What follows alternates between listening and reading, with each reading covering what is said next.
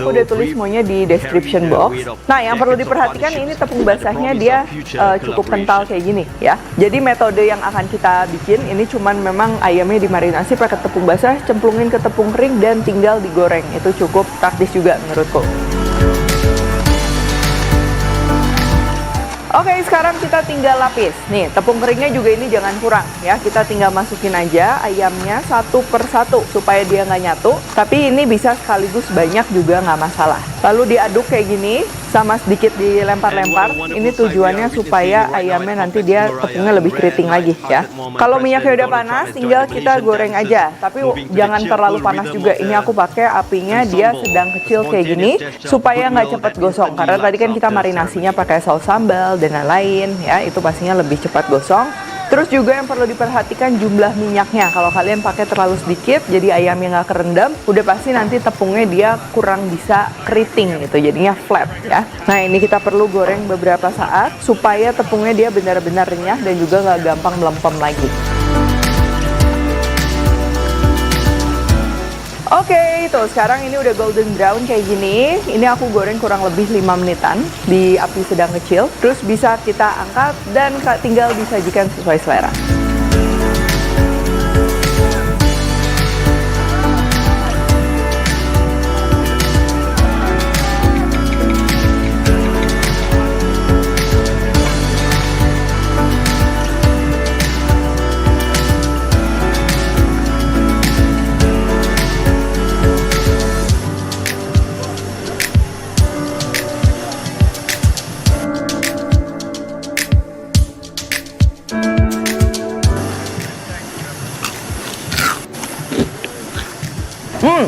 Ini chicken popcornnya ini dia tuh tepungnya kan keriting, tapi dia renyah ya, bukan yang alot yang kayak krek keras gitu, enggak. Dia tetap renyah dan juga wangi. Nah, ini juga penting, selain rasanya gurih juga aromanya dia harus mendukung. Tadi kan ayamnya kita udah marinasi ya, ada bawang putih, bawang bombay, dan juga tadi kita tambahin cuka, susu. Nah, itu juga bikin selain wangi, memang daging ayamnya jadi juicy banget.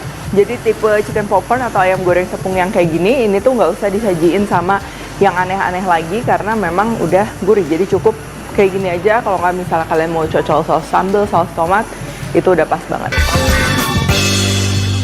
Mawan, hari ini kita akan bikin telur saus tiram yang super satset tapi rasanya tetap spesial, nggak kalah sama yang di restoran ya. Jadi menu ini tuh aku masak pertama kali waktu tiba-tiba aku tuh minta sapo tofu ya.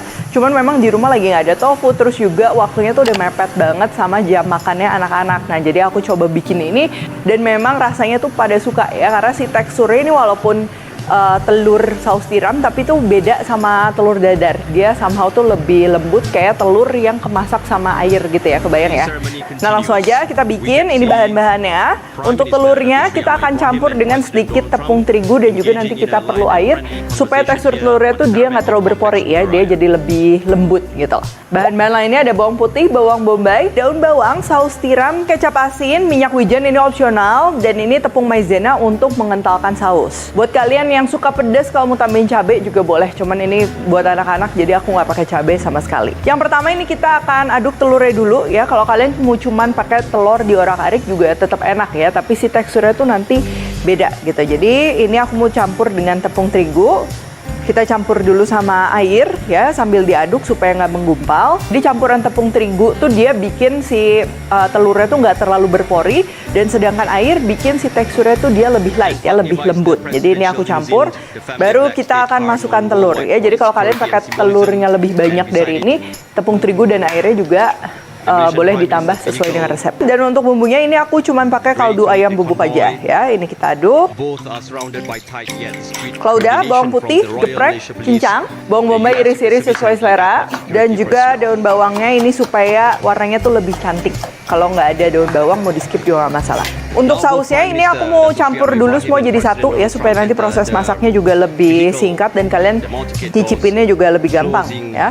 Ini ada air, ini aku pakai sekitar 250 ml ya. Resep lengkap semua udah ditulis di description box. Tinggal kita masukin aja saus tiram, kecap asin, gula, dan juga tepung maizena ya buat mengentalkan. Ini kita aduk rata seperti ini. Lalu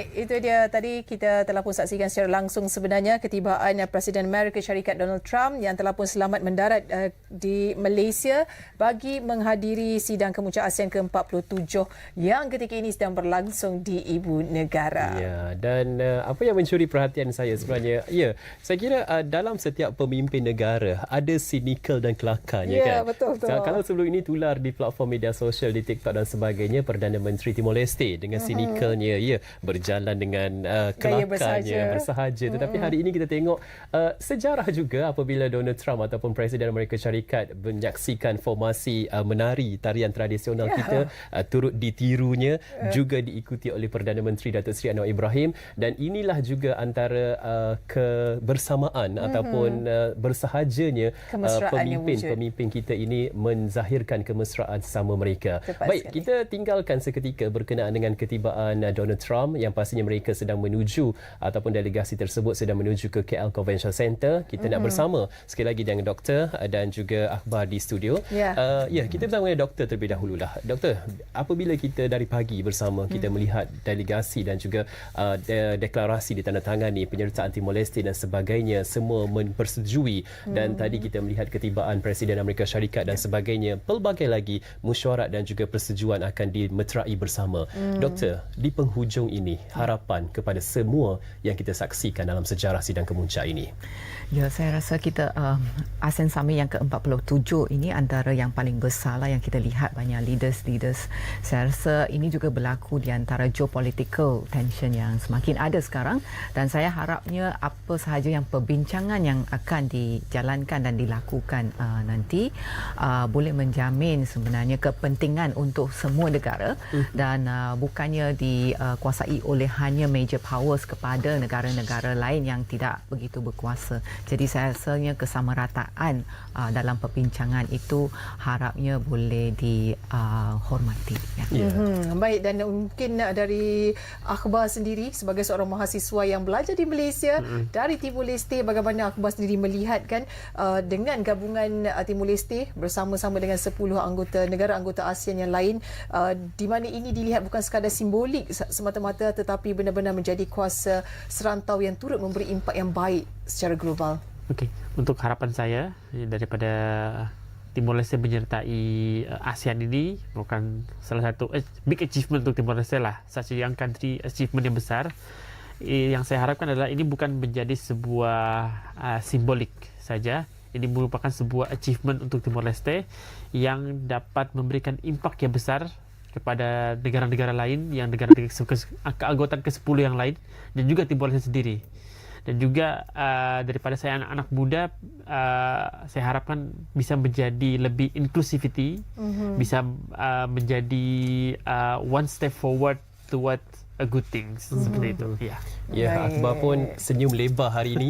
Sejarah buat akhbar juga, buat negara juga. Tahniah dan selamat datang ke negara anggota ASEAN. Apapun, kita nak ucapkan terima kasih kepada kedua-dua tetamu kita, iaitu Profesor Madya Dr. Ko Ying Hoi, Profesor Madya di Jabatan Pengajian Antarabangsa dan Strategik Universiti Malaya, juga kepada saudara baru kita, iaitu Akhbar Jihad Sagran, mahasiswa Universiti Malaya dari Timor-Leste. Dan pastinya penyertaan Timor-Leste ini bukan sebagai ataupun bukan sekadar penahaman angka dalam negara anggota ASEAN, tetapi membentuk satu kerjasama yang terus hidup untuk pelbagai perbincangan, persidangan dan juga pembinaan dasar demi kebajikan serantau di ASEAN ini. Ya, dan selamat datang kita ucapkan kepada Timor-Leste bersama-sama dengan ASEAN. Dan nampaknya kita akan terus saja bersiaran langsung bersama dengan siaran khas sidang kemuncak ASEAN ke-47. Ya, untuk anda semua jangan lupa untuk terus setia kekal menonton kami di Bernama TV, dan kita akan pass over sesi kita ini yang bersama-sama dengan rakan setugas Jerat dan juga JC, Arif. Dan di sini kita berakhir. Saya Arif Muhammad dan juga Dian Tasha Aimi. Anda jangan ke mana-mana kerana siaran khas ini akan terus bersambung di Bernama TV. Terima kasih.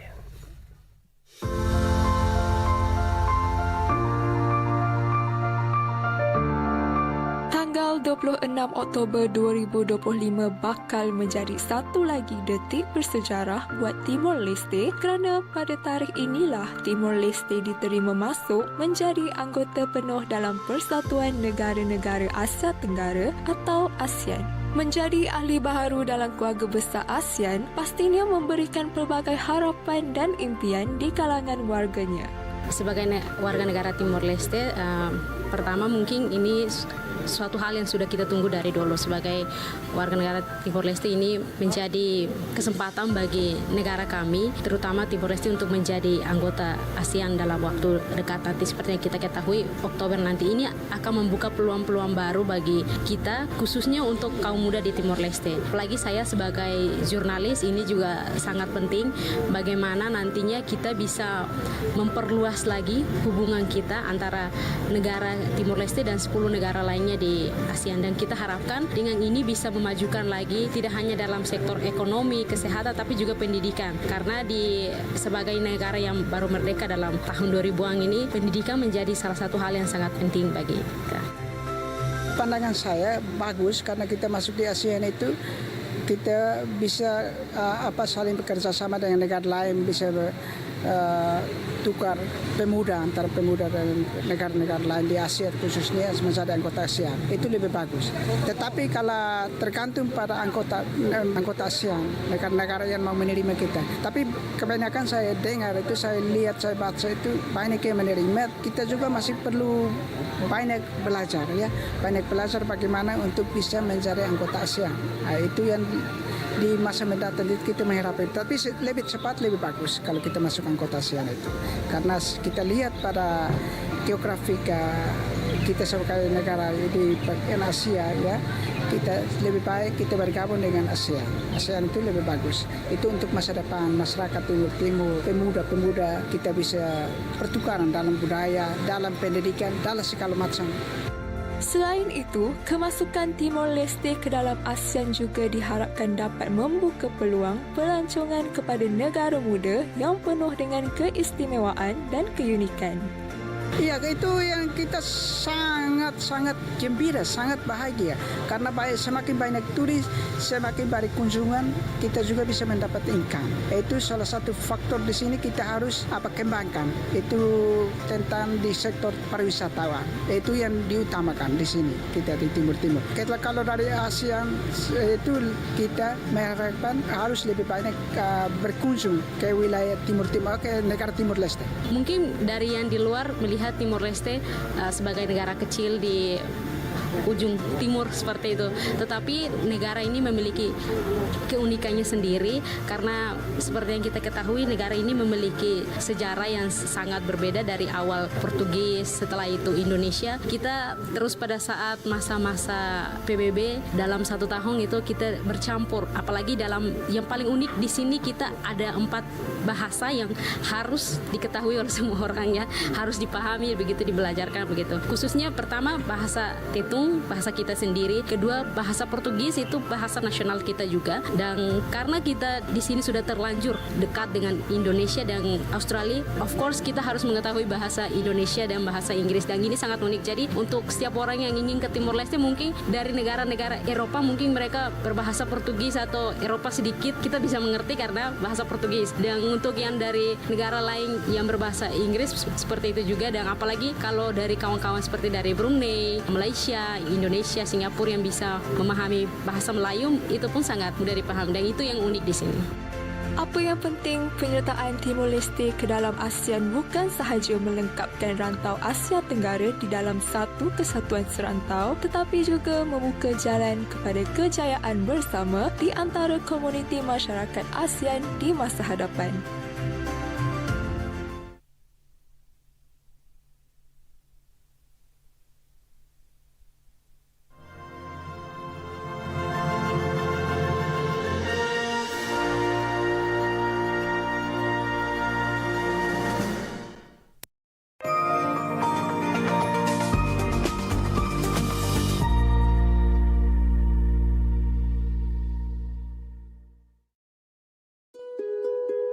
Malaysia, in the heart of Southeast Asia, a place where modern cities stand beside rainforests, where different cultures live together, and every corner is full of color, flavor, and friendly faces.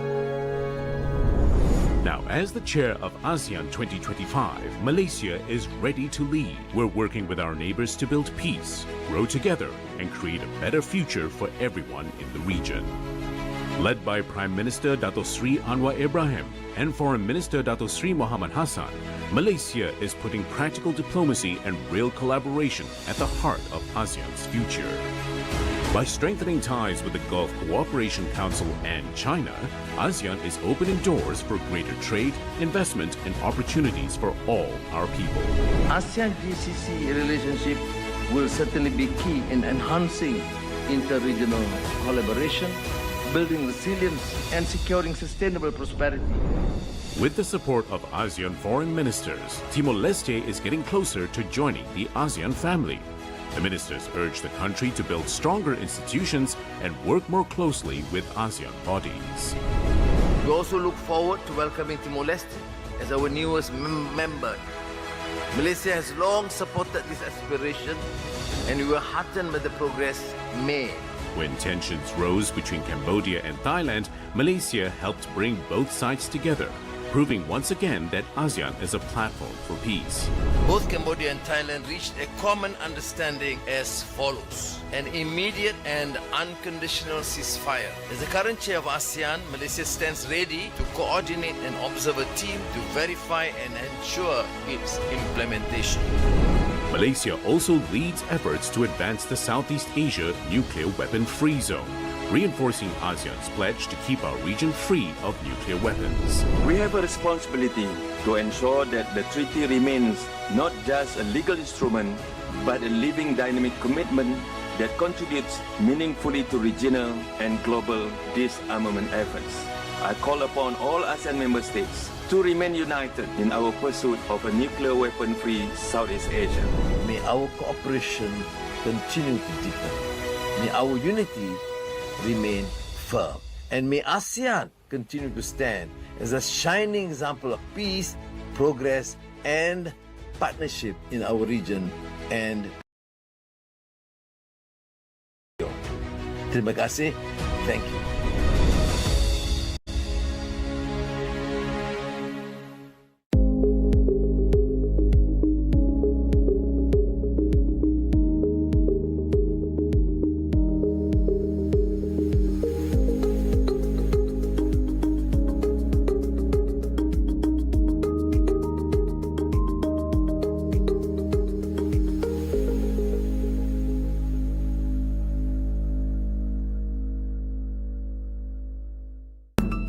Malaysia, a nation of promise and progress, proudly steps into the ASEAN Chairmanship in 2025. A decade ago, we held the chair as the ASEAN community was born in Kuala Lumpur. And now, Malaysia is once again ready to drive progress and empower the people of Southeast Asia. ASEAN is now more than an association of nations. It is a symphony of shared dreams, a chorus of hopes intertwined. It breathes with the rhythm of unity, with a vision that lights the path to a brighter tomorrow. Together we have forged a path towards peace, stability, and prosperity. Through the trials and triumphs, ASEAN has grown even stronger. Today, we stand as an economic powerhouse, poised to become the world's fourth largest economy. Our resilience is unshakable, our resolve unwavering. In 2025, we will forge ahead, bold, confident, and unyielding. This is ASEAN's moment to shine. As chair, Malaysia will embrace the future with a clear vision. We will champion inclusivity, creating a region where every voice soars and no one is left behind.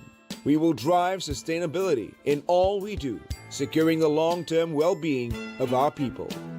Together, we will build a future where everyone can thrive. ASEAN is a community of nations, of shared dreams, an excellent example of how neighbors can sit down and work together for the betterment of our people. In 2025, under the guiding light of the ASEAN Community Vision 2045, a new chapter will begin. This marks the start of a 20-year journey, a journey where we rise not as separate nations, but as one. One community, bound by progress, peace, and purpose. One vision, driven by the promise of a greater future for generations to come. Together, we will shape a future of shared peace, stability, and prosperity, where our unity drives us forward and our legacy endures. Welcome to where it all begins anew. Selamat datang, welcome to Malaysia.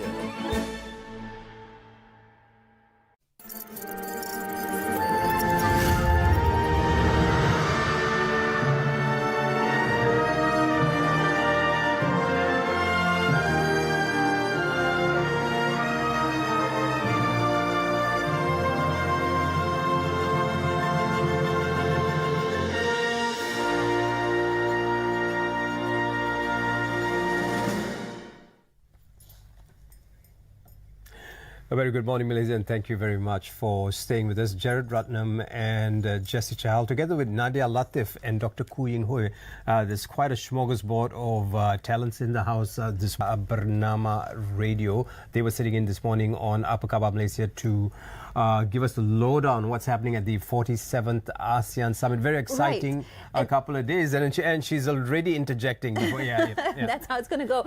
Just excited to say that, who else is in the house is, of course, the US President Donald Trump. He was just received by the Malaysian Prime Minister Dato Seri Anwar Ibrahim at the grounds as Trump descended from Air Force One, and then he also welcomed Prime Minister Anwar into the Beast. So quite an exciting morning, not just for media, but for all Malaysians and all those watching around. Malaysia saw the dance. He did a bit of a jiggle. Yeah, a bit of jiggle and wiggle. And I think he's excited that he's here. We're all excited to see what's going to come out of this now. I think the bigger thing is we've got ASEAN members, we've got the dialogue partners. What's going to come out of it? Is it going to be just signing pieces of paper, or are we going to move with something a little bit more tangible, something to fortify ASEAN as a bloc, as a voice? Well, officially it is day one at the 47th ASEAN Summit and related meetings. On the table, of course, is the peace deal. President Trump did speak about signing that deal immediately upon arrival. It will be witnessed by Prime Minister Anwar Ibrahim, and this, of course, is the deal between Thailand and Cambodia, and that will kick off the morning. But also there will be a weigh-in and a lengthy discussion about the 5-point consensus as well. That's right. on the table. We also have Dr. Oi San on standby. He's somewhere within the city limits, and he'll be joining us via Zoom very, very soon. But very quickly, let's just get thoughts from everyone about where we are at this point. This morning we saw something significant, and I'd like to start with Dr. Koo, because she's been doing work on Timor-Leste for the past 13 years. Now to see them become jersey number 11 or the 11th member of ASEAN, what does this mean to you? And maybe if you want to extend it to the people of Timor. Yeah, I would say I am so touched and up to today that I'm still recollecting my thought about the admission of Timor-Leste that finally becomes a reality after such a long wait, because they were given a lot of false hopes in the past. But I think what I'm hoping really to see how Timor-Leste is moving forward, and how Timor-Leste's democratic spirits, and always with the high spirits of solidarities and unity among the people and the societies and the nations, can really also instill something towards the ASEAN member states itself. So that is something that I think the immediate hope that I will certainly have, and to see how the both can actually learn from each other, and to see the additional flavor coming from Timor-Leste, which is a country that with a very distinctive political situation. Right. It's interesting she says distinctive political situation, but I'll get your thoughts first. What goes through your mind, Nadia? Of course, it's sustainability and renewable energy most of the time. Yeah. I mean, when we were watching this morning with the heads of state coming in as early as 7 plus 7:30, and looking at them come, I mean, the first thing that came to mind was, I'm sure the immense background work that was happening, and we had not only community members, we had children who was representing the deaf community, but more so when you're talking about greeting your new member of ASEAN, it's about if you're going to say it's inclusivity and sustainability, hence why the topic was sustainability, right? How do we actually make this real? So very often the discussion for the last few months has been how do we bring from declaration to real impact on ground, especially for the people living in ASEAN, the people who probably are not necessarily aware of the session that's going on today. But really started on a good high note, and we're definitely excited to see what's going to be coming out of the next few days. Jessie. And I really wanted to expand on that and take a moment to do that, talking about the work that goes on in the background from all layers of society who are involved in this directly and indirectly as well. I was at the Kuala Lumpur Convention Centre for the past few days, and you really see this symphony all come together, because they are the service teams, they are the media teams, they are the government officials, they are the assistants of the assistants, and so on and so forth. And it really is a coming together. I think what Malaysia has done on this very day, on the back of President Trump arriving as well, is something we can all be proud of. Whatever your opinion or your stand might be on certain issues, it's a moment to really step up and celebrate this particular moment in time. We're going to get back to Dr. Koo in a short while to talk about peace and reconciliation. It's a very interesting thing, we want to help Timor-Leste, but how do we help them? We've got Dr. Isan joining us from the Federal Capital, if I'm not mistaken. Isan, thank you so much for taking time off to be with us today. Of course, I'm sure a lot of things are going through your head. You're going through all your feeds now and also putting together an article, I'm sure. What were your first reactions when you saw POTUS land in Malaysia, or did you see it? Well, I think in musical term, this is really like the coda or the grand final act of a piece of symphony, and that is a Malaysian rotating chairmanship of ASEAN throughout last year. And well, of course, a significant piece of accomplishment was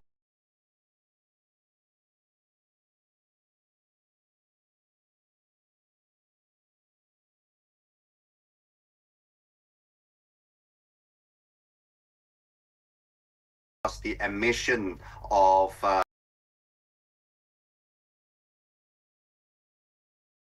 Timor-Leste into the ASEAN family. I'm sure it's going to enrich our diversity, as well as with its abundant oil and gas reserve, hopefully our prosperity as well.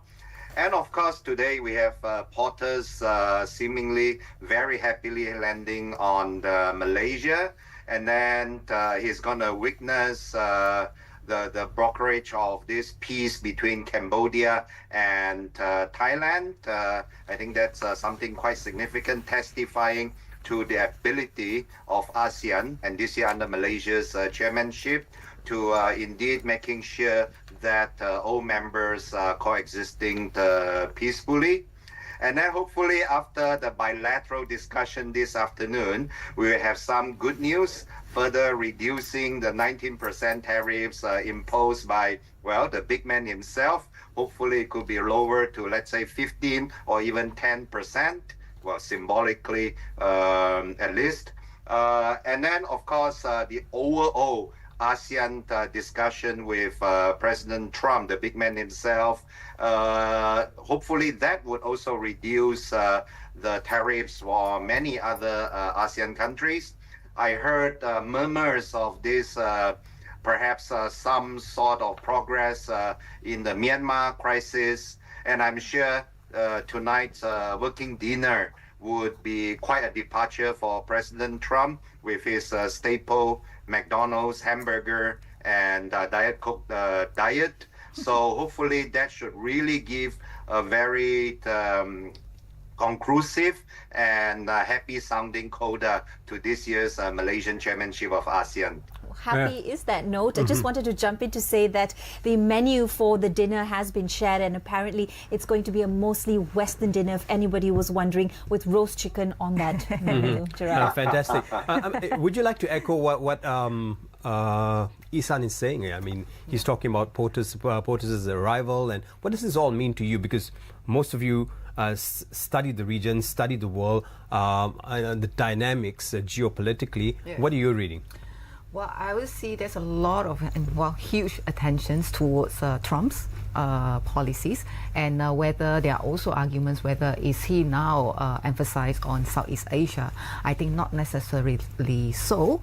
I think his focus was first thing, as you see, the Cambodia-Thailand deal. And if you see the Cambodia-Thailand deal, it is a very interesting fact that why he has so much of interest in this here. So if you look at Cambodia itself, Cambodia has actually nominated him for the Nobel Peace Prize, which he didn't win. And that add on to the nuances of his interest, his personal interest into this peace deal, really. So apart from the peace deal, and of course, I think another issues that we're going to see is how is Malaysia and also the ASEAN is going to deliver the discussions on Gaza crisis, because we shared different point of views when it comes to Gaza crisis. So this will be a very important platform, as I see, for the Trumps to actually deliver on this. I think his positioning here as well, and his arrival in this part of the world, is off to Japan and then South Korea as well. He's seeking to emboss his credentials as not just a peacemaker, but a global peacemaker in chief, the main peacemaker. Of course, he's trying to settle a lot of the truces happening between various different countries as well. Now, for example, for the peace deal today, as Dr. Oisan has mentioned, for silencing their guns, he has agreed to bring down that tariff to 19%. So he's at the table, he's willing to negotiate as long as there is some positioning for him as the peacemaker, perhaps. Right. Let's just go back to Isan online, who's joining us from Kuala Lumpur. Just want to get your thoughts on what people or what Malaysians should know with regards to what's going to happen for the rest of the next 2 days. Okay, so everyone's gone through this whole week of traffic being deviated, just so much happening within the city, and people have been calm and have been very collected, and they've been also trying to make this happen for Malaysia. I mean, it is palpable, the sense of responsibility and working together. Now, what should people know as to what's going to come out of these next 3 days? A lot of people, a lot of us who don't read about these things or who not know always say, I don't think anything will come out of this. Well, how can you help us understand this? Well, I was supposed to be the most perhaps impacted party because my KL residence is right opposite the main entrance of the convention center. But of course, in Malaysia, we practice sometimes very pragmatic arrangements. We seal the roads only when the convoys are actually passing through a certain stretch of the highways or the roads. We don't seal it forever. So that's nice. But of course, if you come back to the, shall we say, intra-ASEAN discussions, there will be some progress made, as I understood it, on various free trade provisions, for example, extension to services, upgrading of, because nowadays we have technological advancements, right? You need to upgrade certain sections of our free trade agreements, our ASEAN economic community arrangements, and so on. And in addition to the big man, of course, we have other dignitaries from outside of ASEAN coming. The Premier of China, for example, the Indian Prime Minister joining, as I understand, by Zoom or other means. So it is indeed, as I said, very befitting coda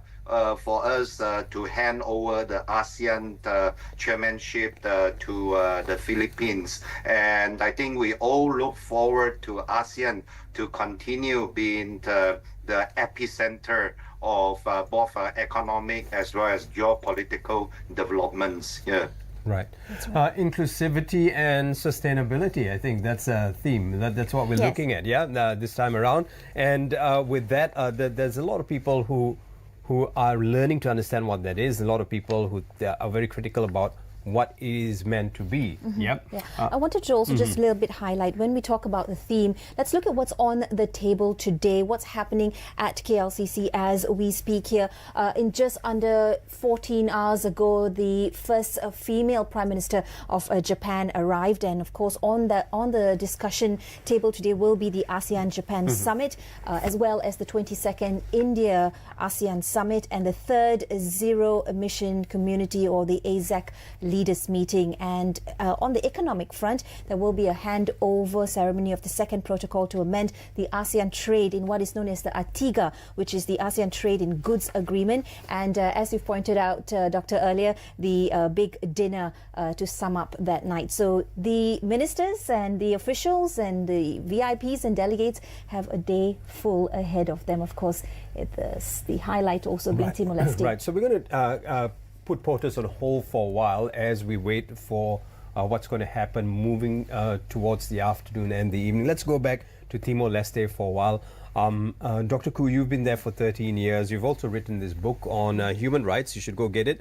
Rethinking Human Rights and Peace in Post-Independence Timor-Leste through local perspectives. And I think that's very important. And the way now, the questions you are bringing about now is about how we help them. Everyone wants to lend a helping hand. Now, I don't mean this in any bad way, but sometimes they say the road to hell.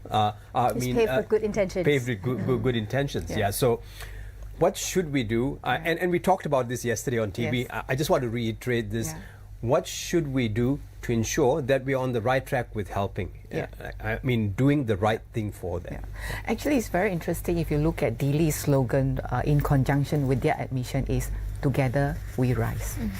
So what does it mean by Together We Rise? Because if from the ASEAN's perspective, Together We Rise might means that, when it comes to economic developments and many others. But from the perspective of Timor, it can be a bit different when it comes to Together We Rise. It also inclusive when it comes to the political developments and many others as well.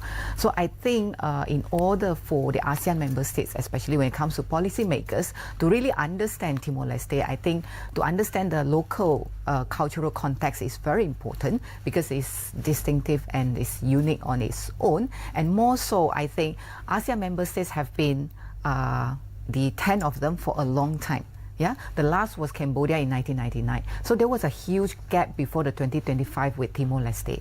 So it is something that also the ASEAN's learning curve in terms of receiving another new member after so long, being so used to the 10 ASEAN member states, because Timor-Leste is arguably always have a more democratic systems when it comes to political participations and many others, but I will say that there will be a lot of interactions between the two. Right, but keeping that alive, and the next word that comes to mind is sustainability. Sustaining that is going to be a very important thing. And just moving to you now. Yesterday, I also got context that the GDP of Timor-Leste, and people keep talking about how we need to bring Timor-Leste up to speed with other countries here in ASEAN. And if you look at Timor-Leste and Laos, and this was mentioned to me by Dr. Koo yesterday, the GDP is about the same. So now how do we reconcile with this with regards to, we want to send help to them, but we also know that there are other countries still lagging a little. And how do we reconcile with this to sort of make sure economically everyone's sort of doing okay? I think this is an open discussion, but it has to be a buy-in, lah. Definitely. And from the discussions that we've seen, I mean, just a few days ago we had a conversation with Dr. Tan Chi Meng, and just this morning the PM also talked about the fact that we cannot become ASEAN without the cohesion and the part being taken by everybody that was involved. So he said it in the speech that there is no one member of ASEAN that can solve for the ASEAN challenges unilaterally. So there is this need for coming together. And Jared, as you mentioned, I think one of the things that has been highlighted, despite the fact that ASEAN has come together up till to date, still signifies the fact that there are challenges in coming together in one voice, simply because everybody, including their GDPs, including where they are at in their development, are not on the same Very pace. quickly, before you continue, the peace deal has been confirmed for about between 11 to 11:30. That's going to be happening. We're going to be taking you there and taking you live to this. Of course, all this is history in the making. What we're seeing on TV now, not us though, the signing of or the accession of the 11th member of ASEAN, and that's something incredible to see. Yeah, it is incredible because this also completes the geographical representation of Southeast Asia. So the picture is perfect. Now moving on with their population. Right, let's just go back to Ihsan in Kuala Lumpur for a little bit. If we can bring Ihsan back up on. Yeah, so Ihsan, you're in the middle of Bukit Bintang. I'm sorry, I just gave away your address, and I feel for you, but hang in there, buddy. The roads are closed anyway, yes. Okay. And I mean, before we let you go, is there anything you'd like to add to this conversation that we should know, given your area of expertise and what you've been reading for the past couple of months and moving into the last quarter of 2025? Well, I think number one, of course, we welcomed Timor-Leste into our family. But admittedly, they are both successes and challenges when it comes to members of ASEAN countries. Number one, treating each other nicely. Well, nowadays we have, of course, the Cambodians and the Thais. They are getting back together. Hopefully, that will last. And we still have the challenges in Myanmar to solve. I recently, well, actually last year, I went to Rwanda for a working trip, and as you know, there was also something very horrible happening there in the mid. But now, of course, it's a very thriving country, extremely clean, as clean, I think, as Japan, and some would say it's the most hopeful country in Africa. So it is, of course, very possible as Timor-Leste moves forward with its, from what I was told, abundant reserve for oil and gas and so on, that it could similarly achieve all this wonderful prosperity. Just like also in the case of Vietnam.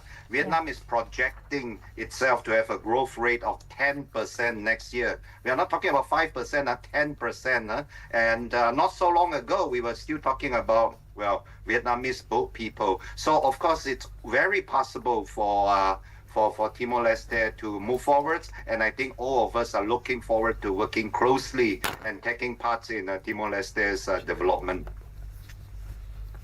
Right, Doctor, thank you very much for your time. We understand you're in China as we speak. He's in China, not in Bukit Bintang. And we hope to have you in the studio soon. There's a lot to discuss and unpack as ASEAN closes in the next few days as well. Right, thank you very much, Ihsan. Very quickly, let's go to some updates as to what's happening at... That's right. So we've just got confirmation that the peace deal between Thailand and Cambodia will be signed at 11 a.m. And Trump and Prime Minister Anwar are on their way to KLCC. Expected arrival time is in about 9 minutes. We'll take you there to show you that live feed as well. But after the peace deal, there will be a couple of bilateral meetings, after which President Trump and Prime Minister Anwar will meet with the media for their individual addresses, and then move on to a trade deal, and at 2 p.m. break for lunch. So they have a packed day ahead of them. And with we a are late lunch, about that. With a late lunch. I'm sure he's had a good breakfast on Air Force One. Sure. Well, before we just take a quick break, I would like to thank Dr. Koo for being here. This is a book. Go get it. Can we zoom in on the book, please? Is there any way we can zoom in on the book? Dr. Koo, what's your closing remarks? You spent the weekend here at Bernama. Yeah. We should give you a recommendation letter of sorts. Your message to Malaysia and friends in ASEAN. Yeah. Well, I mean, this is only day one, but I already felt like it has been a long time talking about the ASEAN Summit because everybody is actually waiting to see what's going to happen. And I think with the latest news about the peace deals and so forth, it goes back to how the ASEAN member states is going to assert their agency when they discuss with all the major powers and with the new dialogue partners as well. So I think that's what I hope they can actually assert the ASEAN centrality in the discussion. Nadia, you're begging to. You're looking like I have a question for you. Please shoot. No, I do, but I think I am in complete agreement, because when you were talking about Timor-Leste and you compared it with Laos, I think what Dr. Oyesan mentioned on how Vietnam has managed to kind of catapult itself forward, I'm hopeful, because I've seen, even Malaysia has done it in the past. So we're looking at how can we not only increase the legitimacy of ASEAN, not only as a friendly bloc, but really as a voice of reason that starts asserting not only more, I guess, dynamism in where we're going to go, but it's really going to be the opportunity to level the playing field, so the countries that may not necessarily be starting on the same plane as perhaps other countries who are considered either first world or upper middle income countries, for them to but catch together, up as well. yes, correct. That's not right. only wait for them to catch up, but help each other grow. That's right. I think. But after going to Timor-Leste, my perspectives have changed. And when I saw Malaysians there, about 150 Malaysians, everyone's successfully doing their own thing, but giving back to society. Correct. And I asked them, what does it feel like? I said, for us, it's like where we were in the 80s, and we made some mistakes along the way.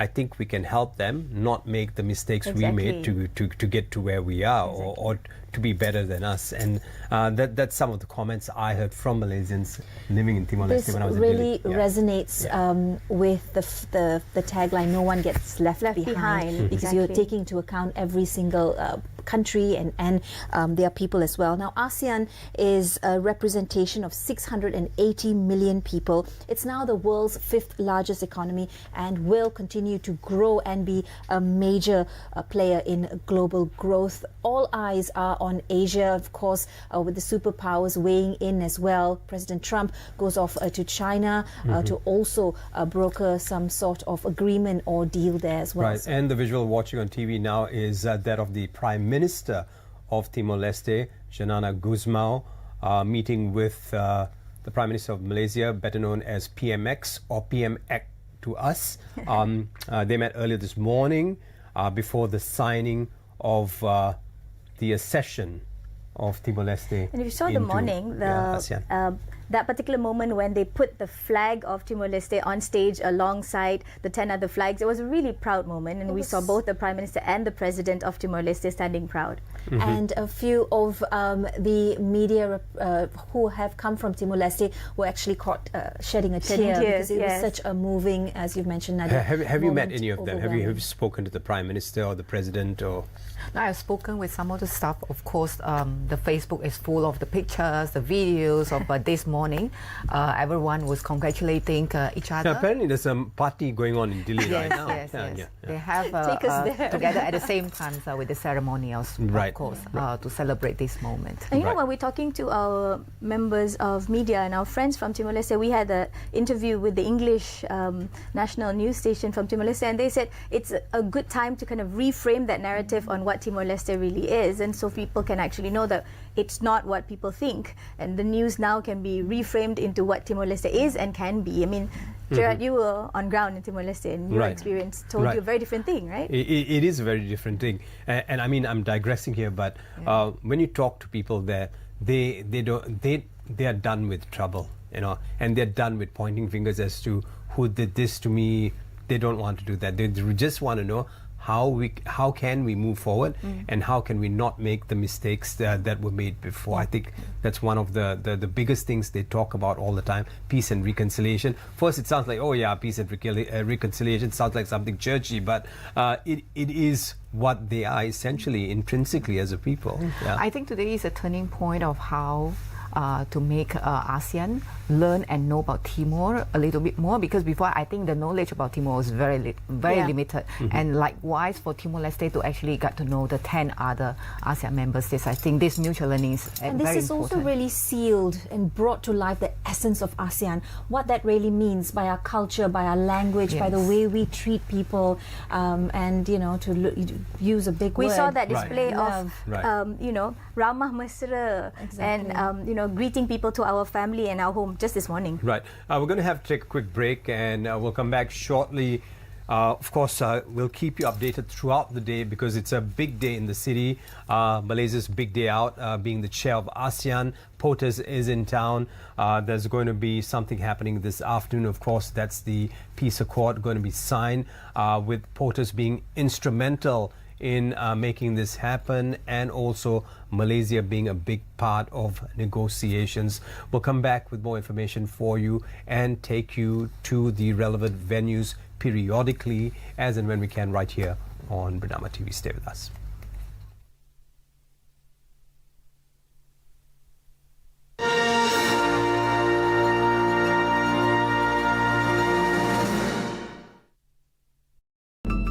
Malaysia, a nation of promise and progress, proudly steps into the ASEAN Chairmanship in 2025.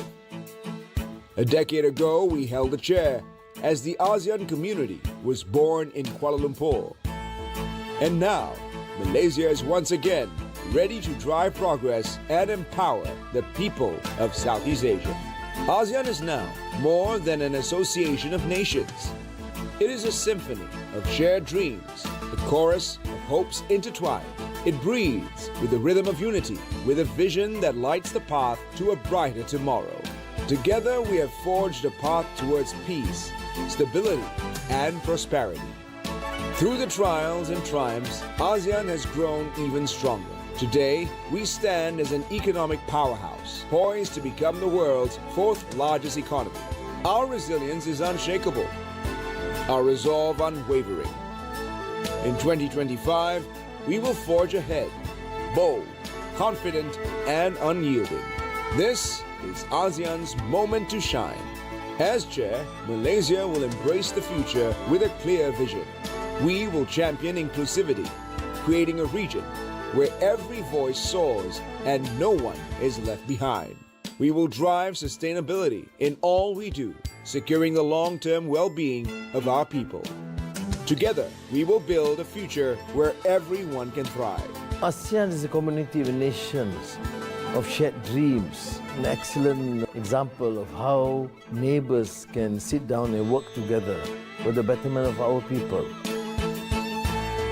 In 2025, under the guiding light of the ASEAN Community Vision 2045, a new chapter will begin. This marks the start of a 20-year journey, a journey where we rise not as separate nations, but as one. One community, bound by progress, peace, and purpose. One vision, driven by the promise of a greater future for generations to come. Together, we will shape a future of shared peace, stability, and prosperity, where our unity drives us forward and our legacy endures. Welcome to where it all begins anew. Selamat datang, welcome to Malaysia.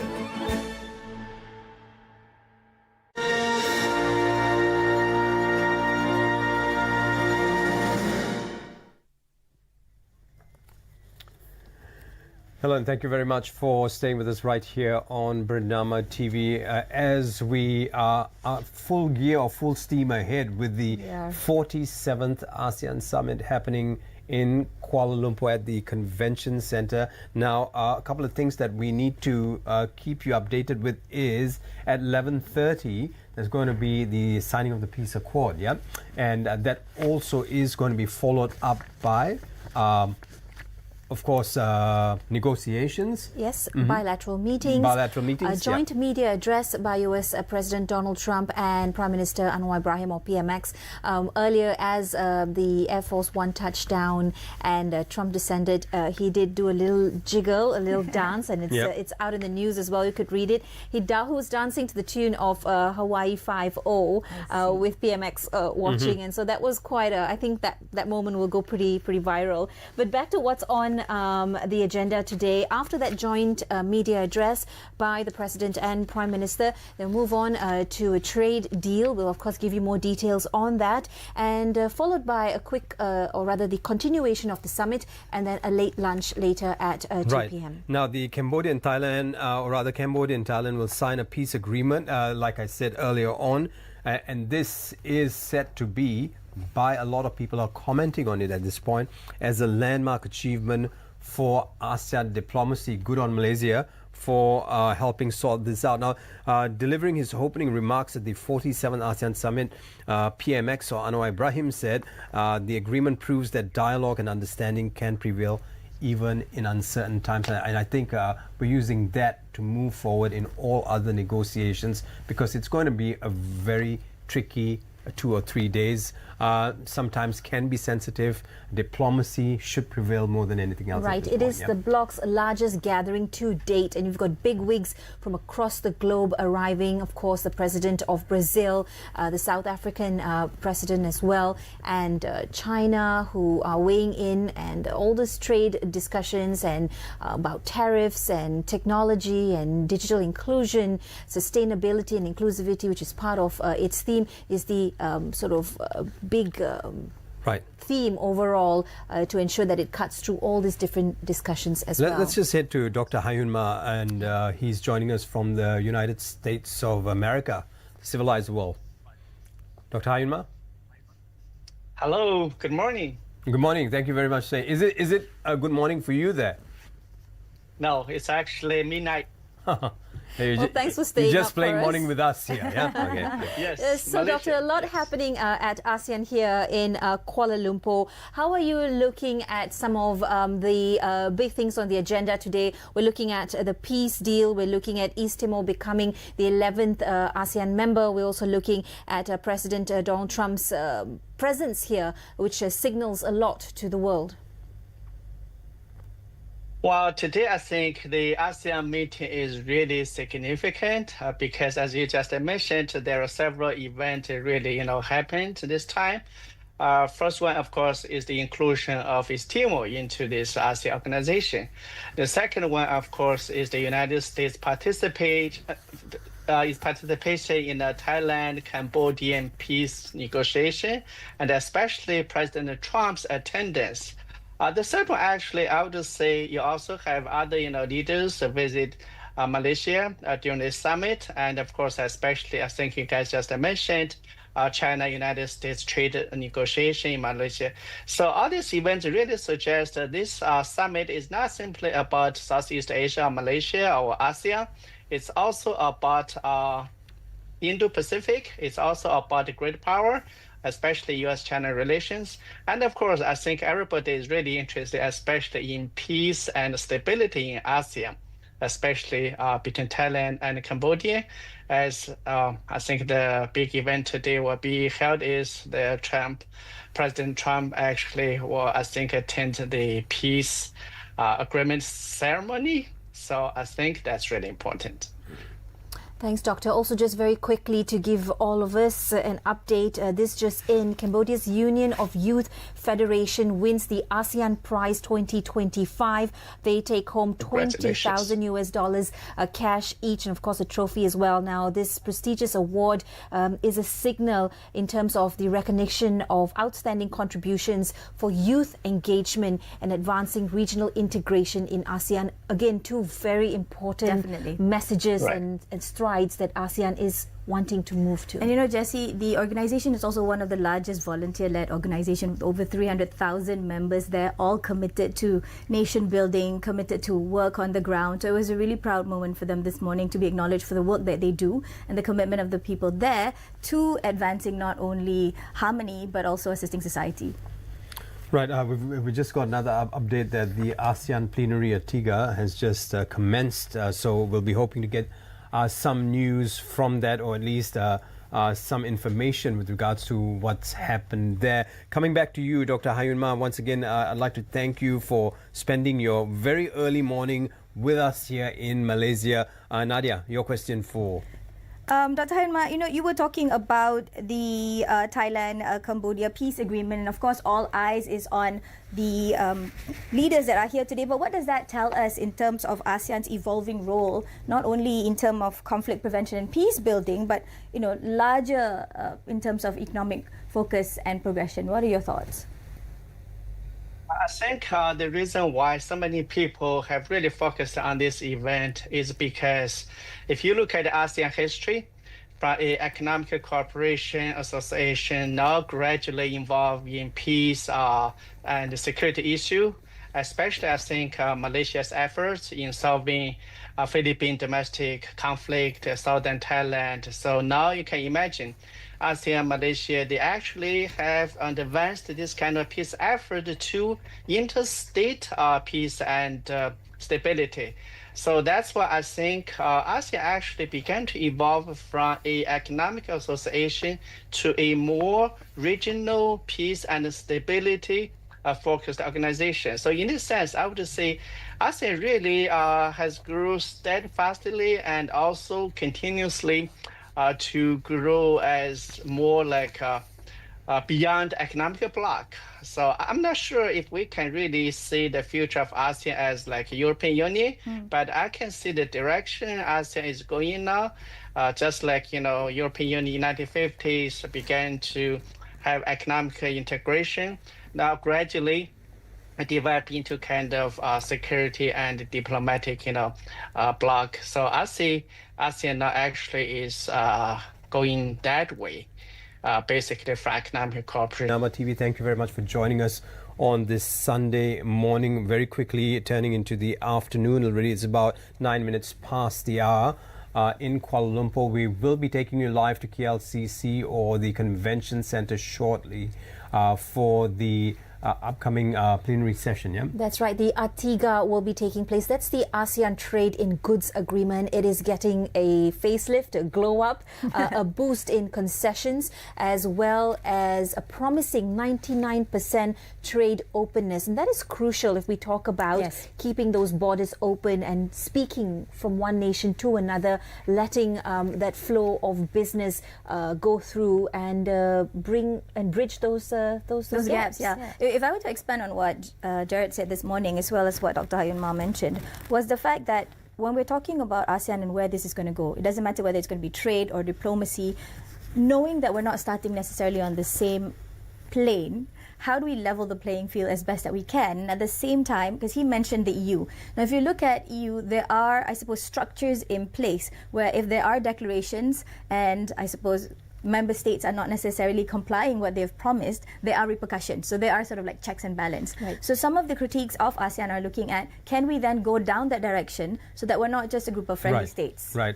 I just have to stop you there to take a look at what's happening at the Convention Centre. Of course, His Majesty the Sultan of Brunei has just come in, and I think we're all getting ready for the ATIGA, which is going to be starting very, very soon. So all the leaders have made their way into the hall. That's right. For all the talk and the excitement that has been building up past few days, this is when leaders will really walk the walk and talk the talk, as they say. A lot of expectations coming out of this summit. We've spoken to many captains of industry. We've also spoken to experts, analysts, economists, and so on. And have all weighed in on what they hope will come out of this 47th ASEAN Right. Just summit. going back to what you were saying, you were mentioning something about a level playing field. Yeah. So when I was talking to Tan Chi Meng just a few days back, one of the things that they were talking about when talking about analysing where ASEAN can go, because you said, okay, we're not talking about the unrest that has happened perhaps in the past at Timor-Leste. Let's look ke depan, right? What are some of the options?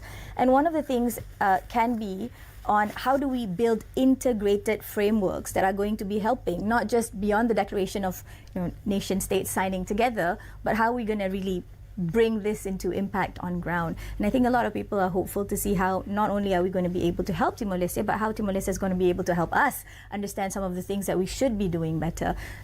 As you mentioned, including clean energy, including economy, including diplomacy. Right. This just in, Premier Lee Chiang will be in Malaysia. He'll be landing at 4 p.m. At 3 p.m., the Prime Minister of South Korea will be here in Kuala Lumpur. And like you rightly pointed out, the frameworks that need to be looked at, I guess that there are many frameworks already. Now, integrating it is going to be another task in and of itself. Now, what's a simple way of tying all this together? Can you give us a simple example, Nadia? ASEAN's not short of declarations, right? So, for example, we know that we had the Hanoi Declaration to ensure that the different states come together to, for example, in terms of social policy, in terms of social safety nets, be able to have social workers in place and things like that. On the other hand, of course, we've got things like pushing ASEAN Vision 2045, which is, of course, looking at innovation, people-centered region, and what do we want to see in the next 20 years. So the aspirations are great. We've got everything from AI and tech and all the way down to social justice and ensuring that the most marginalized in ASEAN are not left behind. Right. So once again, going back to updates for today, we've got the Atiga, which is just commenced in the Kuala Lumpur Convention Centre at 3 p.m.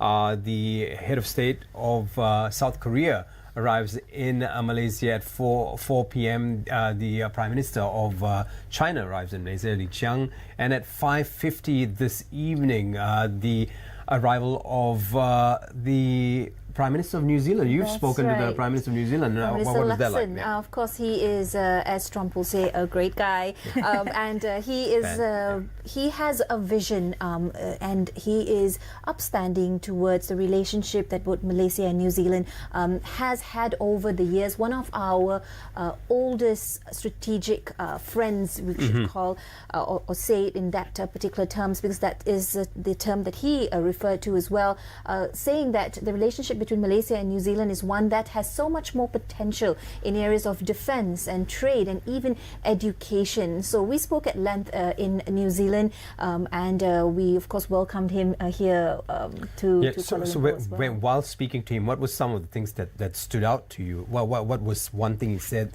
that made a lot of sense with regards to New Zealand working with ASEAN or New Zealand working with Malaysia? Well, first and foremost, speaking to us from Malaysia, he did highlight the importance of continuing that relationship and partnership with Malaysia. He's also very excited to be here for ASEAN. He said it's a good time for New Zealand to meet the rest of this part of the world and other world leaders as well. He's particularly fond of PMX, and he did say that it is a time to really get to the table and look closely at how we can really work together again in areas of defense and trade, but also in education and even in food, because there's a lot of import and export that happens between both our nations. Right. One thing that comes to mind is Susu, New Zealand. Fernleaf, Julian's also, by the way. Having said that, one of the bigger names at the 47th ASEAN Summit is the new Prime Minister of Japan, Sanae Takaichi. And I mean, she be the first woman Prime Minister of Japan. Something really huge for the people of Japan now. I guess there's a lot of expectations with regards to how she's going to perform. So what are your thoughts, Nadia? Well, I think the president... I specifically went to Nadia because, it's a women's rights thing. I'll come to you. To talk about women's rights too. But I think if you are talking about how she's going to be taking Japan into their next chapter, it's really exciting to see, because as you rightly pointed out, just a few months ago there was one lady in the whole ASEAN lineup, and then now they're all men again. Right. So the very fact that the President of the United States is going to have a direct one-to-one meeting with her is also something that we're going to be watching. And of course, Malaysia has always had good ties with Japan. We've always had our Pandang Timor strategy. So this is, going to be a one-up from the strategies that we've had before. And the relationship between Japan and ASEAN is over 50 years. Yes. So that's long-standing, and we continue to grow together. The previous Prime Minister had also visited Southeast Asia as his first overseas destination and outlined at that point itself the basic foreign policy for Japan towards ASEAN. We're getting a live feed here from the grounds of the Kuala Lumpur Convention Centre. We're seeing many of the nations and their leaders being represented here up on stage. And of course, this classic image right of over left friendship, and this is the ASEAN handshake. That handshake and that agreement, that nod towards keeping that relationship strong. Excellencies, you're kindly requested to remain on stage for our next event. I think PMX has a lot on his mind today, and I must also wonder about how tired he could be. Right, let's bring Dr. Hayunma back on the airwaves. Dr. Hayunma, thank you so much for staying with us, being very patient with us whilst we're having a conversation in here. Now, we were talking about the big name at the 47 ASEAN Summit. We're talking about Sanae Takaichi, the new Prime Minister of the land of the rising sun. Your thoughts on her? Well, I mean, this is the first time when you have such a popular leader in Japan, especially as I mentioned, as a female leader. She's more attractive, I think, than most male politician. But more importantly, I think, especially in the context of global populism, you really see her popularity among Japanese people or voters really indicate Japan in many ways will follow Trump's policy. So that's the reason I think why Trump want to meet her, and also I think Japan and the United States will strengthen the relationship. And for ASEAN, I think the first stage of relationship between Japan and ASEAN is more focused on development. You have development aid, these programs, etc. But now I think Japan probably more actively involved in ASEAN security issue as well, through such as security aid and other programs. So I think Japan will definitely, under her leadership, will play a greater role in future in Southeast Asia. Probably will making Japan and Southeast Asia closer than ever before.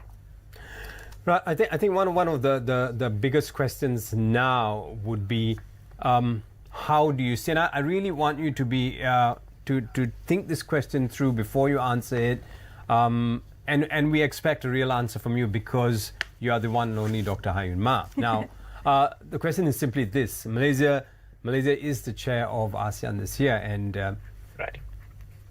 What are our pluses and minuses with regards to being the chair of ASEAN? Well, ASEAN, especially I think Malaysia, if you look at this year, quite successful, really impressive. There's several events. I remember last year or this summer, I was in Kuala Lumpur, and I can see a lot of meetings, conference to talk about ASEAN issues, and also especially I remember the financial problem or issues, the financial ministerial conference there. It indicated actually Malaysia, of course, now you can see is really important to many countries. Dr. Hayun Ma, especially. Dr. Hayun Ma, we will have to stop you for a while and probably get back to you later because we have to head to the KLCC. The Prime Minister of Malaysia is currently giving an address. We'll come back to you. Please stay on the line. That's right. We take it now to KLCC. Prime Minister Anwar Ibrahim is there addressing the summit. This summit will focus a lot on community building, regional integration, economic cooperation and collective efforts to strengthen ties and, of course, to face global challenges. We take it there right now. Right Honourable Mark Carney, Prime Minister of Canada. We use a very much English tradition of right honourable. I don't know why not left. Excellency Antonio Costa, President of the European Council, and our dear Madam Kristalina Georgieva, Managing Director of the International Monetary Fund. Now, our privilege this year is based on the theme Inclusivity and Sustainability. And it comes at a defining moment as we confront regional challenges, geopolitical uncertainty, and growing geoeconomic fragmentation. Now, we have upgraded ASEAN Trade in Goods Agreement, ATIGA, and it is certainly a decisive step forward. The signing of ASEAN-China Free Trade Area 3.0 on 28th October will mark a new chapter in our partnership. Beyond ASEAN Plus One framework, we are accelerating the Regional Comprehensive Economic Partnership, the world's largest free trade pact. We will host the 5th RCEP Leaders Summit tomorrow to give a new momentum to this implementation. May I now request politely the members of the media to adjourn for tea or coffee.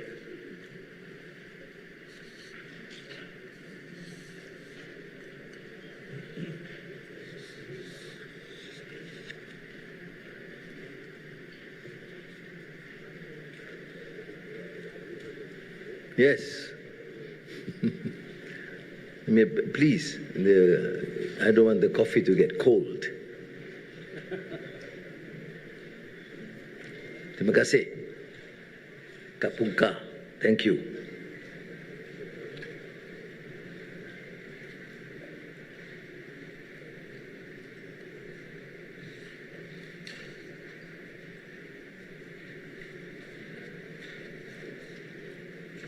Earlier I made this remark of special thanks to Prime Minister Anutin for taking the trouble. I mean, really, we appreciate this. But I must also say this, that in during my chairmanship, I must give special recognition thanks to Your Highness, Tunku Sultan of Brunei, for his invaluable advice all along. From the beginning, I went to seek his advice because no one has that experience of sitting down to all these plenary sessions of ASEAN. I also benefited immensely from Sonakse of Laos because of the previous chair. Laos was very cooperative with us, but more so to President Prabowo, Subianto, and Indonesia, because you've been a great friend, very helpful, very supportive in all our endeavors to conduct the affairs of ASEAN. Now, Excellencies, ladies and gentlemen, as for the tradition, we will first invite the guests of the chair, and we begin with the Prime Minister of Canada. Thank you very much, Prime Minister, for that introduction, for your hospitality, and for your leadership in this vital forum at this historic time, and your leadership over the years and going forward. Your Royal Highness, Your Excellencies, it is an honor to be here. I chose this summit and this visit to Malaysia as my first trip as Prime Minister to Asia for a reason. And that is, like ASEAN, Canada values sustainability and inclusivity in everything we do. And I felt as I walked in to the summit, as I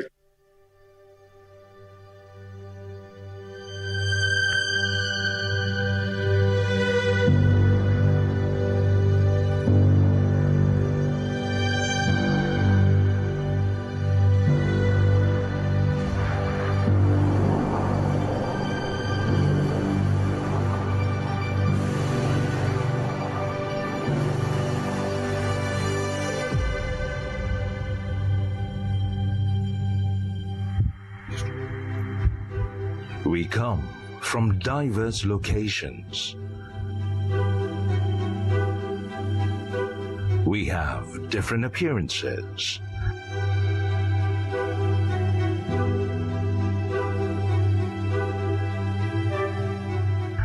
We live in various ways. We love in different manners.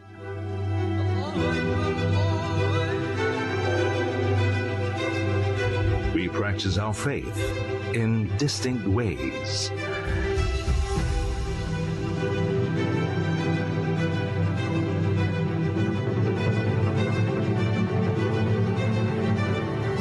Yet amid these differences, there are many things we share. We share relationships and trust. We embrace unity in diversity. We pursue sustainable economic development for collective well-being. For the sake of future peace and prosperity, we are one. We are ASEAN, and this is the ASEAN way.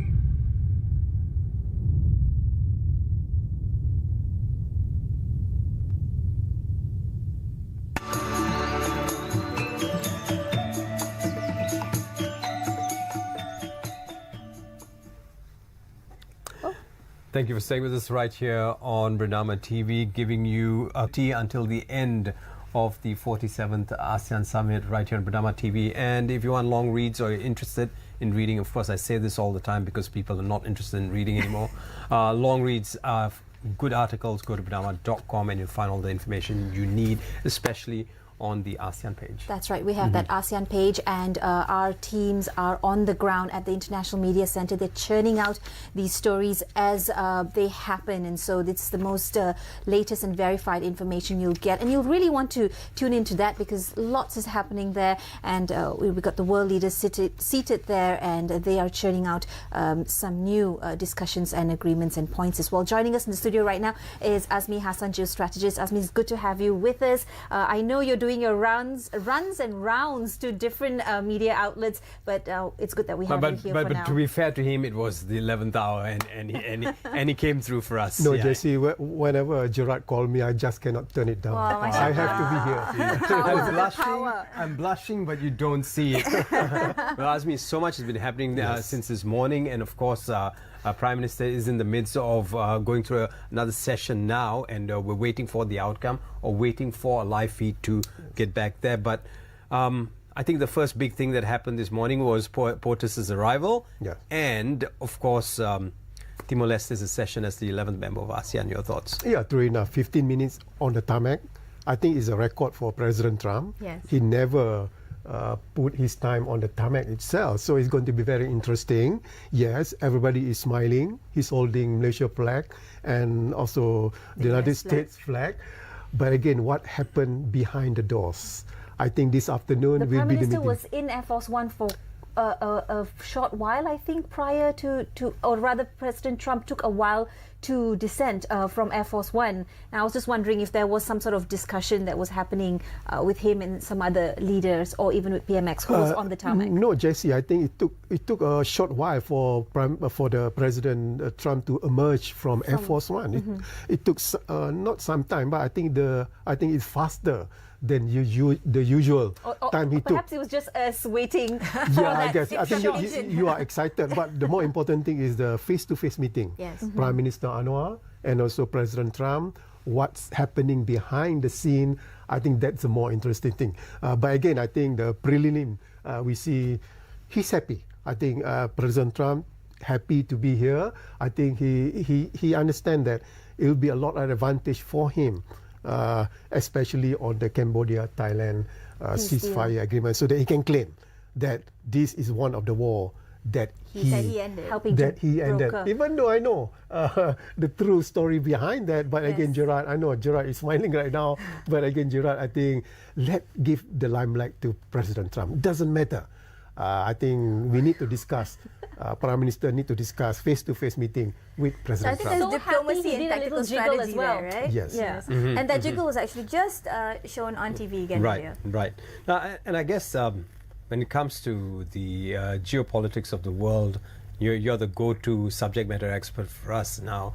It's quite a thing to deal with. A while ago, we spoke to Tan Sri Syed Ahmed Alba, and he said Malaysia is in a very good position to be able to bring the global north and south to the table and sort of find some balance, and they can do this through ASEAN. What are your thoughts? Well, I think credit should be given to the Prime Minister, not only as a chairman of the ASEAN, but Prime Minister of Malaysia.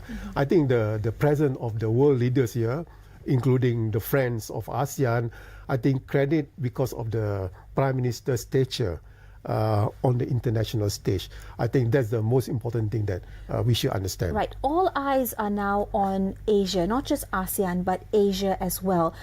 How do you view this? What could be the single most strategic win for Asia at this point, with ASEAN really propelling this part of the world forward? Well, Jesse, we cannot expect a miracle to happen, especially on the trade war, on the tariff. But again, a few minutes ago, I saw in the Fox News in United States, the one that they pick up is the Trump move. When he dancing along. Yes, the things that go viral these days. Yeah, it will go viral instantaneously. Yeah, I think ASEAN is in a good position to talk with Trump, so that the tariff, especially tariff.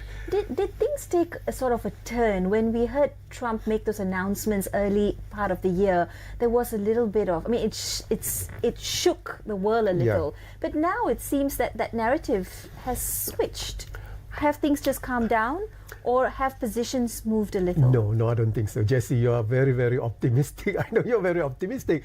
Don't expect too much about that. But I think it's just an opening that we can talk to Trump face to face. And I have the full confidence of Prime Minister Gerard that he can talk to Trump, that he can advise Trump, that he can show that ASEAN is important for Trump. Look, Prime Minister Anwar will say that, Gerard, that look at the Cambodia and Thailand issue. you made the move, Mr. President. So you can say that this is one of the war that you eliminated. Right. So-called. Apparently people in America aren't sleeping because of what's happening here. Dr. Hayun Ma is still with us. Dr. Hayun Ma, maybe Nadia, you want to speak to Dr. Hayun Ma about what Azmi said and try to find a balance between these two gentlemen here. Dr. Hayun Ma, are you still with us? Now, yes. Earlier when we were talking about give POTUS his limelight, give him his space. I mean, we saw this on X this morning where he was talking about this is the great peace deal that he's also managed to broker. And of course, I think it's quite clear that for President Trump, this is also another business deal. He's also trying to position the supremacy of the US as well as the reality that he does need ASEAN. It's not just a situation where unilaterally the United States of America can exist on its own in such a country that we now exist. Doctor, understanding that ASEAN is a much younger, is a much more vibrant, it's a bloc that has a runway of growth that potentially can supersede Europe, for example, or EU with a much younger population. What are your thoughts on what can actually happen? Well, I think you're right. Trump is a deal maker, so that's why I think Southeast Asia, Malaysia especially, is the best place for him to do some deal. First of all, of course, he claimed to be a peace president, so that's why he's really, eager to get the peace award, and also that's why he wants to attend this peace agreement ceremony. So that first deal, I would say, very personal, very symbolic. The second one, I think, is more about his personal business, family business. Well, I'm not sure if he intended to develop some business in Malaysia, but at least in Southeast Asia, it seems he's very interested.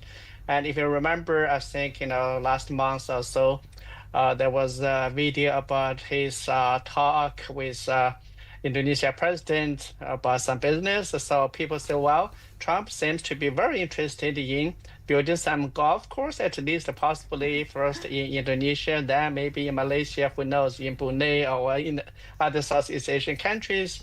Now, I think at the national level, definitely United States, as you mentioned, need ASEAN, especially, for example, semiconductor, especially ASEAN as a buffer zone.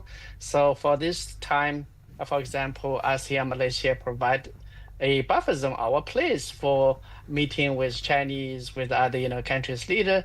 So that's why in many ways I think Southeast Asia, Malaysia especially, is a good place for Trump to materialize his deal. So let's see how many deals he can make this time in addition to this peace deal. So how many deals he can make this time? Of course, Trump positioning himself not just as a deal maker, but a global deal maker, which of course brings us to the same point, Doctor, that you're sharing. We just wanted to highlight as we speak, in fact, the peace deal proceedings has just begun, and Prime Minister Anwar Ibrahim as well as President Trump are observing this treaty or this agreement or deal being signed. We speak about peace in this part of the region. Azmi, how do you weigh in on the global peace deal or the peace deal that's happening now and the impact it would have, what it's saying globally?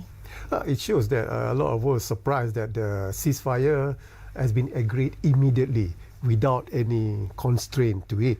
And I think it's due to Prime Minister Anwar as the chairman, because the first 24 hours when this particular issue, Cambodia, Thailand, erupted, he did call the Prime Minister of Thailand and also the Prime Minister of Cambodia. Mr. Trump only called on the fourth day. I'm stressing this on the fourth day only. I think it's about to happen, still hasn't happened yet. And then when we do, if we do get visuals, we're going to put them on at that point, because it's going to be something very significant for Thailand, Cambodia, the folks in the United States of America, and also for us. Yeah. That's right. This also really highlights ASEAN's success so far.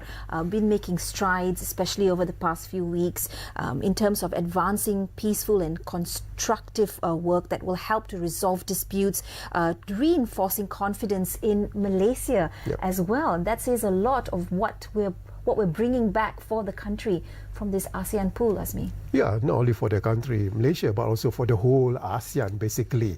Why President Lula is here, why President of South Africa is here, just to open up the market. Yeah. Not only for ASEAN, but also for Malaysia. So even though there is a perception, Nadia, that the Prime Minister is more inclined towards China, but it doesn't show. Yes. It really doesn't show. So I think Mr. Trump understands that, how important of ASEAN in this particular case. When he talk about the trade war, when he talk about the South China Sea, I think Malaysia as a chairman is trying to be very, very neutral in this case. Interesting you mentioned President Lula of Brazil, because when you talk about Brazil, you need to talk about Timor-Leste, because Timor-Leste has a foot in the door with the Lusophone-speaking countries. Now, how will this all tie in? So there's Brazil, Timor-Leste is the new member. Will this make it easier to trade with Portuguese-speaking countries? I'm not so much worried about Brazil and Timor-Leste. I'm worried about China and Timor-Leste. Right. That China is trying to put their foothold in Timor-Leste. And Malaysia understand it 15 years ago. So that whatever decision Timor-Leste made must be in line with ASEAN. Okay, just walk us through that again. Case. Yeah, because 15 years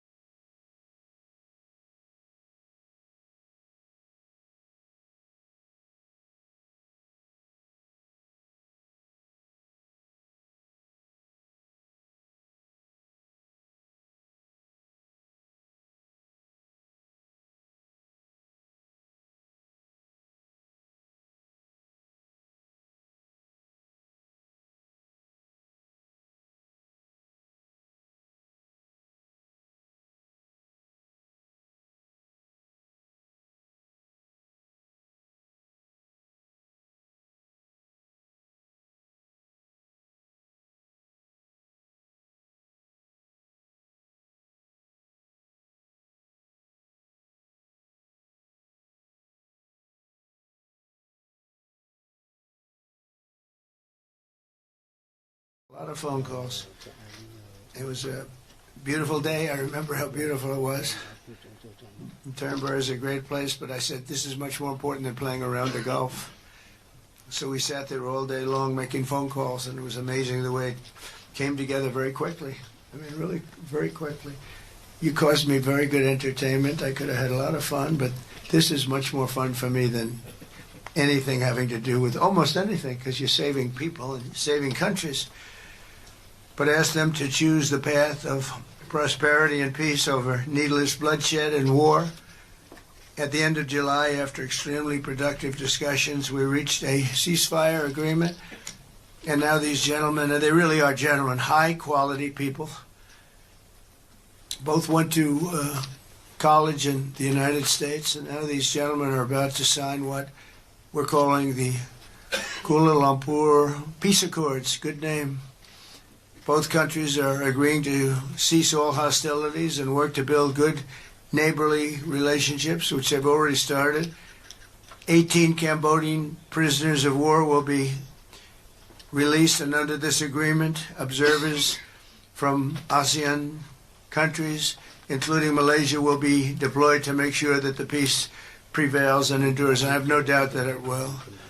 We have another situation like that right now in the Middle East, and Gaza. You might have read a little bit about Gaza, and that's another one we're very proud of. But we have a lot of people watching that. A lot of people. I think this is a much different kind of a thing. The two countries are getting along really well. Today, alongside this peace treaty, we also are signing a major trade deal with Cambodia and a very important critical minerals agreement with Thailand. The United States will have a robust commerce and cooperation transactions, lots of them, with both nations as long as they live in peace. And I really feel that when we make deals, we see two countries that we do a lot of business with. We do a lot of business with both of them. We have to use that business to make sure they don't get into wars. But this is going to be a very long peace. So as you know, this is one of 8 wars that my administration has ended in just 8 months. We're averaging one a month. There is only one left, although I heard that Pakistan and Afghanistan have started up, but I'll get that solved very quickly. I know them both, and the Pakistan, the Field Marshal and the Prime Minister are great people, and I have no doubt we're going to get that done quickly. That one started up a few days ago. And I just feel it's something I can do. I do it nicely. I don't need to do it, I guess, but if I can take time and save millions of lives, that's really a great thing. I can't think of anything better to do. But the 8 wars that my administration has ended in just 8 months, there's never been anything like that. Never. There never will be either. I can't think of any president that ever solved one war. I don't think anybody. They start wars, they don't solve them. So nothing like this has been done in history, and it's an honor to be involved. On behalf of the United States, I'm proud to help settle this conflict and really develop good friendships, including people that work with each team. Look at these very distinguished people, except for my people. My people are much less distinguished, but they're very good. But look, my people understand the joke. But look at these very distinguished people, and I've gotten to know them. I want to thank Marco Rubio for being here. He was great. You always help. He's born for this job. He really was. He was born for this job. Secretary of State Jameson, thank you very much for all you did on helping too. He's the foremost expert on trade, and we're going to be doing another couple of stops where we'll be talking about no war, just pure trade.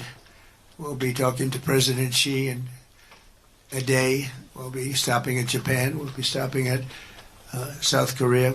And we'll be doing some other things, but they're more related to trade. But on behalf of the United States, I'm proud to help settle this conflict and forge a future for the region where proud independent nations can prosper and thrive, safety, security, and peace. It's an amazing thing that's happened to the United States because a year and a half ago, we were a dead country. We were actually a dead country, and now we're the hottest country anywhere in the world. And when I called you, we were in the process of becoming hot. It's actually quite a while right now, but we were sort of on our way, and we had won the election big in a massive amount. And so I was respected when I called you, and it was a little bit easier. I think it's easier when you respect somebody than if you don't respect somebody. If you don't respect somebody, it never happens. But I won't forget that day, because it was one of the first wars that I got involved in, and I love doing it. It's like, I shouldn't say it's a hobby, because it's so much more serious than a hobby, but it's something that I'm good at, and it's something I love to do. The United Nations should be doing this, but they don't do it. They don't do it. They turned off my teleprompter when I made a speech. I had to make a speech without a teleprompter. They're good at that. The escalator wasn't working too well. It came to a complete halt.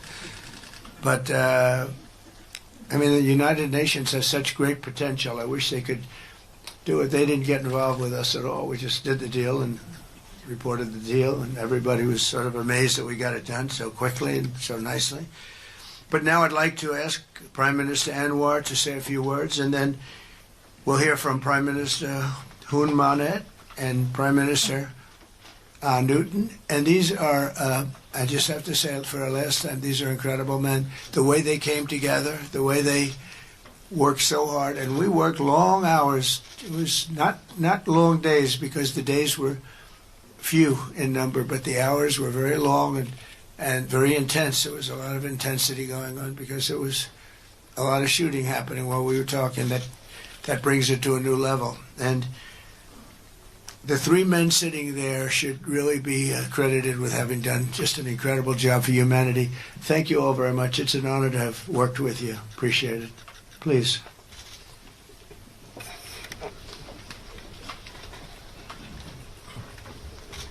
Thank you, President Donald J. Trump, for giving us this honor. And on behalf, of course, Malaysia and our colleagues in ASEAN, I must thank you for your concern, for your empathy, and for your commitment to support this peace deal.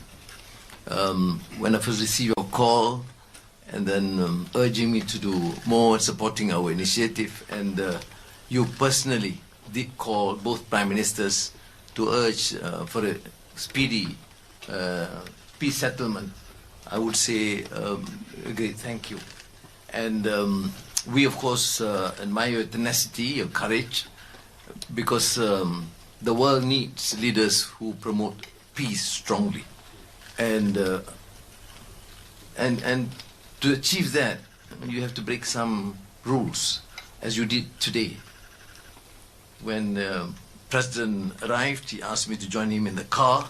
I said that's against the security and protocol rules. And he was delighted to break the rules, and I... It was a nice ride. And we share a lot of things in common. I was in prison, but he almost got there. But with very good exchanges on a number of issues. Of course, priorities, of course, the peace deal. Thank you, both Prime Ministers. You did a great job. We are delighted to have you as colleagues, as true friends, and you understand the need to secure peace to save our people, and also the ASEAN position as a region of peace and prosperity. And I must also share with you here that I took the opportunity, full opportunity, without Secretary Rubio knowing this, exploring other issues too, and thank the President for his effort to secure peace in many parts of the world, including Gaza, and urging him to remain focused and ensure that there's comprehensive peace that the world requires. And I am delighted, truly, President, to hear from you personally how determined you are to ensure that peace is achieved in the most intractable areas, almost impossible. But you did it, and we have shown our support and call on the United States in particular to continue this with the support of many, not only neighbors, but the part of the world. But I must also take this opportunity to thank Secretary Rubio, Jamison, and Ambassador Kagan, because they were very helpful. I mean, you didn't say that, but I must say that, because they were extremely helpful in ensuring that you come here. I mean, I wasn't sure when you said to me, yes, Prime Minister, I know I'm coming. Well, I'm not sure, because, you know, I deal with a lot of politicians. But you are an exception. Thank you, Mr. Donald Trump. Thank you very much again.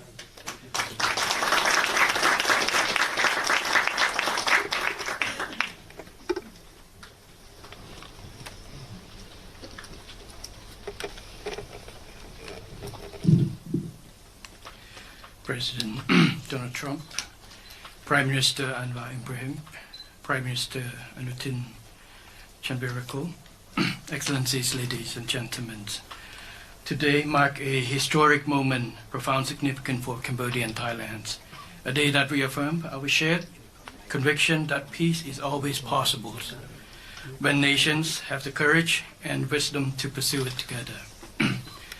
On behalf of the Cambodian peoples, I wish to express my deepest gratitude to President Donald J. Trump for his decisive leadership and steadfast commitment to supporting the lasting peace between Cambodia and Thailand, and for his tireless efforts to make it a reality. I also wish to convey my sincere appreciations to Prime Minister Anwar for his unwavering support and facilitation throughout this peace process until successful conclusions. I further extend my appreciations to my ASEAN colleague China and other partners who have been supporting the ceasefire from the beginning. The principles that underpin this joint declaration are those that Cambodia holds dear. That no matter how difficult or complex our dispute may be, they must always be resolved through peaceful means in full conformity with existing treaties and international law. Cambodia reaffirms a strong commitment to fully and faithfully implementing these joint declarations and to continuing to work closely with Thailand and all our partners to ensure that this peace endures and brings tangible benefit to our peoples. We look forward to continued support and contribution of international communities and partners to fruitful realizations of the joint declarations. As we speak, I think our two commanders are discussing on the possibility of the start of withdrawal, partial withdrawal of the first phase of our heavy weapons as an indication of our willingness to show that the execution of the joint declarations. At the same time, I strongly hope for the prompt release of our 18 soldiers on humanitarian grounds and as agreed in the joint declarations. Finally, recognizing your unwavering dedications and resolute effort to promote peace, and not only between Cambodia and Thailand, but also among other nations. And reflecting the gratitude of the Cambodian peoples, I have nominated President Donald J. Trump for the Nobel Peace Prize. And he, like I say, peace saved life. And this is the wish of our Cambodian people as appreciations for the President. So thank you very much, Mr. President. Thank you.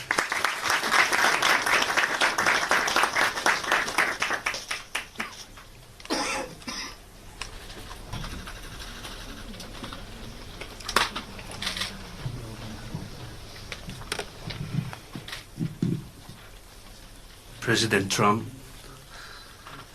Prime Minister Anwar, Prime Minister Hun Manet, Excellencies, distinguished colleagues, today marks a new chapter for Thailand and Cambodia. Today we take a concrete step towards peace. I would like to thank Prime Minister Anwar Ibrahim for the leadership as ASEAN Chair and your strong efforts in upholding ASEAN unity. And I also wish to express my sincere appreciation to President Donald J. Trump for your personal dedication to peace between our two countries. And in addition, I thanks so much for the kind words of condolences that the President has given to our country on the great loss of our beloved Queen Mother. It means a lot to Thai people. We have come a long way since agreeing to the ceasefire here in Malaysia on 28th of July. The discussions since then have led to this important outcome, which is the signing of our joint declaration today. And I have to thank Prime Minister Hun Manet for his cooperation and support that led us to this moment. Thailand stands for peace. This declaration reflects our will to resolve differences peacefully in full respect of sovereignty and territorial integrity. This declaration, if fully implemented, will provide the building blocks for a lasting peace. But more importantly, it will begin the process of mending our ties. Our border communities have been divided by conflict, and innocent civilians have suffered immense losses. This declaration places a firm responsibility on our two parties to act. I believe we can achieve what seemed beyond reach a few months ago. To this end, I welcome the agreement that following the signing of this joint declaration today, both sides will begin implementing all the agreed points, in particular promptly removing heavy weapons from the people to build confidence and trust. And Thailand will also begin the process of releasing the 18 detained Cambodian soldiers. We have a responsibility to act in earnest and in good faith, and that will restore livelihoods and protect the well-being of our communities along our shared border. To achieve real change on the ground, what we agree on here must be implemented. Only then can we truly turn to a new page. Only then can we assure that our people's security and safety. Only then can we achieve real peace. This is what our people expect of us, and this is what they deserve. Peace with dignity.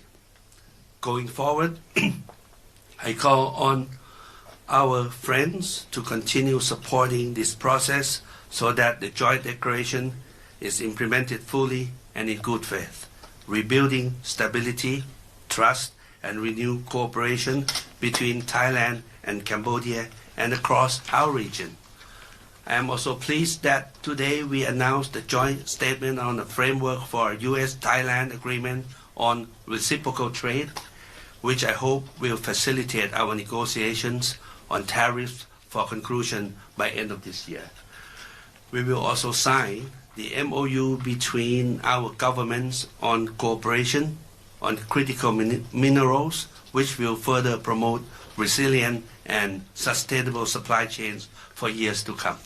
Thank you once again. Thank you from the bottom of my heart. Thank you.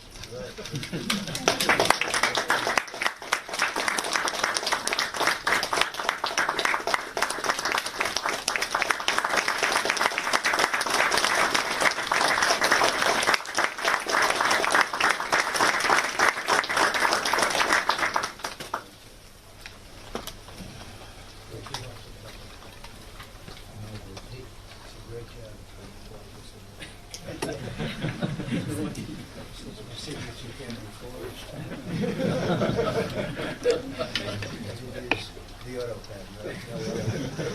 We don't want auto pens. Congratulations.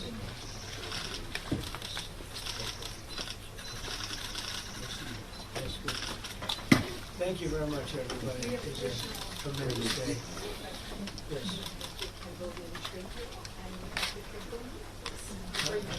We're going to sign that. No, we can forget about this. Trade deal.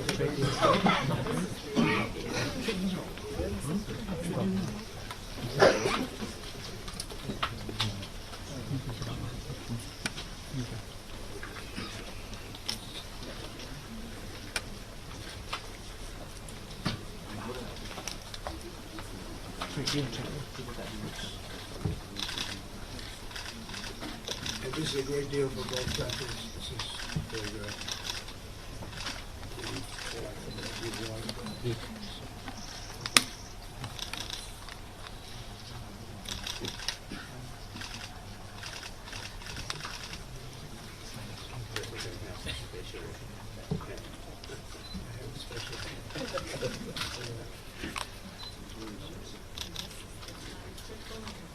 Okay.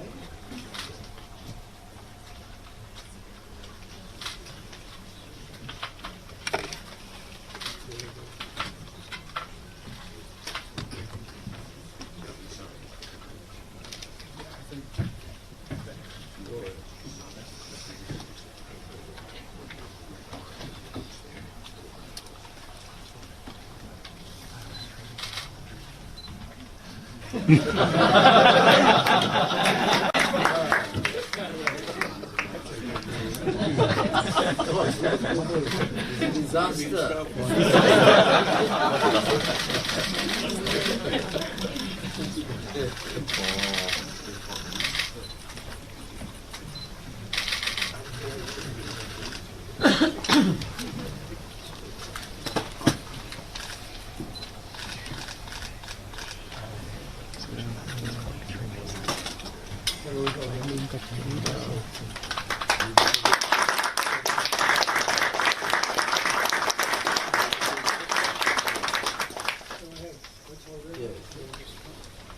All of them together.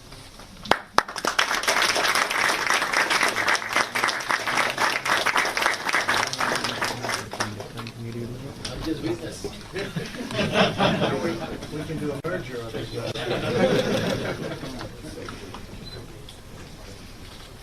Thank you.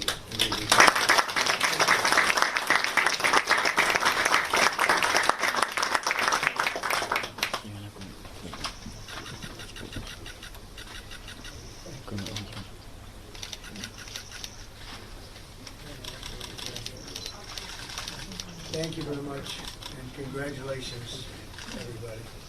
Very big deal. Thank you very much. Thank you, Mr. President.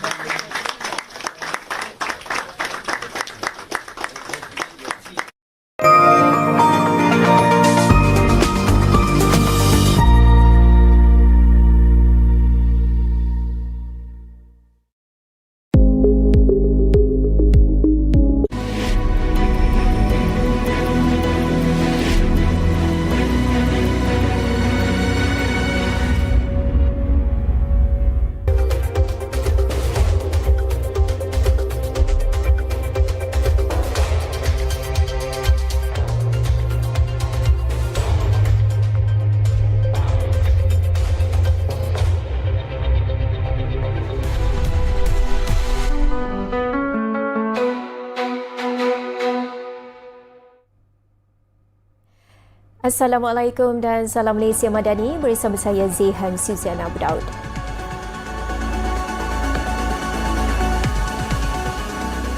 Sidang Kemuncak ASEAN ke-47 dan sidang kemuncak berkaitan yang berlangsung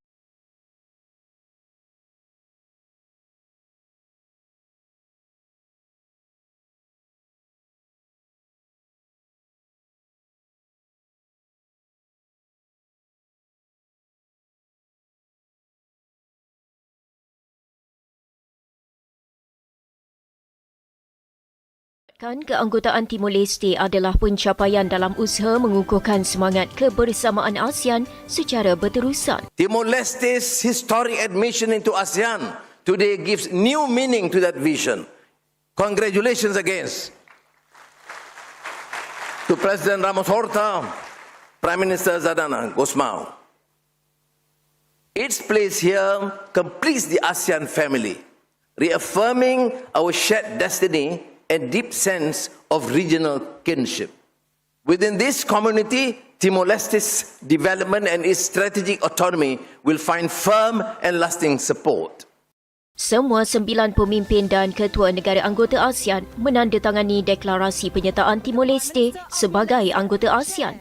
Manakala Myanmar diwakili Setiausaha Tetap Kementerian Luar Myanmar, Yu Hau Kansum, selain Timor-Leste diwakili Presiden Jose Ramos Horta. ASEAN yang ditubuhkan pada tahun 1967 kini mempunyai 11 anggota iaitu Brunei, Kemboja, Indonesia, Laos, Malaysia, Myanmar, Filipina, Singapura, Thailand, Vietnam dan Timor-Leste melengkapkan representasi geografi Asia Tenggara.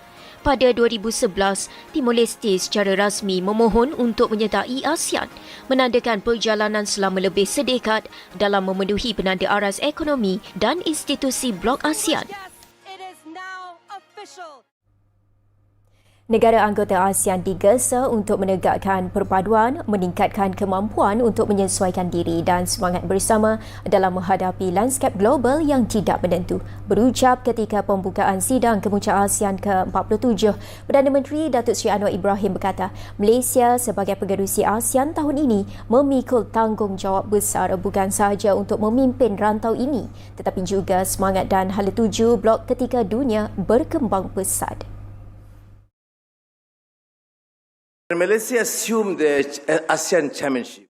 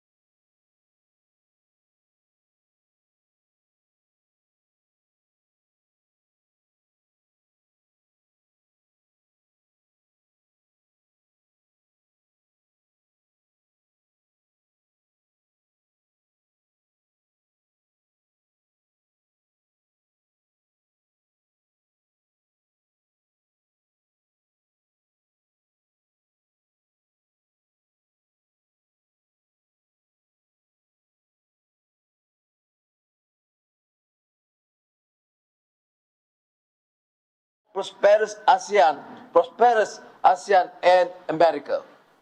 This reflects our will and commitment to turn cooperation into concrete outcomes with tangible benefits for ASEAN and the United States. Your Majesty, Mr. President, Excellencies, we have just witnessed the signing of the Kuala Lumpur Accords between Cambodia and Thailand. This is undoubtedly an achievement that reflects the strong political will of both countries, leaders and people. Mr. President, ASEAN holds in high regard your vital role in facilitating this agreement. On Gaza, we welcome your comprehensive plan to end the Gaza conflict. It has given the world a glimmer of hope that even in the most intractable conflicts, diplomacy and determination can prevail. And we trust that with your leadership, Mr. President, we'll achieve a just and durable peace. Thank you. And now, Mr. President, I invite you to deliver your opening remarks. Thank you very much. It's a great honor to be here. So many friends in this room and so many new friends. I want to thank Prime Minister Anwar for hosting us, spectacular man, and for organizing this year's ASEAN Summit here in beautiful Kuala Lumpur.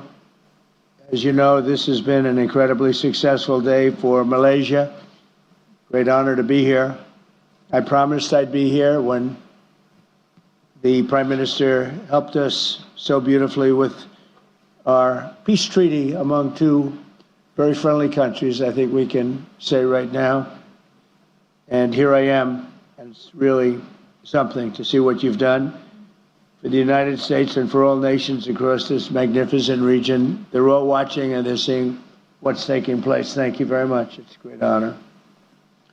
Today, the Prime Minister and I signed a major trade deal between the United States and Malaysia, and together we took part in the signing of a historic peace agreement ending the hostilities between Cambodia and Thailand. We're calling it the Kuala Lumpur Peace Accords. I once again want to congratulate Prime Minister Hun Manet of Cambodia and Prime Minister Anut of Thailand, who had to return home because of the Queen's passing. This magnificent woman, known all over the world and respected by everybody. But this was a great achievement that she was very proud of. I also want to thank the other ASEAN countries for agreeing to send observers, and in most cases, your heads of state, because I don't see too many observers, I only see heads of state, to help ensure a lasting settlement. Today's signing represents just one of 8 conflicts that we've ended in 8 months of the Trump presidency. I'm very honored to have done it. We saved millions of lives. It also includes the end of the war in Gaza. We've signed a very strong agreement. We had 59 countries involved. We have numerous of them right here at this table. Like, as an example, Indonesia, my new friend. Thank you very much for helping. We appreciate it. I want to thank Malaysia and Brunei as well as my friend, President Prabowo of Indonesia, for their incredible support of these efforts to secure the new day for the Middle East. It really is a new day. There's never been a period of time like this. The Middle East will have peace after 3,000 years. This is a very strong peace. It's going to be an everlasting peace. It's true. It really is a true pleasure to be back with all of you in Southeast Asia, home of some of America's most important allies and countries and partners. In the entire world, they look up to you.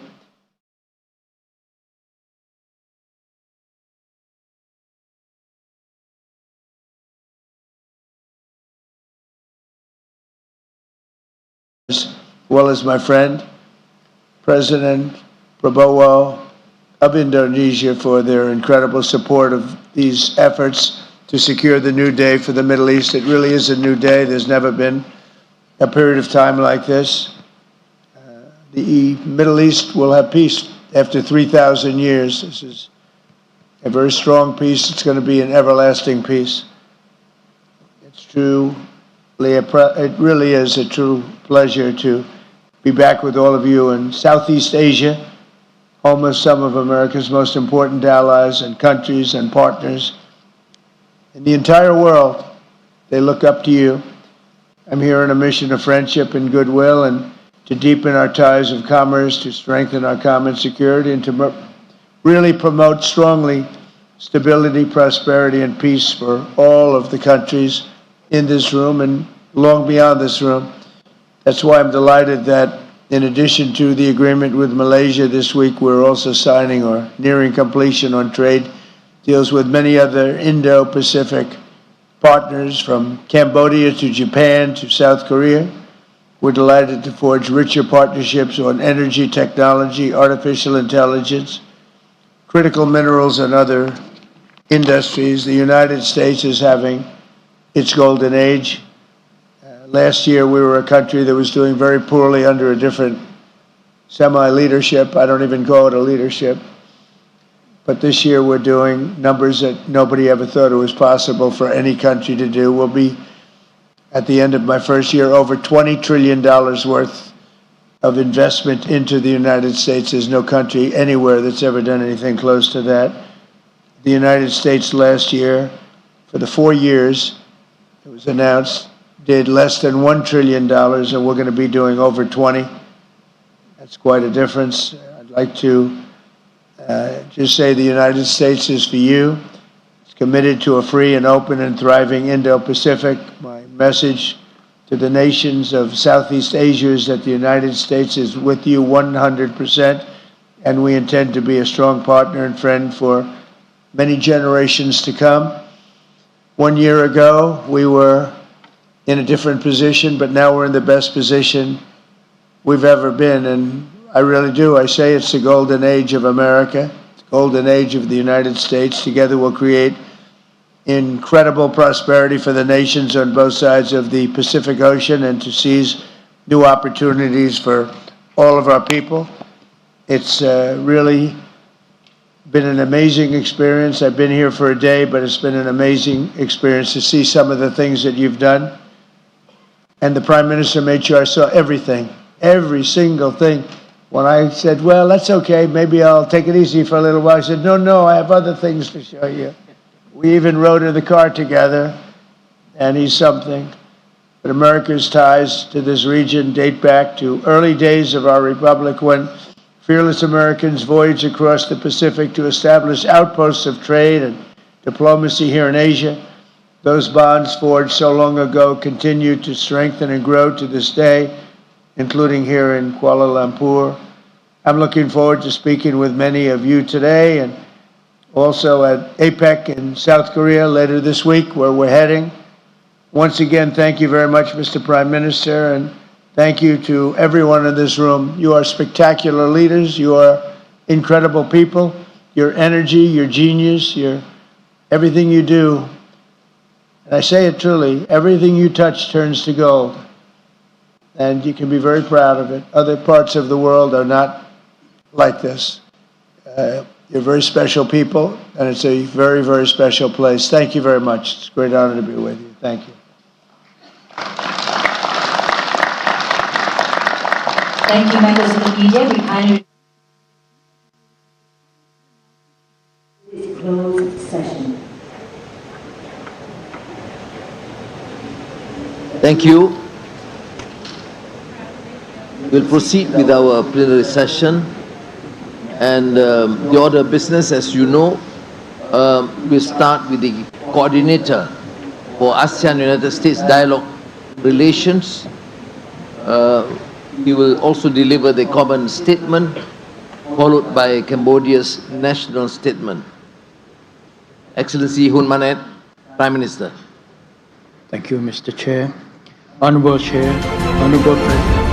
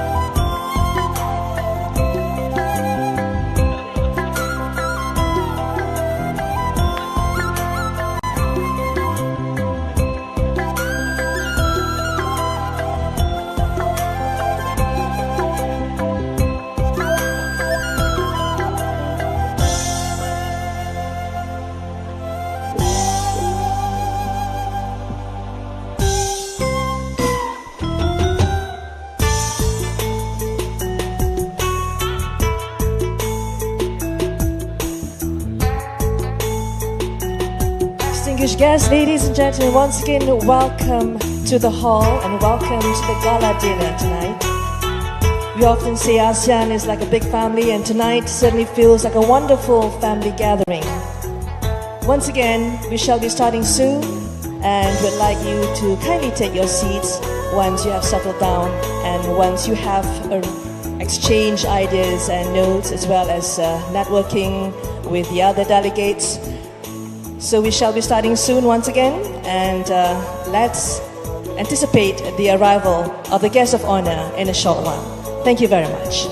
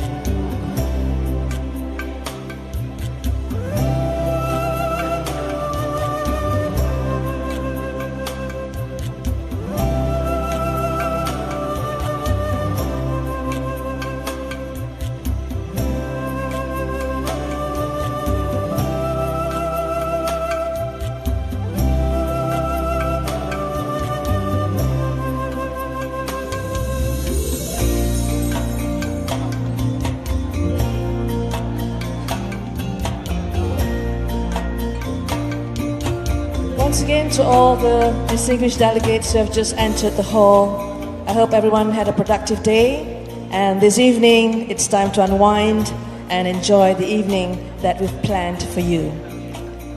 So we shall be starting soon, and if you have already acknowledged or found your seats and settled down at your tables, so we shall be starting soon, and just a quick reminder to rise upon the arrival of the guest of honor. I would like to say your presence truly elevates the significance of this gathering, because tonight we celebrate not just dinner, but the enduring spirit of global unity. May this evening be a delightful testament to our shared bonds and our collective journey forward. Thank you.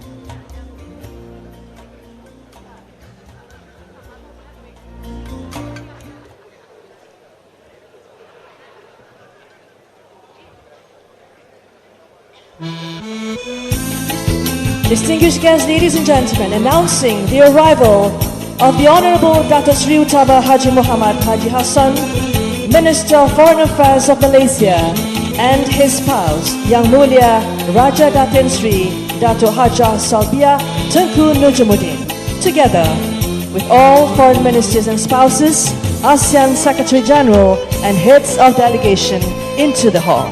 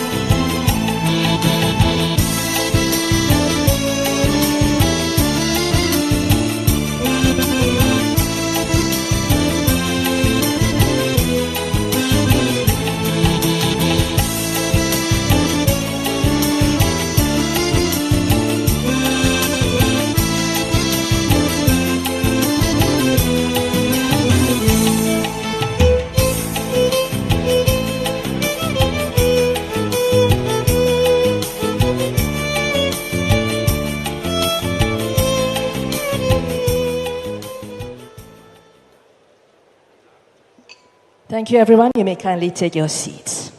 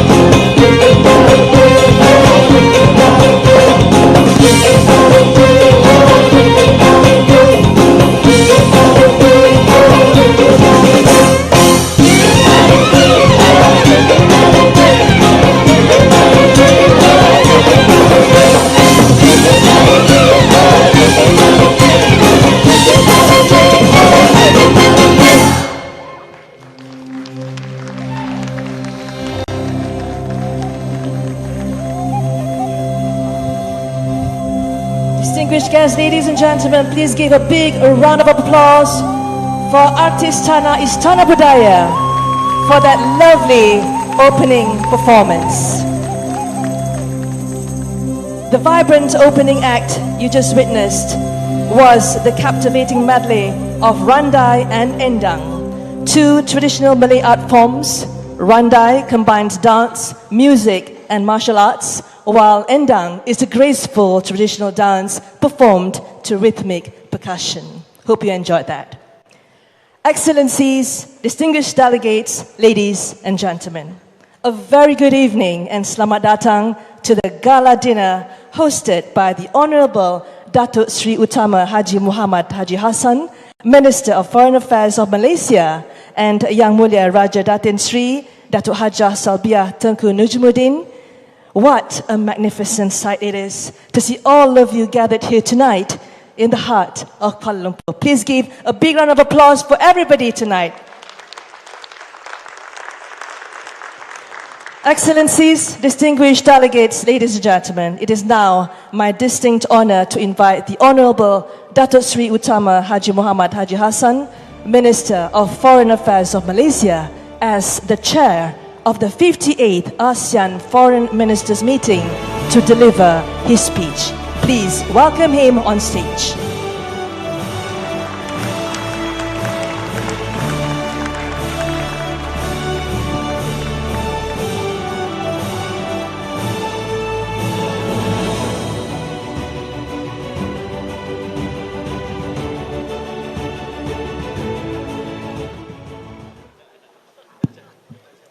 Bismillahirrahmanirrahim.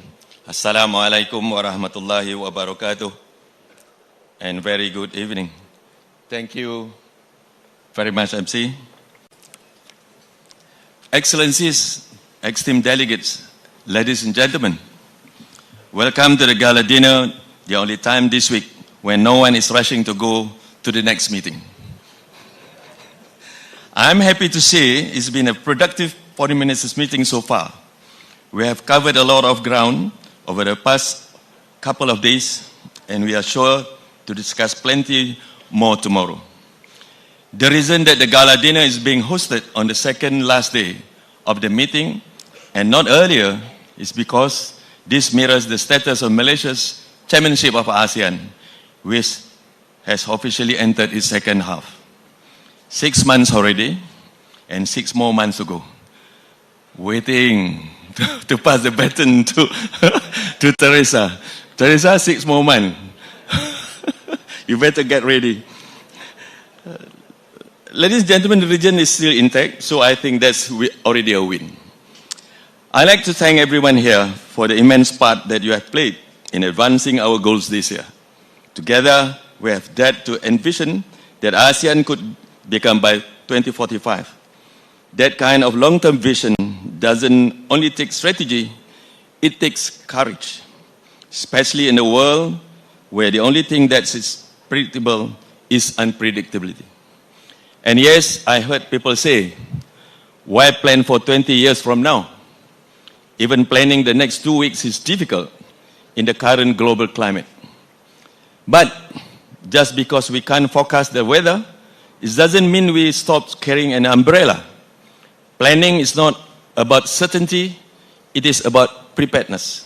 And ASEAN is preparing for the future. With Timor-Leste's accession drawing closer, our circle is going wider and our plans are growing brighter. Indeed, our circle is expanding as ASEAN make friends well beyond our region. To our dialogue partners in the room, thank you. Thank you. Your cooperation, whether on trade, climate, development, or security, make us all better and stronger. And your passion during our post-ministerial conferences today deserve its own award. Speaking of passion, you have all had to hear enough speeches for one day, so I wouldn't take up much more time. I thank you all once again for the work we do together and for being here at the Foreign Ministers meeting. The room looks like a mini United Nations, Penny, but it's better food. After this, we are having durian. Where is Sergey? Mr. Lavrov, Sergey, and Hakan. This durian is a king of fruits. You know? Sergey, this durian came from heaven, but smell like hell. Either you like it or you hate it. So no two way about it. And we're going to have it outside. Today we have this starter and we have the main menu and the dessert will be outside. Because of the smell that I said just now, it smells like hell. So we don't want to pollute the hall. So we're going to have a good dessert afterward outside. With that, I invite all of you, enjoy the dinner. Bon appetit. Thank you. Thank you to the Honourable Dato Sri Utama for the inspiring speech and heartfelt words. Your dedication to ASEAN's vision truly sets the stage for a successful gathering and a memorable evening.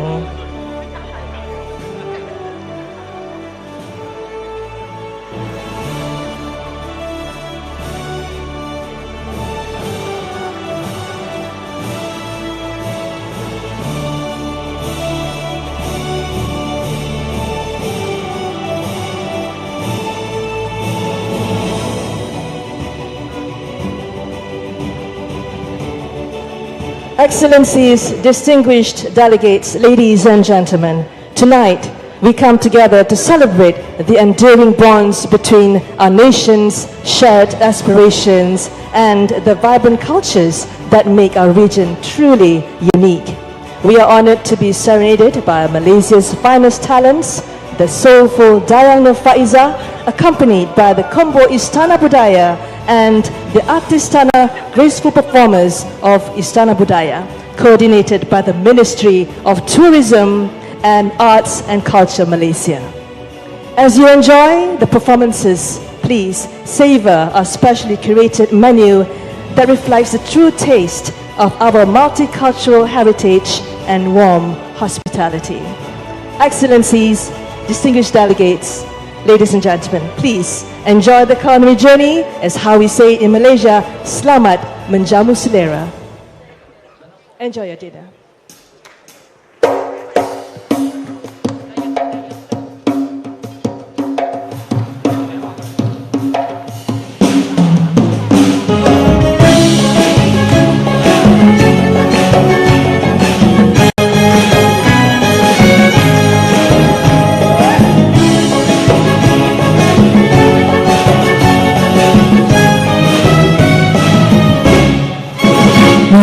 Bunga alun suara terdengar merduhana dendangan.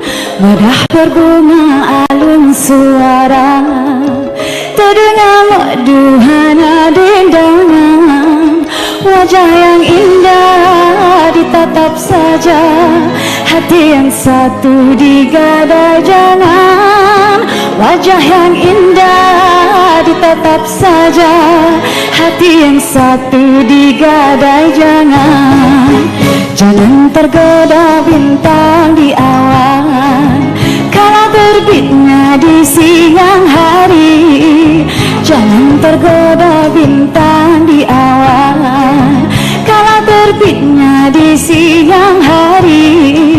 Jinak merpati makan di tangan, jangan dikurung di sangkar hati.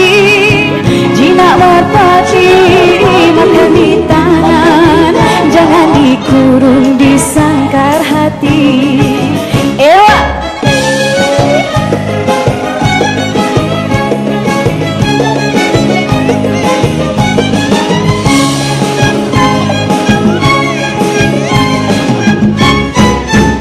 Seribu senyum, seribu mada, mungkin dikuntum racun yang bisa. Seribu senyum, seribu mada, mungkin dikuntum racun yang bisa. Kalau terkebar jiwa merana, seribu sesal apa gunanya. Kalau terkebar jiwa merana, sesal apa gunanya.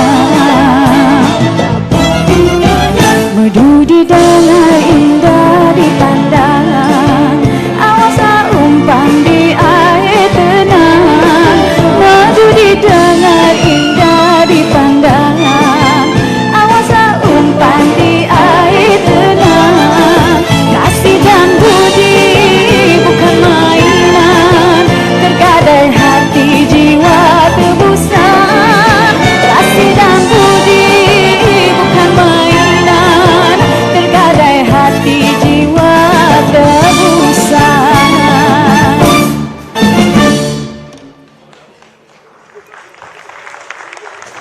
Thank you. Terima kasih. Assalamualaikum and good evening, distinguished guests, ladies and gentlemen. It is truly an honor for me to be here tonight, to be a part of this special night, and I hope that all of you will enjoy my performance. And for my next song, it's a feel-good song, and this is Fly Me to the Moon.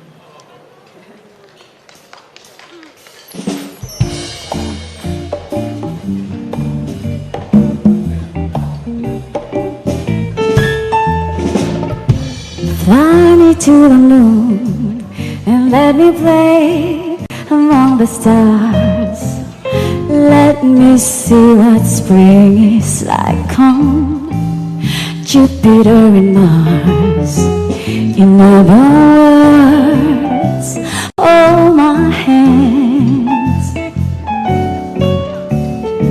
In other words, baby, kiss me.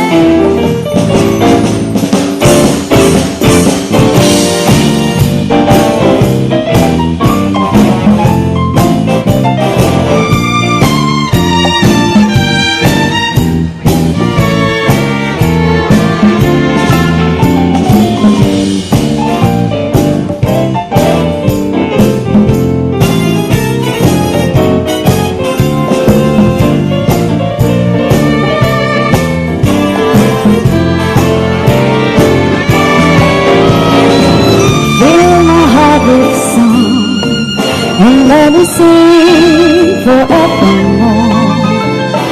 You are all I long for. Worship and adore. Never let these be true. In other words,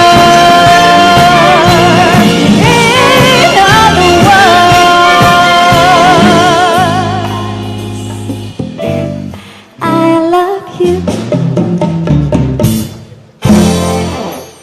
Thank you, terima kasih. And for this next song, I'm sure you know the song. So if you feel like singing with me, please do. This is You to Me Are Everything.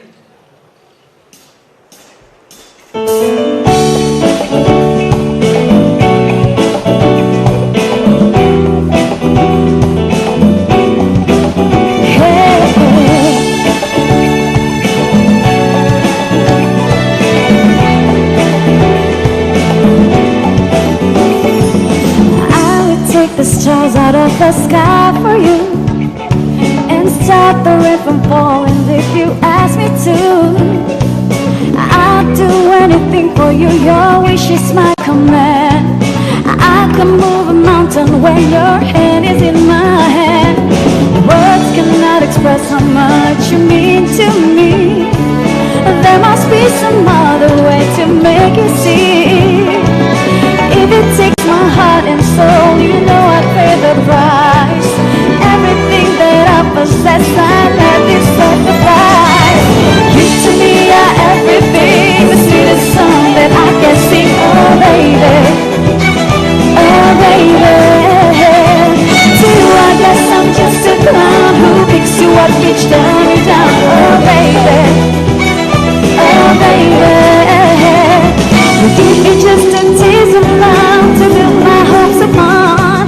You know you got the power to keep me holding on. So now you got the best of me. Come on and take the rest of me, oh baby.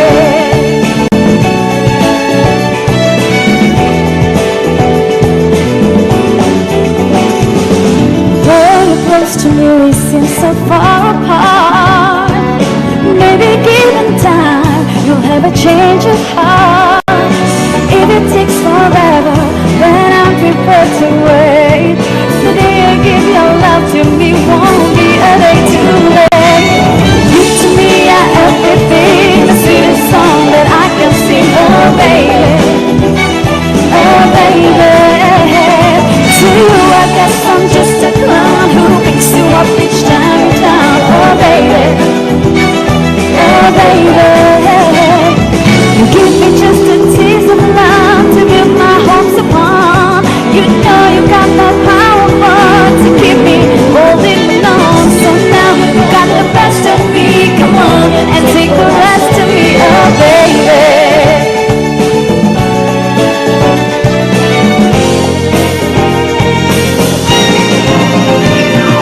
You to me are everything, the sweetest song that I can sing, oh baby, oh baby. To you I guess I'm just a clown who picks you up each time you're down, oh baby, oh baby. You to me are everything, the sweetest song that I can sing, oh baby, oh baby.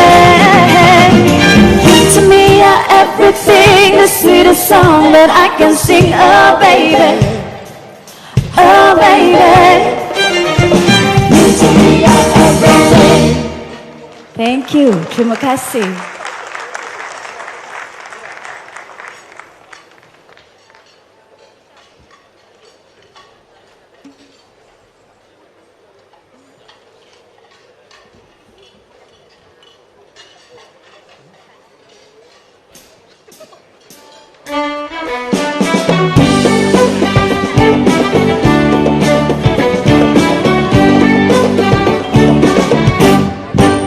Sungguh murni, oh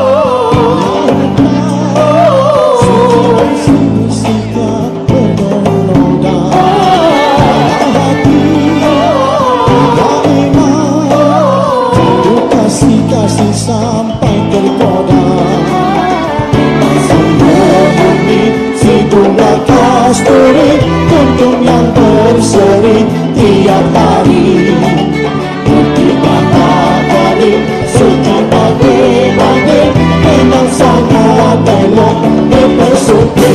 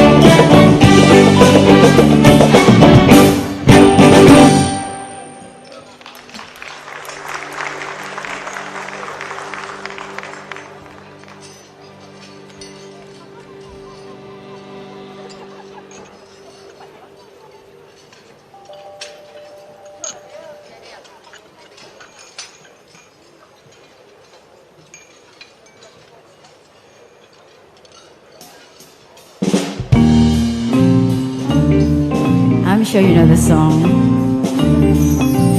L is for the way you look at me. O is for the only one I see. V is very, very extraordinary. E is even more than anyone that you adore. And love is all that I can be to you. Oh, love is more than just a game for two. Two in love can make it. Take my heart, but please don't break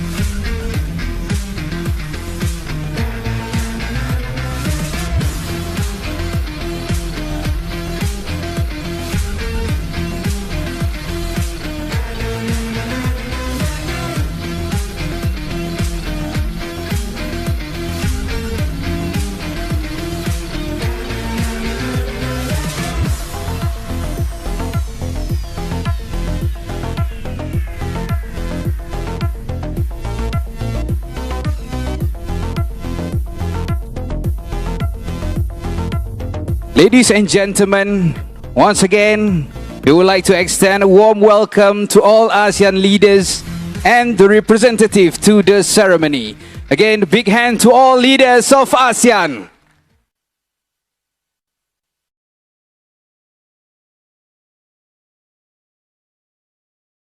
Ladies and gentlemen, please allow me to begin the ceremony by a short video prepared by FIFA. Please welcome.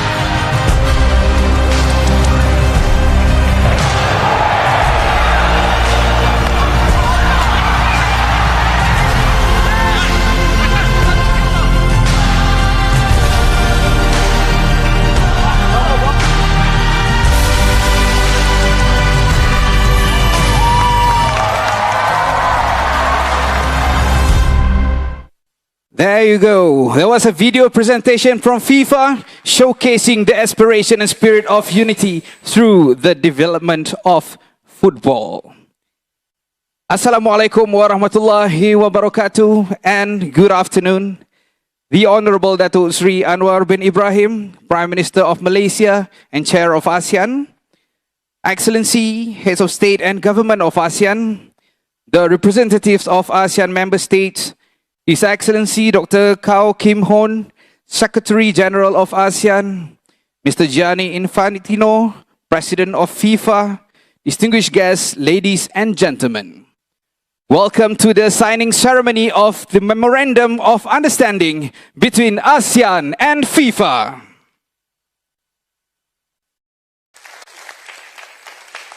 Excellencies, distinguished guests, ladies and gentlemen, to offer a brief overview, the first MOU between ASEAN and FIFA was signed back in 2019 during the ASEAN Summit in Bangkok, marking the beginning of this transformative partnership.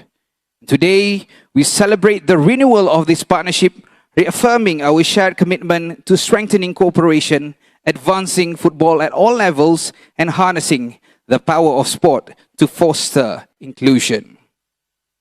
So, ladies and gentlemen, to proceed with our agenda, it is now my great honor to invite the Honorable Dato Seri Anwar bin Ibrahim, Prime Minister of Malaysia, to deliver his remarks. Please welcome.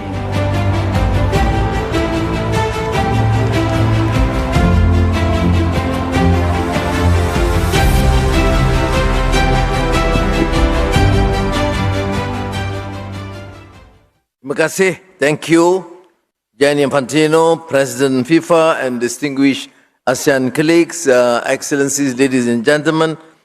Of course, it's a short remark to express that ASEAN leaders are totally committed to support football, the people's game of the youth, and it's a popular sport, and it is ASEAN priority in terms of building up that new core of leaders, giving them the exposure, training. And I'm exceptionally thankful to FIFA for giving us the encouragement and support. You have the expertise, you have the experience, and to share this to the young, particularly those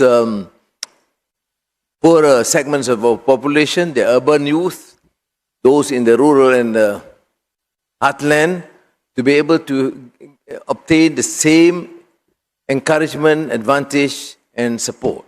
So I'm here to bless the occasion to continue the collaboration between FIFA and ASEAN and the renewal of the signing of MOU between ASEAN, FIFA. Terima kasih. Thank you. Thank you, the Honourable Prime Minister, for your insightful remark. We kindly request you to remain on stage as we will proceed with the signing ceremony of the MOU between ASEAN and FIFA. So ladies and gentlemen, to begin the ceremony, we are proud to invite His Excellency Dr. Kau Kim Horn, Secretary General of ASEAN, and Mr. Gianni Infantino, President of FIFA, to kindly proceed to the stage for the signing ceremony. Please welcome.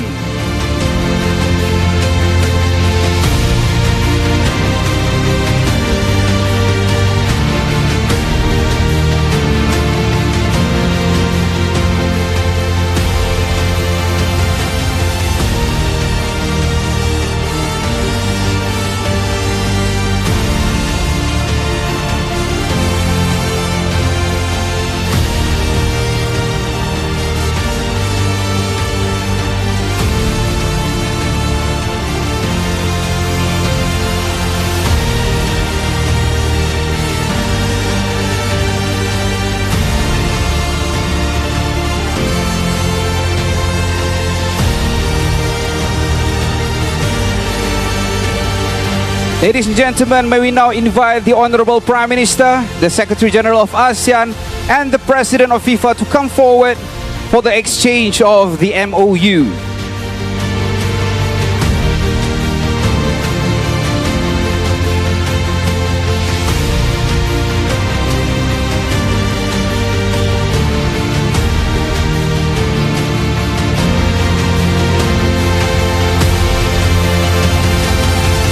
Ladies and gentlemen, to commemorate our shared spirit of cooperation and understanding, we will now like to invite Mr. Gianni Infantino to present the token of appreciation to His Excellency Dr. Kau Kim Horn.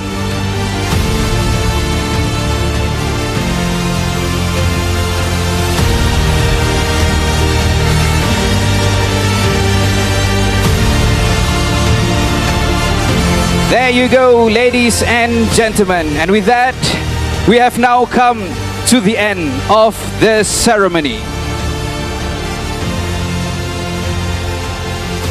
On behalf of ASEAN and FIFA, we extend our heartfelt gratitude to the Honorable Dato Seri Anwar bin Ibrahim, Prime Minister of Malaysia, all ASEAN leaders and representatives of ASEAN member states for your presence today. Thank you so much.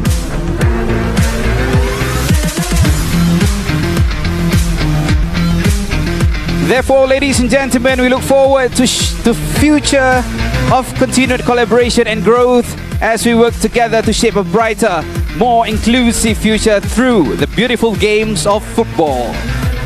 And with that, thank you once again and have a pleasant day ahead.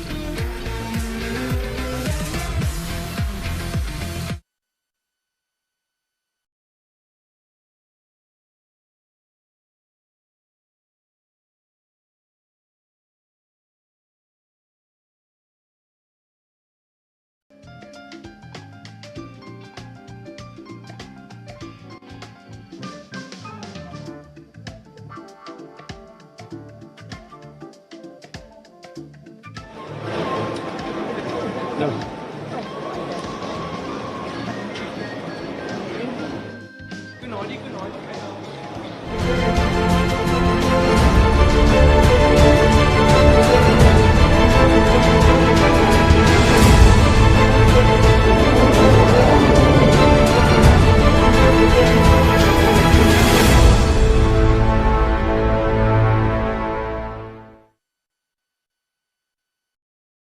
opportunities of existing and future mega trends. This year, another defining chapter of ASEAN's journey is being written in Kuala Lumpur with the adoption of ASEAN 2045, our shared future. ASEAN Vision 2045 will chart a bolder, inclusive and forward-looking agenda of the region for the next 20 years. It is a visionary roadmap that would guide ASEAN in ensuring regional peace, stability and prosperity of the region and beyond. It is driven by ASEAN's conviction that no one should be left behind as we keep the future firmly in sight. Our future is what we envision and construct it to be. Together, ASEAN will embrace the future with renewed determination and resolve. This is the time to demonstrate the strength of our unity and our shared vision of progress, prosperity, and justice.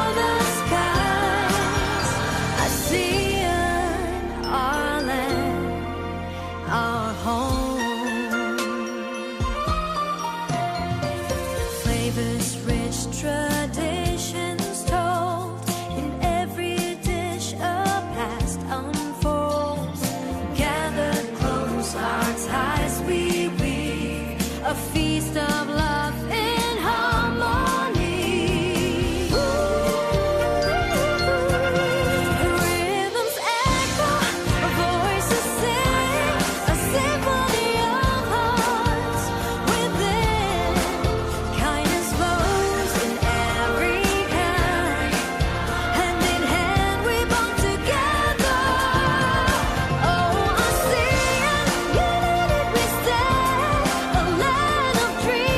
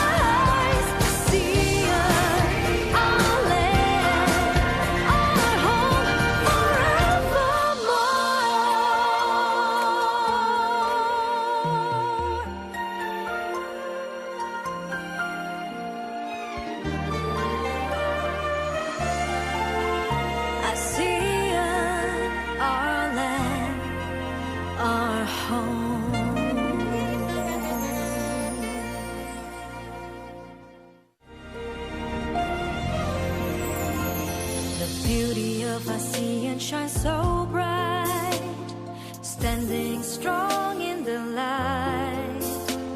From dawnlit shores to twilight skies, together spirits high. Rhythms echo, voices sing, a symphony of hearts within. Kindness flows in every kind. Hand in hand we bond together. Oh, ASEAN, united we stand, a land of dreams we're called to span. From rolling seas to mountains high, together become one and hearts align. United, together we rise, reaching for the skies. ASEAN, our land, our home.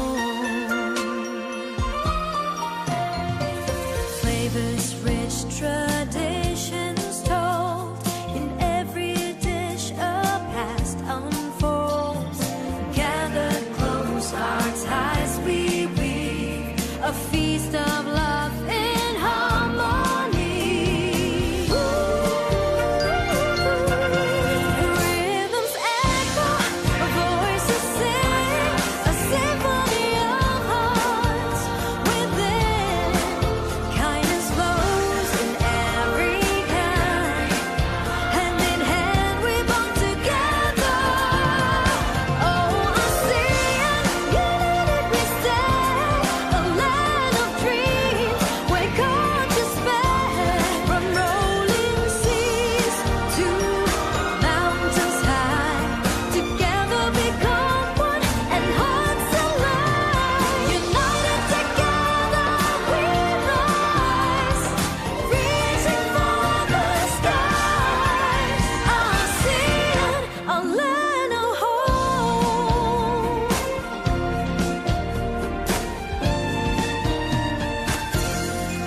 Flavors rich, traditions told, in every dish a past unfold. Gather close, our ties we weave, a feast of love in harmony. Together we walk arm in arm, reaching for the skies. ASEAN, our land, our home forevermore.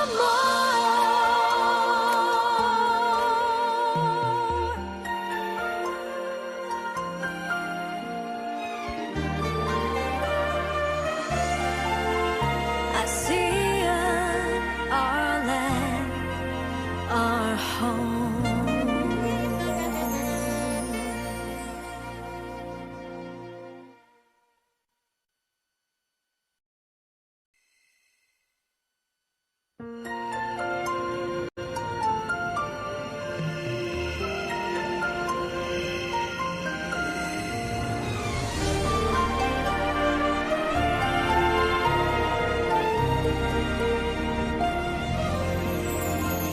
The beauty of ASEAN shines so bright, standing strong in the light.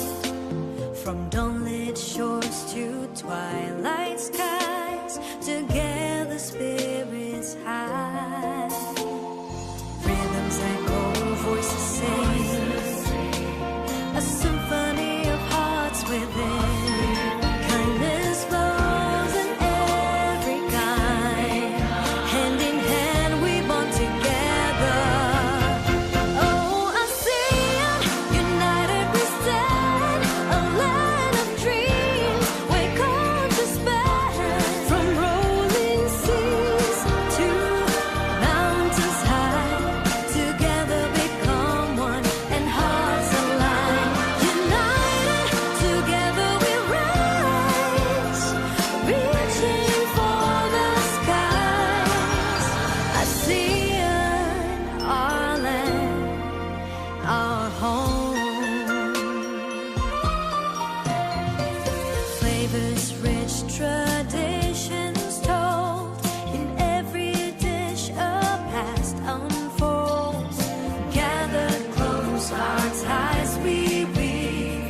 feast of love in harmony.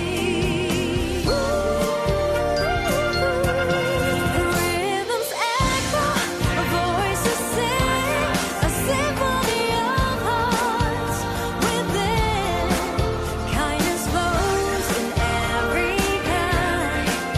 Hand in hand we bond together.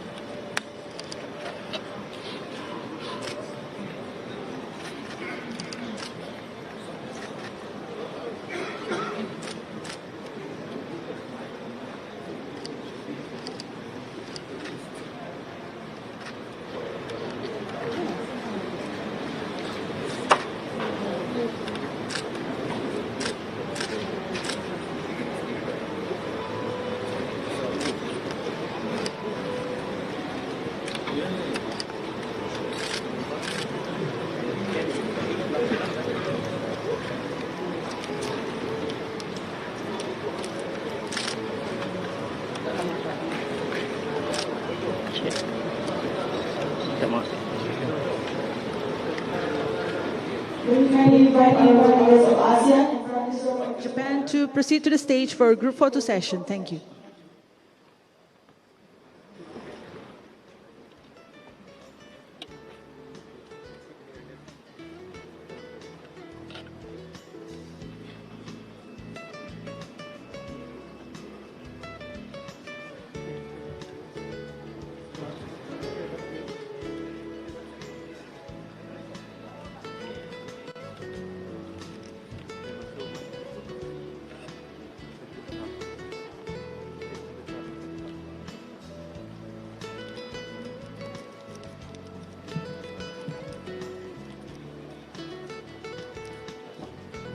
Excellencies, can we first have the first formal pose in 3, 2, 1.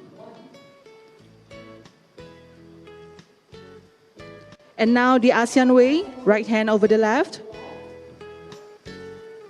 In 3, 2, 1. Thank you, Your Excellencies. You may kindly take your seats.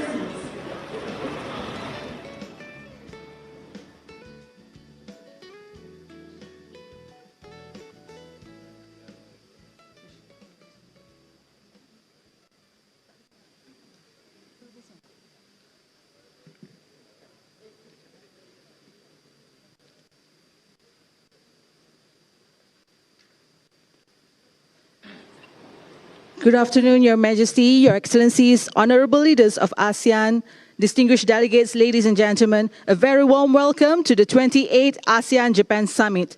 Without further ado, may I now invite the Honorable Dato Seri Anwar Ibrahim, Prime Minister of Malaysia, to deliver his opening remarks and preside over the meeting.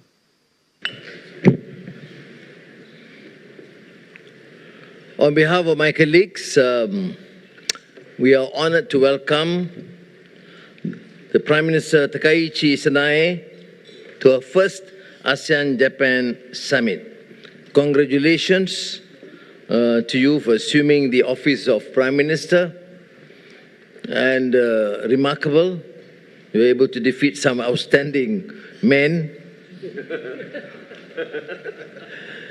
So at least you have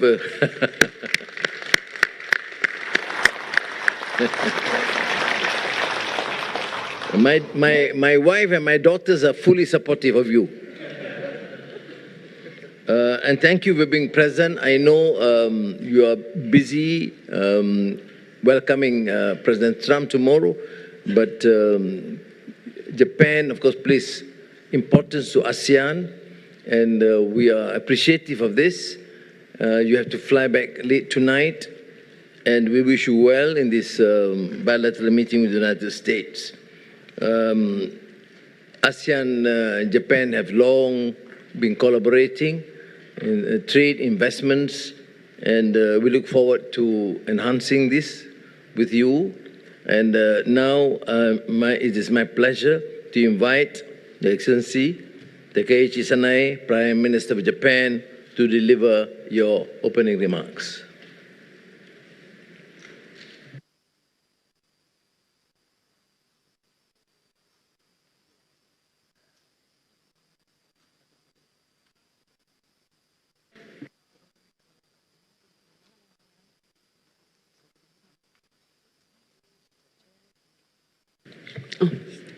Thank you. Thank you, Mr. Chair. First of all, I would like to express my deep condolences to the passing of Her Majesty Queen Seri of Thailand. I would also like to express my sincere appreciation to Prime Minister Anwar and the government of Malaysia for their effort and warm welcome at the ASEAN chair. My gratitude goes to Prime Minister Wong of Singapore as well for his kind cooperation as the country coordinator for ASEAN-Japan. I would also like to congratulate Prime Minister Guzman on Timor-Leste's official accession to ASEAN. It is an honor for me to meet you as leaders on my first foreign visit as Prime Minister of Japan. Japan and ASEAN have built a relationship as trusted partners with heart-to-heart connections through long-standing cooperation in a wide range of areas. Japan advocates for free and open Indo-Pacific and consistently support the ASEAN outlook on the Indo-Pacific, which shares fundamental principles with FOIP. It is very gratifying to be able to adopt a joint statement with the ASEAN leaders today, which affirms the synergy between FOIP and AOIP and confirm our way to promote further cooperation between Japan and ASEAN. Next year marks the 10th anniversary since the Prime Minister Abe launched FOIP in 2016. We will use this opportunity to reposition FOIP as a pillar of Japanese diplomacy and evolve it in line with change in the times. We would like to further strengthen our collaboration with AOIP to make Japan and ASEAN stronger and more prosperous. So now, allow me to speak in Japanese and continue my statement for saving time. Okay? 2023年の日本 ASEAN 友好協力50周年の共同ビジョン声明で打ち出した3本柱に沿って協力の進展を皆様に共有します。Are you ready? Thank you. 第一に、平和と安定のためのパートナーに関し、日本は ODA を通じて ASEAN 海洋安全保障の強化を後押ししてきました。さらにこの地域の平和と安定に一層貢献するため、2年前、政府安全保障能力強化支援 OSA を創設し、一部の国との協力を始めております。OSA を他の ASEAN 諸国にも拡大し、海洋安全保障に加え、災害対処等の分野の協力も力強く推進します。また、日 ASEAN サイバーセキュリティ協力に関する政策会議や能力構築センターを通じた取り組み、組織的詐欺を含む越境犯罪対策に関する協力も強化していきます。第2に、未来の経済社会を競争するパートナーについて AI を含むデジタル、脱炭素化や持続可能な農林水産業を含むグリーン、自動車分野を含むサプライチェーンの強靭化、連結性、地域金融協力をはじめ幅広い分野で協力を強化していきます。特に AI は経済社会を大きく変革して発展させる可能性があります。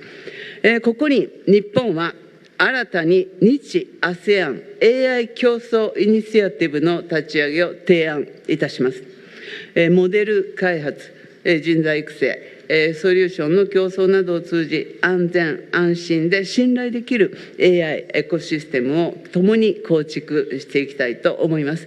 AI、量子、半導体等の最先端分野で、国際共同研究や研究者の交流を強化していきます。また、頻繁化、激甚化する災害対応や人道支援のため、引き続き ASEAN 防災人道支援調整センターの活動や人材育成を支援していきます。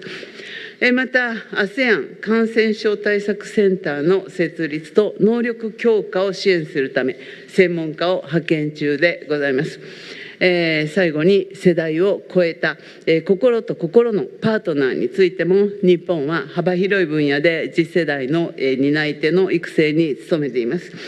約3000名の実績を持つ日本語パートナーズ派遣や文化、知的交流事業等からなる文化の輪を着実かつ効率的に推進いたします。来年度50回を迎える東南アジア青年の船やジェネシスなどの事業による青年交流、元日本留学生会による留学生交流も活発に行われています。日 ASEAN 統合基金でASEAN 事務局に若手行政官を派遣するアタッチメントプログラムは今年東ティモールからの参加者の受け入れを開始しました。また同プログラムの修了生を対象に日本の政策研究大学院大学への留学を支援する授業も開始しています。皆様と緊密に連携してこれまでの日 ASEAN 協力を一層発展させ、日本と ASEAN ともに強く豊かになるための取り組みを進めていきます。そして ASEAN とともにインド太平洋地域の平和安定、繁栄を守り抜いていきたいと考えております。Thank you, Mr. Chair. ありがとうございました。Prime Minister Takaichi Sanae, and we'll now say thank you to the media so that we can proceed with the deliberations at the plenary level. Thank you.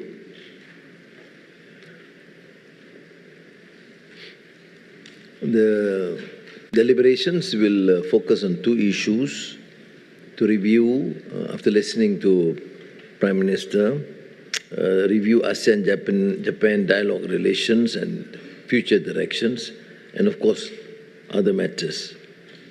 And this appears in document 2, in the document kit. But we will begin, of course.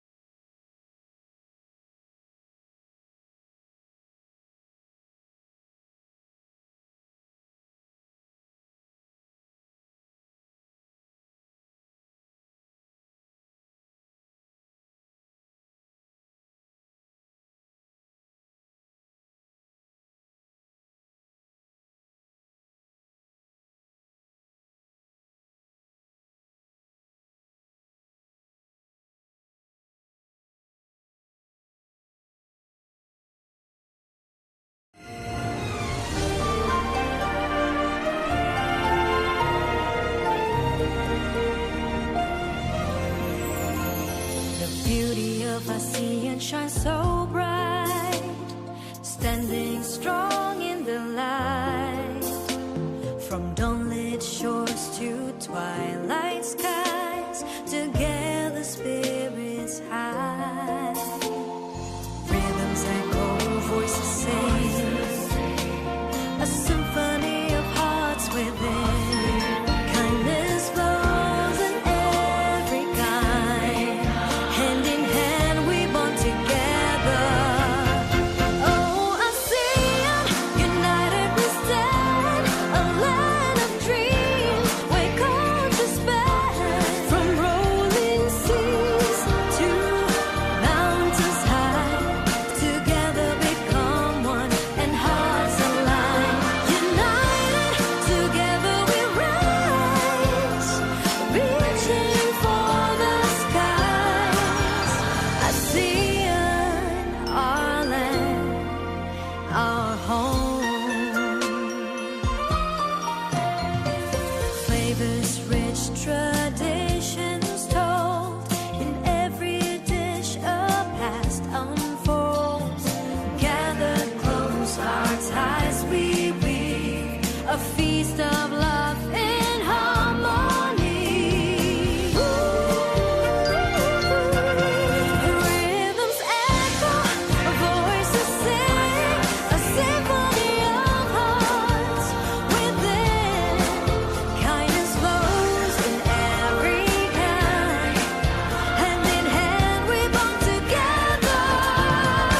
Oh, ASEAN, united we stand, a land of dreams where cultures span. From rolling seas to mountains high, together become one and hearts align. United together we rise, reaching for the skies. ASEAN, our land, our home.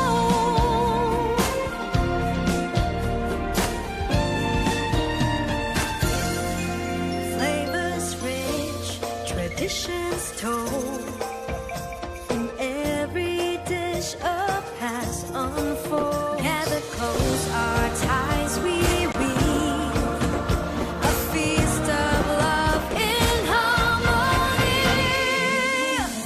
Together we walk arm in arm, reaching for the skies. ASEAN, our land, our home forevermore.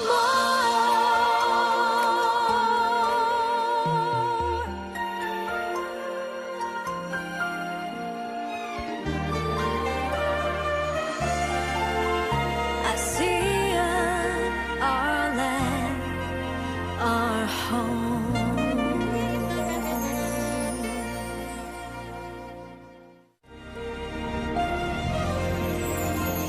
The beauty of ASEAN shines so bright, standing strong in the light.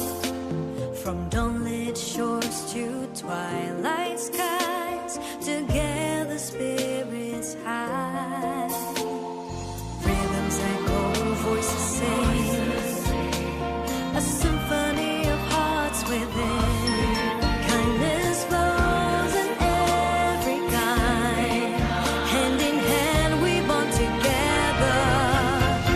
Oh, ASEAN, united we stand, a land of dreams where cultures span. From rolling seas to mountains high, together become one and hearts align.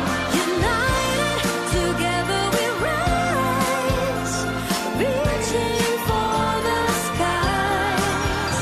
ASEAN, our land, our home. Flavors rich, traditions told, in every dish a past unfolds. Gathered close, our ties we weave, a feast of love in harmony. Rhythms echo,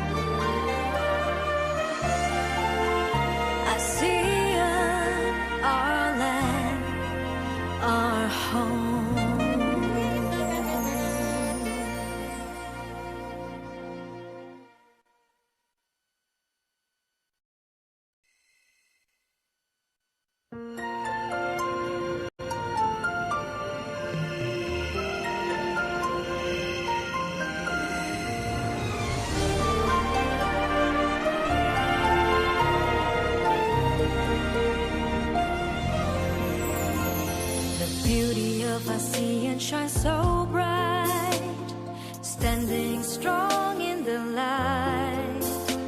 From dawnlit shores to twilight skies, together spirits high. Rhythms echo, voices sing, a symphony of hearts within.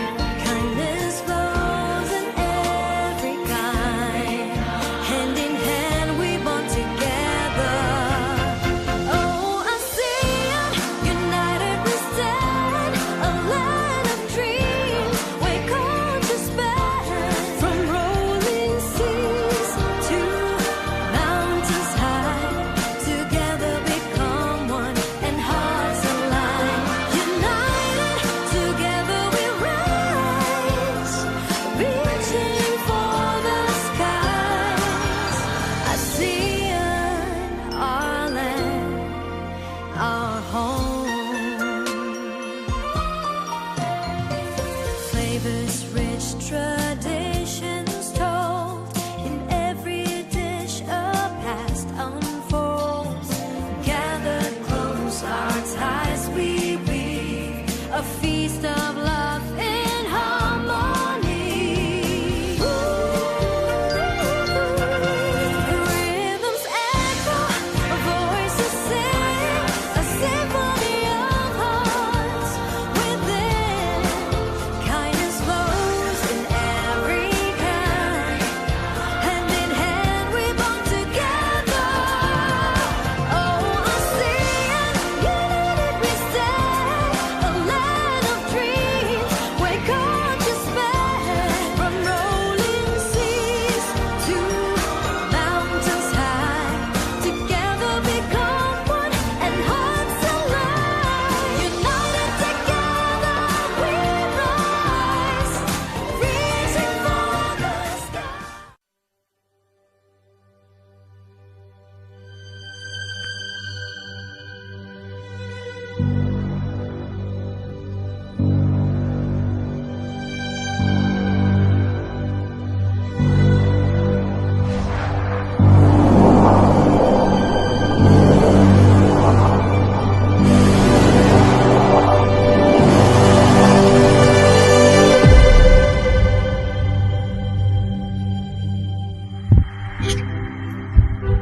We come from diverse locations.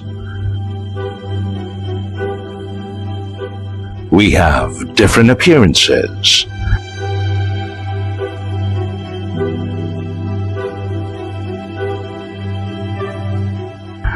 We live in various ways. We love in different manners.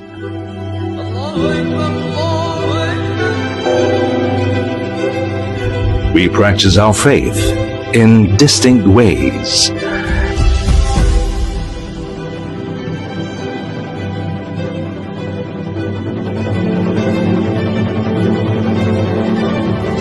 Yet amid these differences, there are many things we share. We share relationships and trust. We embrace unity in diversity. We pursue sustainable economic development for collective well-being. For the sake of future peace and prosperity, we are one. We are ASEAN, and this is the ASEAN way.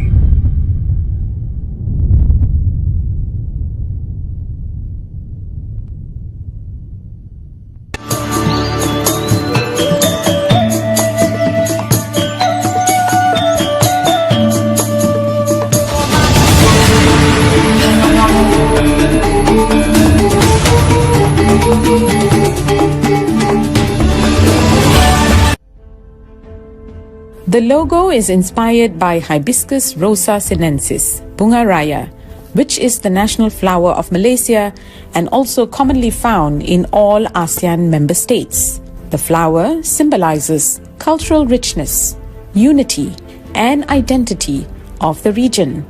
The colors used in the logo, blue, red, yellow, and white, represent the main colors of the flags of all ASEAN member states.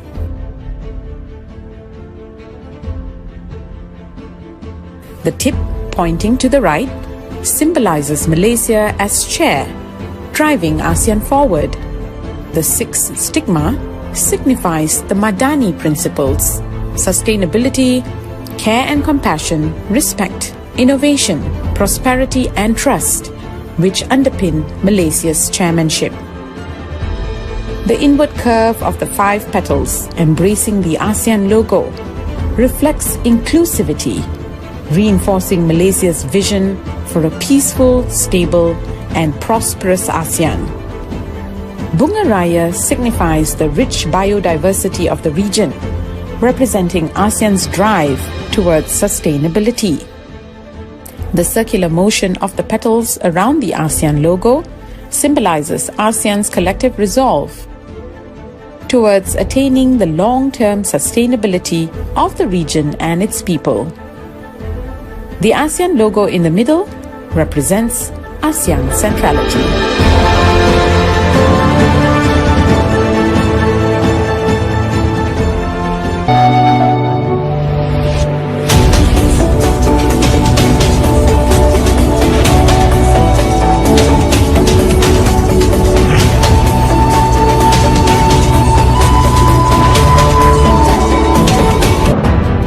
10 years ago, ASEAN Community Vision 2025 was conceived in Kuala Lumpur, an ambitious blueprint to guide the region's common course through the decade ahead. Since then, under the quiet resolve of this guiding vision, ASEAN has pressed forward, marking steady strides in nurturing peace, entrenching stability, and advancing the promise of collective prosperity. Today, ASEAN has grown even stronger, connected, and resilient, united by shared goals and purpose. We stand as the fulcrum of the regional architecture and an influential force in driving positive change. We have become a formidable and dynamic economic powerhouse, poised to become the world's 4th largest economy. Our peoples have flourished in the calm embrace of a peaceful region, uplifted by the currents of a thriving economy and the quiet stitching of greater connectivity. They remain at the very heart of ASEAN's journey towards deeper integration. After a decade of a remarkable journey, ASEAN is now in a position of strength, able to embrace the future with confidence and vigor. The evolving global environment will require ASEAN to be bold and transformative in its outlook. Together, ASEAN must navigate an era marked by rapid change and mounting strategic challenges with unity and purpose. Together, ASEAN must continue to recalibrate its priorities and agenda to remain dynamic and responsive, mindful of the impacts and opportunities of existing and future mega trends. This year, another defining chapter of ASEAN's journey is being written in Kuala Lumpur with the adoption of ASEAN 2045, our shared future. ASEAN Vision 2045 will chart a bolder, inclusive and forward-looking agenda of the region for the next 20 years. It is a visionary roadmap that would guide ASEAN in ensuring regional peace, stability and prosperity of the region and beyond. It is driven by ASEAN's conviction that no one should be left behind as we keep the future firmly in sight. Our future is what we envision and construct it to be. Together, ASEAN will embrace the future with renewed determination and resolve.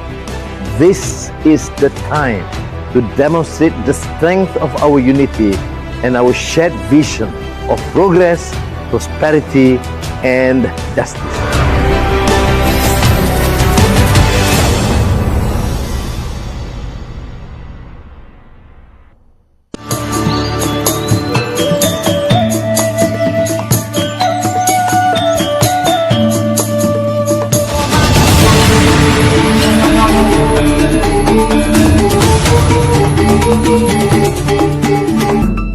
Malaysia, a nation of promise and progress, proudly steps into the ASEAN Chairmanship in 2025.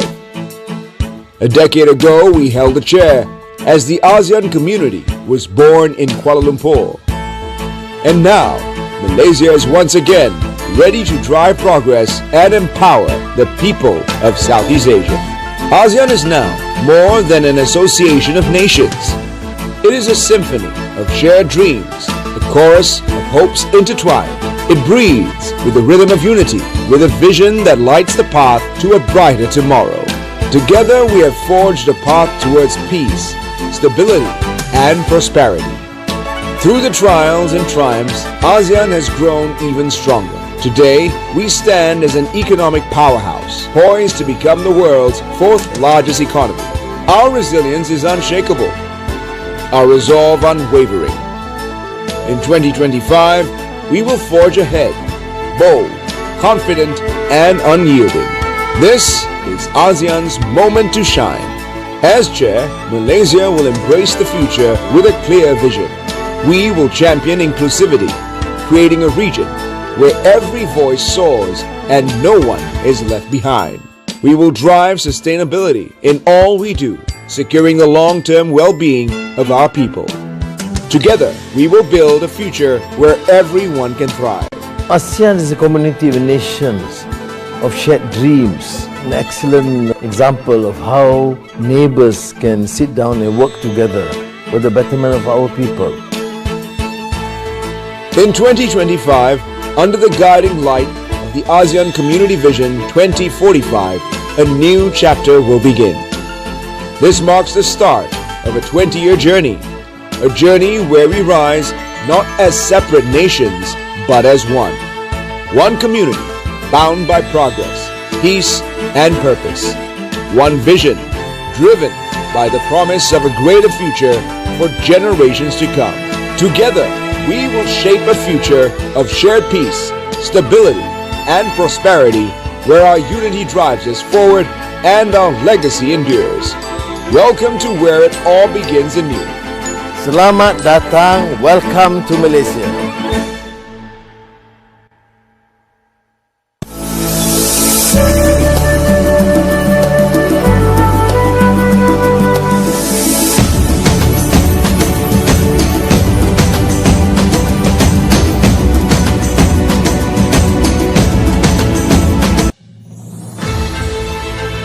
"2025 will be a momentous chapter for ASEAN, rich with significance and promise. We'll mark the 10th anniversary of the ASEAN community founding, a milestone in our collective journey. Malaysia has chosen the theme Inclusivity and Sustainability. It reflects our aspirations for shared progress, ensuring that no one is left behind. It conveys our hope that the steps we take today will endure in the long run. It underscores our determination to keep the future firmly in sight as we move forward. On behalf of the government and people of Malaysia, I look forward to welcoming you all. Selamat datang ke Malaysia. Thank you.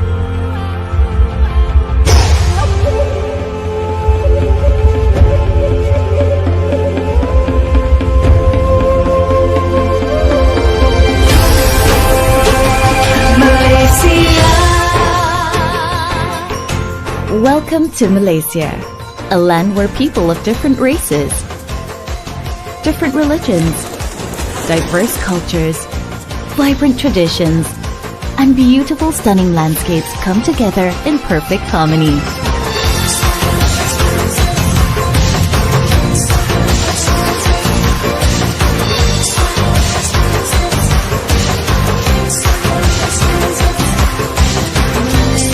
Let's take a journey to uncover what makes Malaysia truly extraordinary.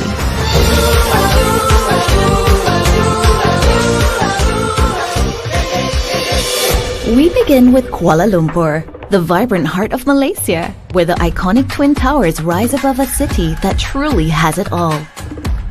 Modern skyscrapers blend seamlessly with rich traditions, and every turn reveals something new, something unforgettable.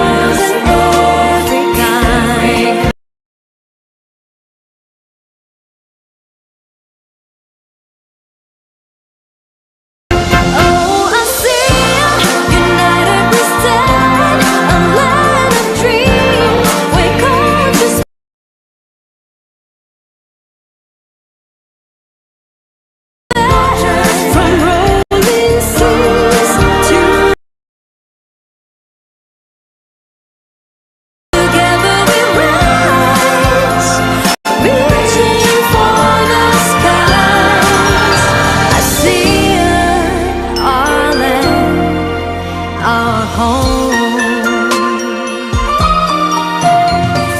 Flavors rich, traditions told, in every dish a past unfolds. Gathered close, our ties we weave, a feast of love in harmony.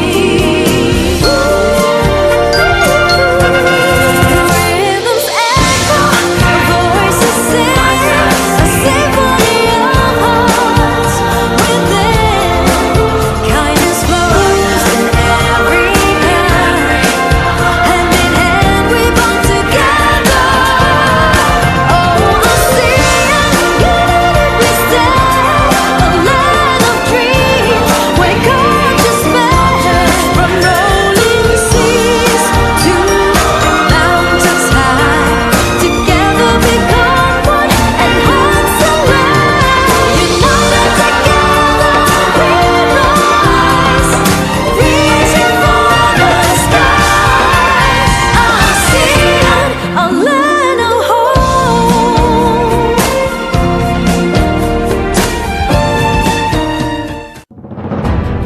10 years ago, ASEAN Community Vision 2025 was conceived in Kuala Lumpur, an ambitious blueprint to guide the region's common course through the decade.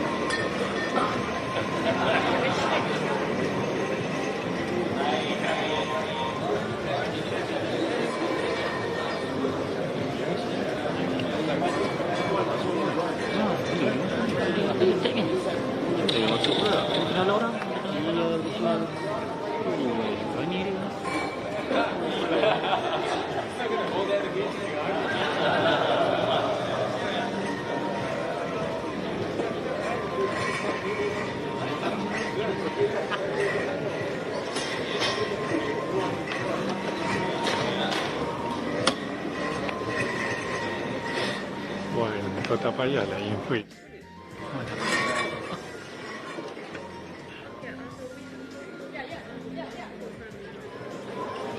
Aku dah ambil PM ni.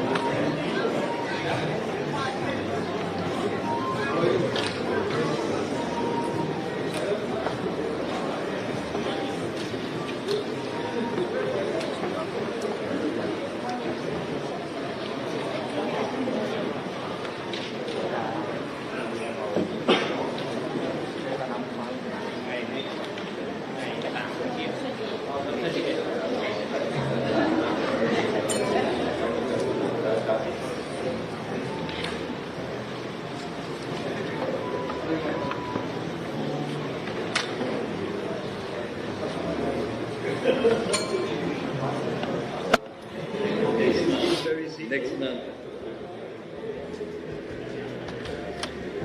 All right. Yeah.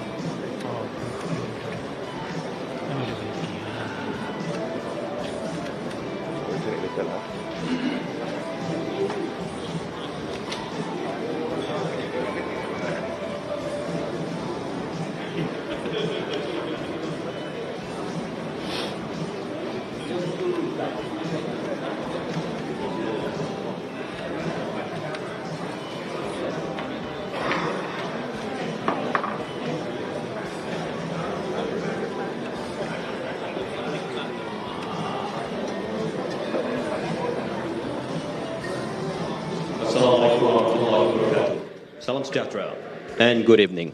May I invite Your Majesty and Excellencies to proceed to the stage area for the official group photo session.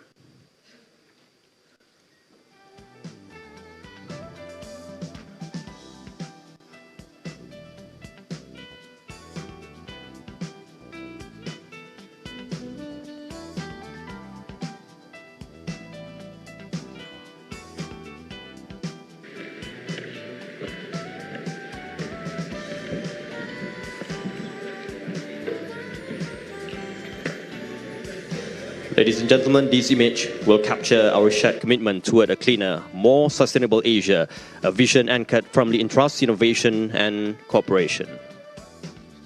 Photographers, please be ready. We will take the official photo.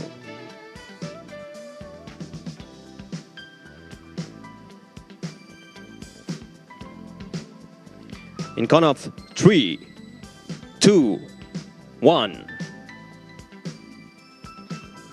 Thank you, Excellencies. You may kindly return to your seats as we prepare to commence the meeting.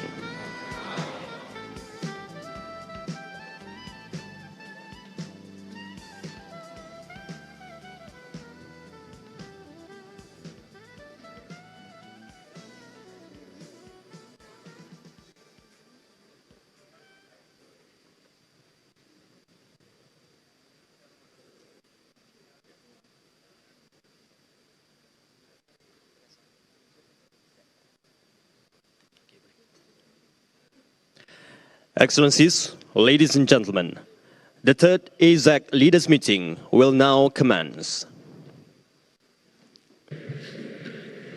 Your Majesty, Excellencies, ladies and gentlemen, we are honored to host the third Asia Zero Emission Community Leaders Meeting 2025, and a warm welcome to all distinguished leaders present. And I must express my appreciation to our co-chair, Japan, and to all ASEC partners for their steadfast commitments in advancing this vital platform. This complements the priorities of our chairmanship, signing closely with our overarching theme of inclusivity and sustainability. We are optimistic that ASEC will continue to serve as a significant platform for mutually beneficial cooperation in energy transition. From Malaysia's perspective, the ASEC principle of one goal, various pathways resonates deeply with our national approach to energy transition. Complementing our national efforts is the progressive development of the ASEAN power grid, which is pivotal to achieving long-term energy security and climate ambitions. As an active participant in cross-border energy projects, we urge all ASEC partners to lend their full technical expertise and financial commitments to accelerate the ASEAN power grid's integration. We have taken decisive steps to strengthen our climate governance and accelerate energy transition. This includes CCUS Act 2025, which lays the legal foundation for large-scale carbon management and a low-carbon economy. And then the forthcoming National Climate Change Bill, and complementing this is the planned carbon tax to be introduced 2026. These initiatives mark a clear shift from ambition to implementation. And last but not least, financing support for investment in low-carbon technologies. We welcome continued financing for investments in low-carbon technologies such as hydrogen, CCUS, battery shortage, and biofuels. In closing, let us leave this third leaders meeting with a renewed sense of purpose to achieve carbon neutrality, which must be inclusive, technology-driven, and regionally coordinated. Thank you. 共同議長のアンワル首相とマレーシア政府のご協力、また各国、首脳の皆様に感謝を申し上げます。世界の成長エンジンとしてアジアの経済成長の確保は必須でございます。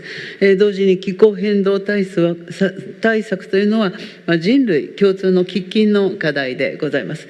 脱炭素、経済成長、エネルギー安全保障を同時に実現して、産業構造やエネルギー構成といった各国の事情を踏まえた多様な道筋の下で、ネットゼロを達成するべく、ASEC原則の重要性を改めて確認したいと思っております。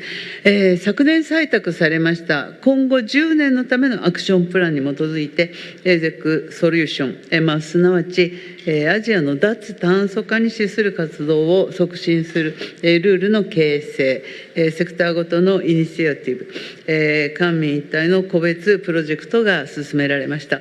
日本はマレーシアとの間で JCM の構築に関する協力覚書の署名に向けて調整をしています。昨年の首脳会合以降、日本と各国との間で約120件の MOU が結ばれています。また日本は ASEAN との間で重要鉱物の資源循環による主要サプライチェーンの脱炭素化を推進しています。今後も各国の間で ASEC の理念に合致する具体的な取り組みが実施されていくことを期待いたします。それでは次に松尾経済産業審議官から17日に行われました閣僚会合の報告をいただきます。第3回 ASEC 閣僚会合の重要な成果といたしまして、トランジションファイナンスに関して提言を行っております。アジアで現実的な移行を進めるには、グリーンファイナンスの対象外となっております、LNG や省エネ等への資金供給が必要であるとの指摘を世界に発信をし、金融機関の投資行動の変容を促してまいります。また、新たに約50件の MOU が締結されております。以上でございます。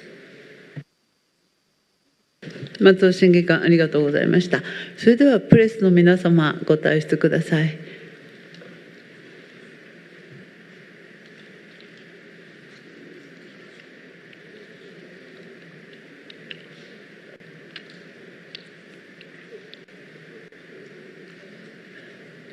Thank you, Your Excellency. We appreciate the presence of the media for the opening segment. With the conclusion of the report, we ask that all accredited media to vacate the hall. The third ASEC leaders meeting will now transition into a closed session. Thank you.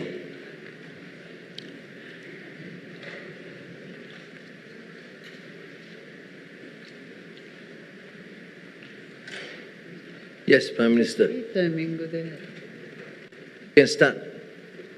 Okay.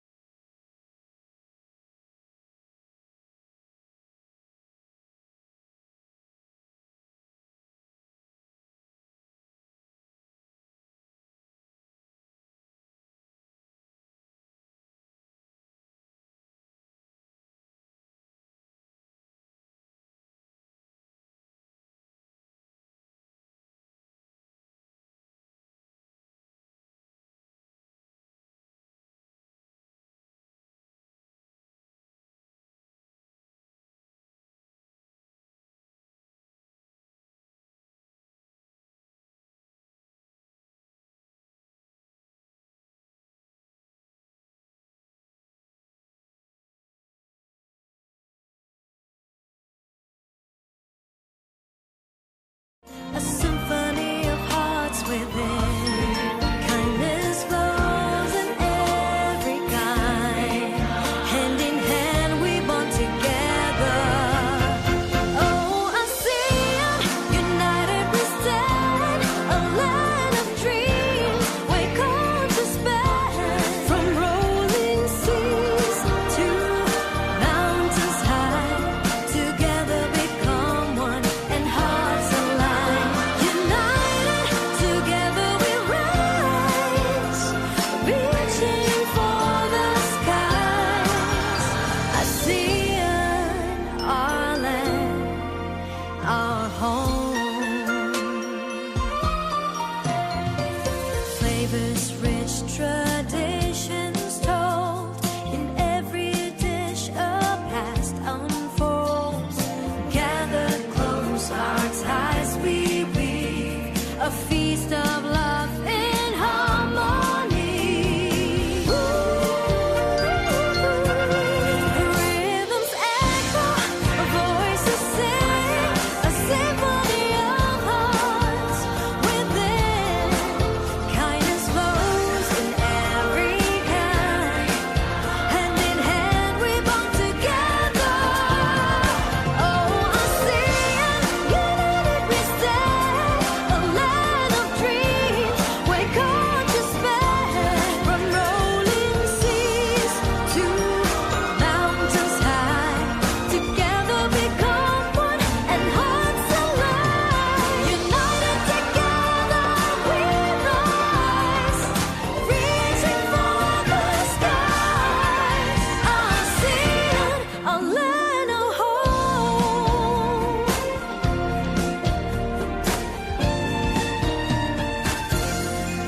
Flavors rich, traditions told, in every dish a past unfold. Gather close, our ties we weave, a feast of love in harmony. Together we walk arm in arm, reaching for the skies. ASEAN, our land, our home forevermore.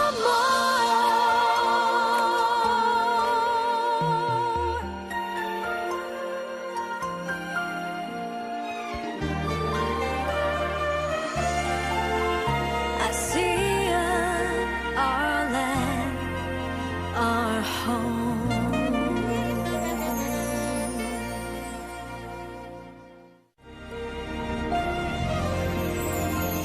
The beauty of ASEAN shines so bright, standing strong in the light.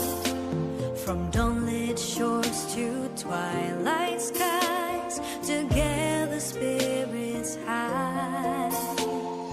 Rhythms echo, voices sing, a symphony of hearts within. Kindness flows in every kind. Hand in hand we bond together. Oh, ASEAN, united we stand, a land of dreams, where cultures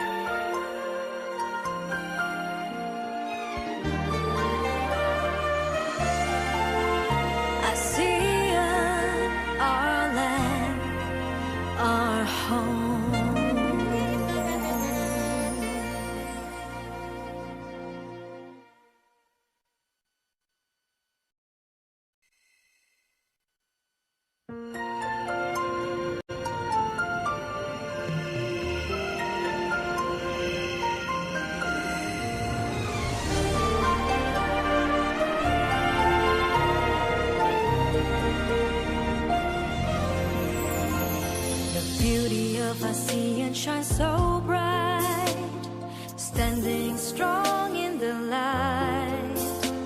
From dawnlit shores to twilight skies, together spirits high.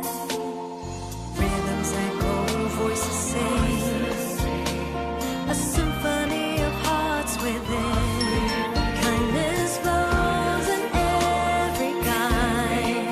Hand in hand we bond together. Oh, ASEAN, united we stand, a land of dreams we come to span. From rolling seas to mountains high, together become one and hearts align. United, together we rise, reaching for the skies. ASEAN, our land, our home. Flavors rich, traditions told, in every dish a past unfolds. Gathered close, our ties we weave, a feast of love in harmony. Rhythms echo, voices sing, a symphony of hearts within. Kindness flows in every kind. Hand in hand we bond together. Oh, ASEAN, united we stand, a land of dreams we come to span. From rolling seas to mountains high, together become one and hearts align. United together we rise, reaching for the sky.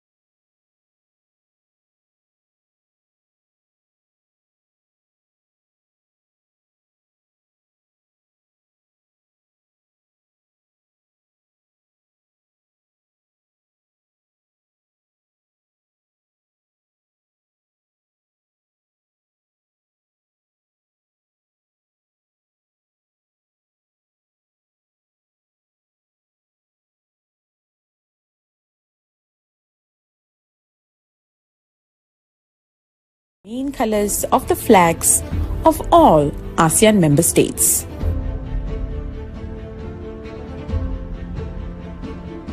The tip, pointing to the right, symbolizes Malaysia as chair, driving ASEAN forward. The sixth stigma signifies the Madani principles: sustainability, care and compassion, respect, innovation, prosperity and trust, which underpin Malaysia's chairmanship.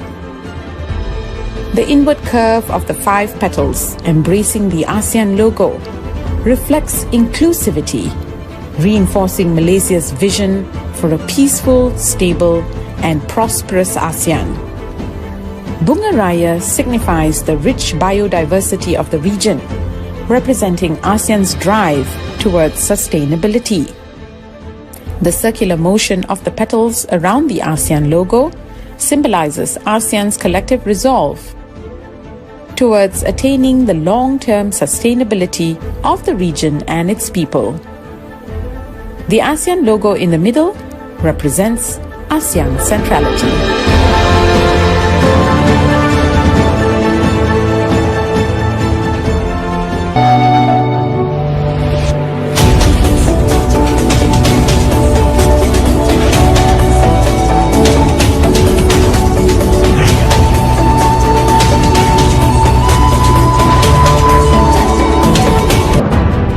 Ten years ago, ASEAN Community Vision 2025 was conceived in Kuala Lumpur, an ambitious blueprint to guide the region's common course through the decade ahead. Since then, under the quiet resolve of this guiding vision, ASEAN has pressed forward, marking steady strides in nurturing peace, entrenching stability, and advancing the promise of collective prosperity. Today, ASEAN has grown even stronger, connected, and resilient, united by shared goals and purpose. We stand as the fulcrum of the regional architecture and an influential force in driving positive change. We have become a formidable and dynamic economic powerhouse, poised to become the world's 4th largest economy. Our peoples have flourished in the calm embrace of a peaceful region, uplifted by the currents of a thriving economy and the quiet stitching of greater connectivity. They remain at the very heart of ASEAN's journey towards deeper integration. After a decade of a remarkable journey, ASEAN is now in a position of strength, able to embrace the future with confidence and vigor. The evolving global environment will require ASEAN to be bold and transformative in its outlook. Together, ASEAN must navigate an era marked by rapid change and mounting strategic challenges with unity and purpose. Together, ASEAN must continue to recalibrate its priorities and agenda to remain dynamic and responsive, mindful of the impacts and opportunities of existing and future mega trends. This year, another defining chapter of ASEAN's journey is being written in Kuala Lumpur with the adoption of ASEAN 2045, Our Shared Future. ASEAN Vision 2045 will chart a bolder, inclusive and forward-looking agenda of the region for the next 20 years. It is a visionary roadmap that would guide ASEAN in ensuring regional peace, stability and prosperity of the region and beyond. It is driven by ASEAN's conviction that no one should be left behind as we keep the future firmly in sight. Our future is what we envision and construct it to be. Together, ASEAN will embrace the future with renewed determination and resolve. This is the time to demonstrate the strength of our unity and our shared vision of progress, prosperity, and justice.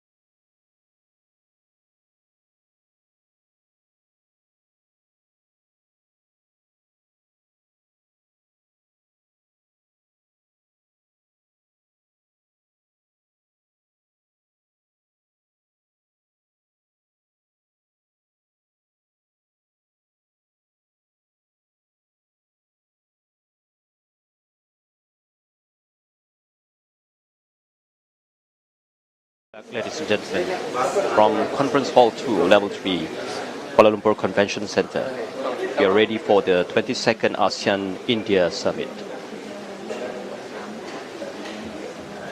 And for the summit, Prime Minister Narendra Modi is set to virtually address the 22nd ASEAN-India Summit.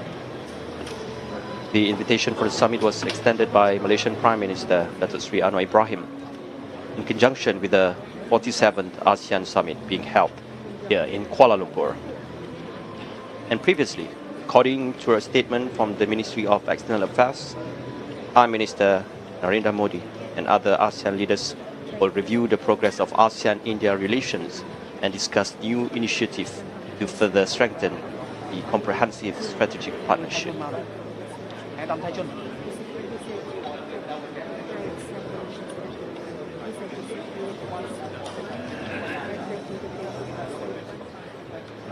And the ASEAN-India Summit is an annual meeting between the leaders of ASEAN member states and India to review progress in their strategic partnership, which was elevated to a comprehensive strategic partnership in 2022.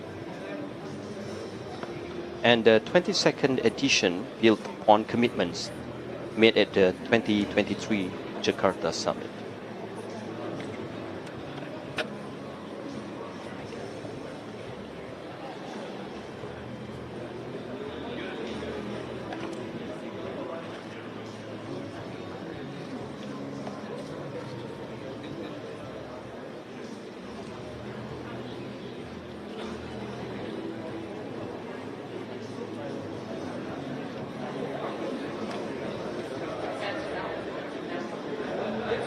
And now we are still waiting for the arrival of the ASEAN heads of government and heads of state.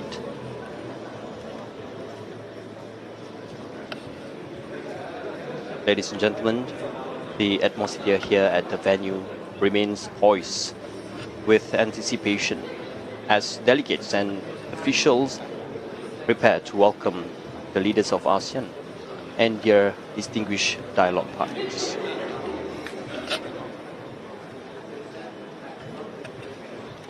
In just a few moments, we shall witness the arrival of the leaders who continue to shape the direction of regional cooperation and collective progress across Southeast Asia. And each arrival today reflects not just diplomatic protocol, but also the enduring spirit of unity and friendship that defines the ASEAN family.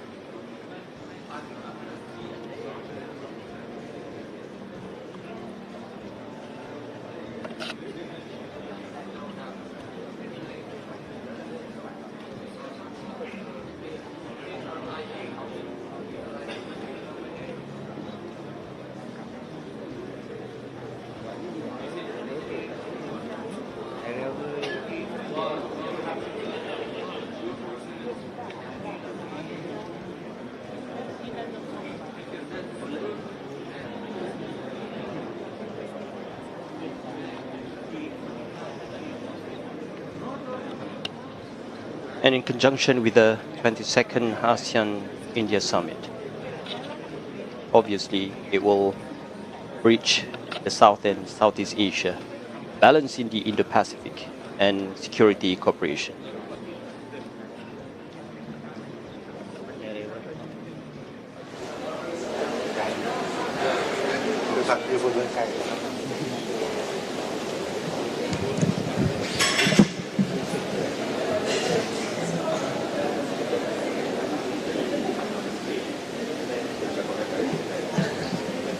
And now the arrival of His Majesty, Sultan of Brunei Darussalam.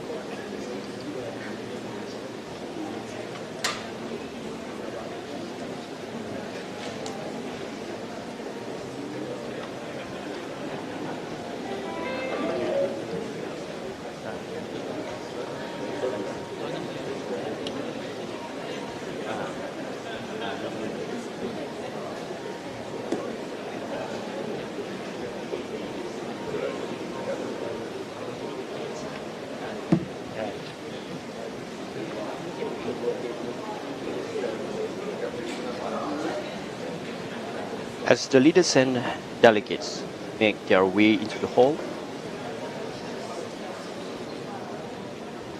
it will take this moment to warmly greet and extend a heartfelt welcome. This is indeed a very special opportunity to see ASEAN leaders and dialogue partners together once again, united in friendship and shared purpose. Each handshake, each smile exchange this evening reflects the trust and mutual respect that have long defined the ASEAN spirit.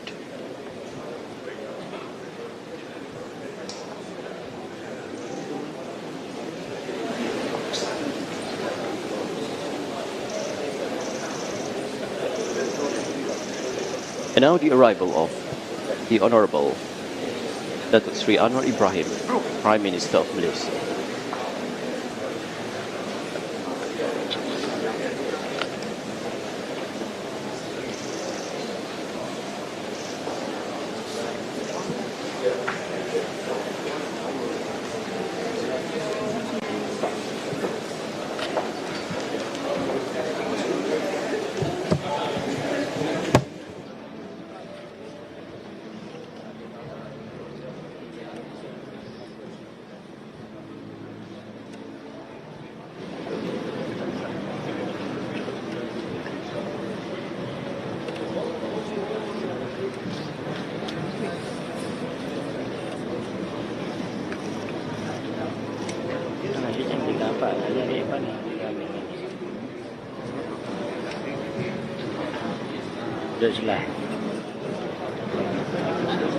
You can see now the Honorable Dato Sri Anwar Ibrahim is already in the hall, and as the host nation of this year's ASEAN-India Summit, Malaysia once again stands at the heart of regional diplomacy, welcoming leaders and delegates to this very important platform of cooperation and shared aspiration.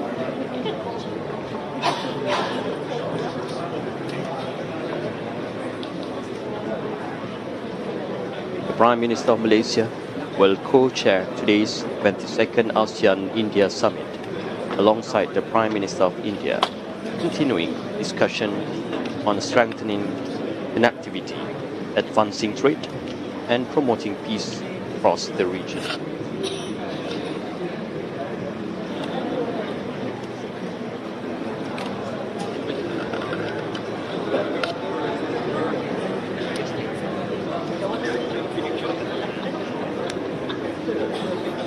His Majesty, Sultan of Brunei Darussalam.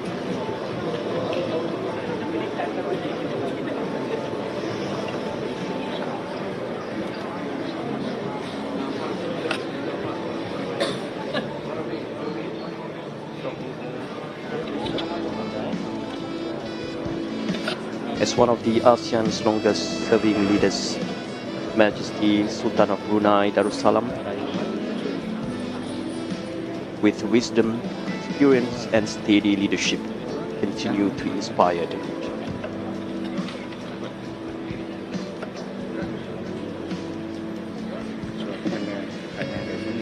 Jaishankar Saab, is Prime Minister Modi online soon? Is he?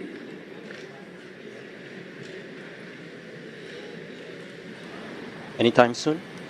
We're waiting clearance with the session shall commence. Oh yes. Namaskar.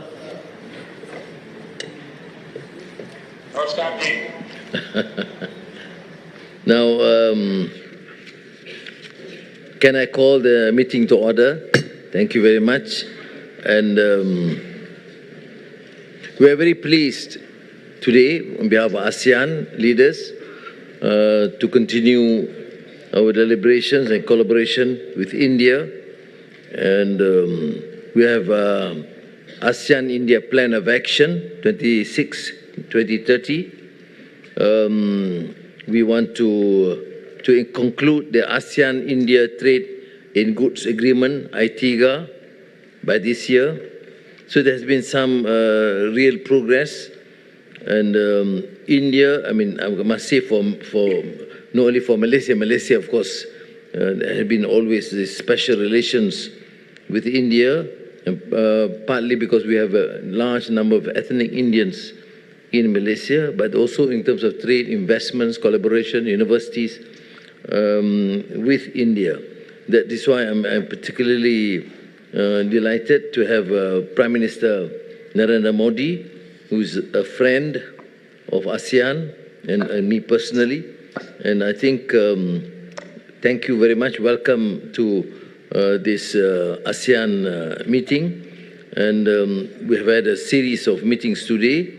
And ASEAN-India dialogue relations for us remain a force for stability, for mutual prosperity, and with your strides in economic advancement in various fields, I'm sure it will be beneficial both to India and ASEAN. It is my honor, therefore, to invite my respected Prime Minister, Perdana Menteri of India, Narendra Modi, to deliver his opening remarks.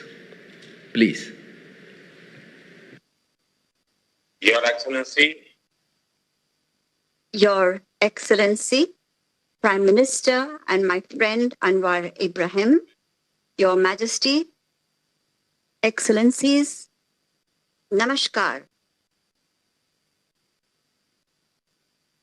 It is a great pleasure for me to be with my ASEAN family once again. I am very pleased to be with all of you.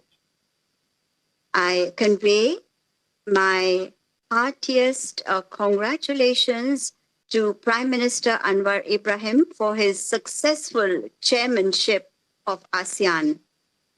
I thank President Marcos of the Philippines for ably playing the role of country coordinator for India. And I welcome Timor-Leste as a new member of ASEAN. I express on behalf of all Indians, I express my deepest condolences to the royal family and to the people of the Thailand on the demise of Queen Mother. Friends, ASEAN and India together represent about 1/4 of the global population. We don't just share geography. We are also bound together by deep historic ties and shared values. We are fellow travelers from the global south. Our partnership encompasses not just trade, but culture as well. ASEAN is a key pillar of India's Act East policy. India has always supported ASEAN centrality and ASEAN's outlook on the Indo-Pacific. Even in this period of uncertainty, there has been steady progress in the India-ASEAN Comprehensive Strategic Partnership. Our robust partnership is emerging as a cornerstone for global stability and development. Friends, the theme of this year's ASEAN Summit is inclusivity and sustainability. And this theme is clearly reflected in our collaborative efforts, whether it is digital inclusion or ensuring food security and resilient supply chains in today's complex global landscape. India fully supports these priorities and is committed to moving forward together in this direction. Friends, India has firmly stood together with its ASEAN friends during every catastrophe. Our cooperation is increasing at a fast pace in areas such as HADR, maritime security, and blue economy. We are therefore declaring the year 2026 as the ASEAN-India Year of Maritime Cooperation. At the same time, we are also actively working to enhance our mutual cooperation in areas such as education, tourism, science and technology, health, green energy, and cyber security. We will continue to work together to nurture our shared cultural heritage and to strengthen our people-to-people ties. Friends, the 21st century is our century. It is the century of India and ASEAN. I am confident that the ASEAN Community Vision 2045 and our goal for a developed India by 2047, that is Viksit Bharat 2047, will build a bright future for all mankind. India is committed to working shoulder to shoulder with all of you to achieve these goals. Thank you very much. Namaskar, Prime Minister Modi ji, for the remarks, and we will proceed and focus on the review of ASEAN-India cooperation and its future direction. That is in document number 2, and then if Excellencies want to follow, there be, of course, other matters. These have been circulated earlier. We will begin because by the President Ferdinand Marcos Jr. of the Philippines, because he is the country coordinator for ASEAN-India dialogue relations. Please. Thank you, Mr. Chair. Your Excellency, Prime Minister Narendra Modi, Your Majesty, Excellencies. Last August, I had the privilege of visiting India at the invitation of Prime Minister Modi. And during my visit to the world's largest democracy, I witnessed firsthand that as nations of the Global South, we share common challenges and that deeper cooperation amongst us is essential. As Southeast Asia's next-door neighbor, which is set to become the world's 4th largest economy, India has a lot to offer to ASEAN as a region. As a committed dialogue partner that recognizes ASEAN centrality through its Act East policy, which stresses ASEAN as a core pillar of its engagement, we may also turn our gaze to India for solutions to our common concerns. Foremost, as a maritime and archipelagic nation, I wish to highlight the great importance of the rule of law in our oceans. Both ASEAN and India should see peaceful settlement of disputes and maritime cooperation as essential, as our seas contribute to the peace and prosperity of the entire Indo-Pacific region. In this regard, I thank Prime Minister Modi for India's consistent support for international law and the rule of law in our oceans.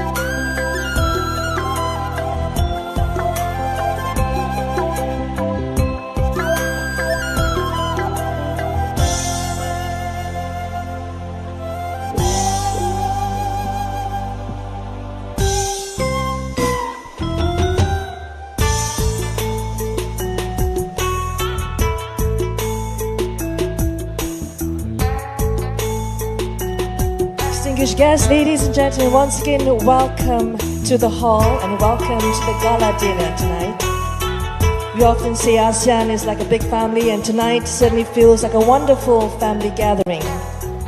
Once again, we shall be starting soon, and would like you to kindly take your seats once you have settled down and once you have exchanged ideas and notes, as well as networking with the other delegates. So we shall be starting soon once again, and let's anticipate the arrival of the guest of honor in a short while. Thank you very much.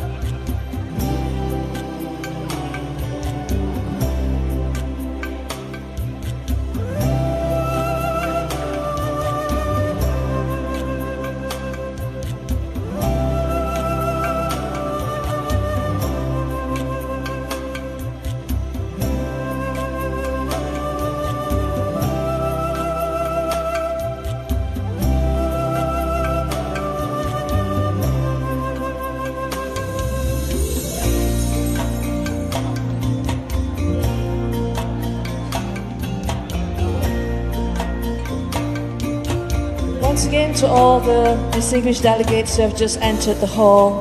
I hope everyone had a productive day, and this evening it's time to unwind and enjoy the evening that we've planned for you.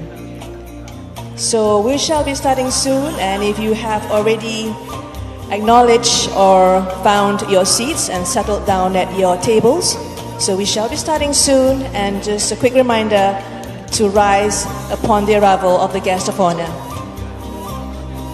I would like to say your presence truly elevates the significance of this gathering, because tonight we celebrate not just dinner, but the enduring spirit of global unity. May this evening be a delightful testament to our shared bonds and our collective journey forward. Thank you.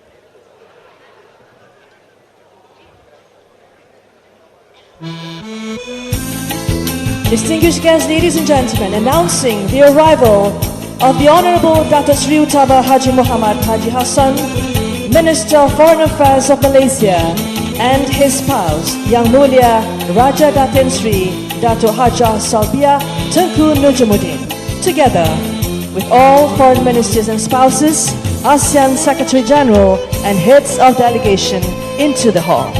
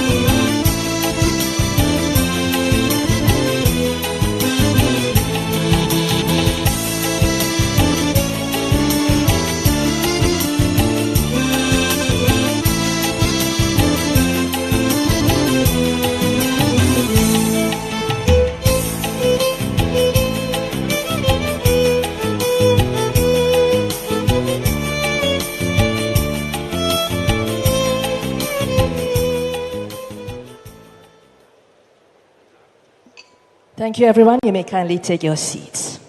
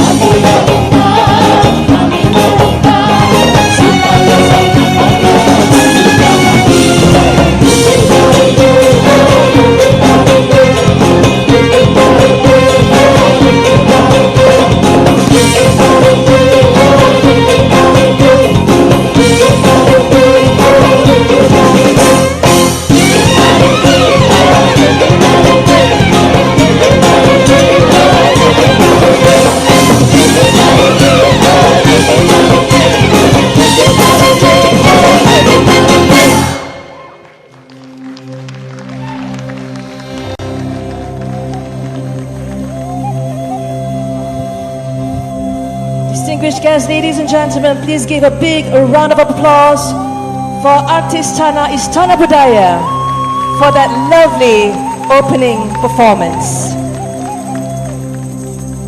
The vibrant opening act you just witnessed was the captivating medley of Randai and Endang, two traditional Malay art forms. Randai combines dance, music, and martial arts, while Endang is a graceful traditional dance performed to rhythmic percussion. Hope you enjoyed that. Excellencies, distinguished delegates, ladies and gentlemen, a very good evening and selamat datang to the gala dinner hosted by the Honourable Dato Sri Utama Haji Muhammad Haji Hassan, Minister of Foreign Affairs of Malaysia, and Yang Mulia Raja Datin Sri Dato Hajah Salbiah Tengku Nujmuddin. What a magnificent sight it is to see all of you gathered here tonight in the heart of Kuala Lumpur. Please give a big round of applause for everybody tonight. Excellencies, distinguished delegates, ladies and gentlemen, it is now my distinct honor to invite the Honourable Dato Sri Utama Haji Muhammad Haji Hassan, Minister of Foreign Affairs of Malaysia, as the chair of the 58th ASEAN Foreign Ministers Meeting to deliver his speech. Please welcome him on stage.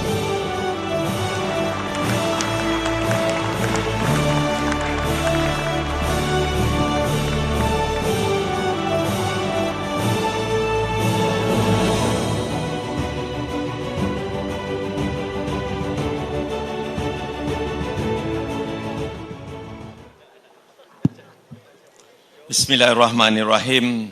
Assalamualaikum warahmatullahi wabarakatuh. And very good evening. Thank you very much, MC. Excellencies, esteemed delegates, ladies and gentlemen, welcome to the gala dinner, the only time this week when no one is rushing to go to the next meeting. I'm happy to say it's been a productive 40 minutes meeting so far. We have covered a lot of ground over the past couple of days, and we are sure to discuss plenty more tomorrow. The reason that the gala dinner is being hosted on the second last day of the meeting and not earlier is because this mirrors the status of Malaysia's chairmanship of ASEAN, which has officially entered its second half. 6 months already, and 6 more months to go. Waiting to pass the baton to Teresa. Teresa, 6 more months. You better get ready. Ladies and gentlemen, the region is still intact, so I think that's already a win. I'd like to thank everyone here for the immense part that you have played in advancing our goals this year. Together, we have dared to envision that ASEAN could become by 2045. That kind of long-term vision doesn't only take strategy, it takes courage, especially in a world where the only thing that is predictable is unpredictability. And yes, I heard people say, why plan for 20 years from now? Even planning the next 2 weeks is difficult in the current global climate. But just because we can't forecast the weather, it doesn't mean we stop carrying an umbrella. Planning is not about certainty, it is about preparedness. And ASEAN is preparing for the future. With Timor-Leste's accession drawing closer, our circle is going wider and our plans are growing brighter. Indeed, our circle is expanding as ASEAN make friends well beyond our region. To our dialogue partners in the room, thank you. Thank you. Your cooperation, whether on trade, climate, development, or security, make us all better and stronger. And your passion during our post-ministerial conferences today deserve its own award. Speaking of passion, you have all had to hear enough speeches for one day, so I wouldn't take up much more time. I thank you all once again for the work we do together and for being here at the 40 minutes meeting. The room looks like a mini United Nations, Penny, but it's better food. After this, we are having durian. Where is Sergey? Mr. Lavro, Sergey, and Hakan. This durian is a king of fruits. You know? Sergey, this durian came from heaven, but smell like hell. Either you like it or you hate it. So no two way about it. And we're going to have it outside. Today we have this starter and we have the main menu and the dessert will be outside. Because of the smell that I said just now, it smells like hell. So we don't want to pollute the hall. So we're going to have a good dessert afterward outside. With that, I invite all of you, enjoy the dinner. Bon appetit. Thank you. Thank you to the Honourable Dato Sri Utama for the inspiring speech and heartfelt words. Your dedication to ASEAN's vision truly sets the stage for a successful gathering and a memorable evening.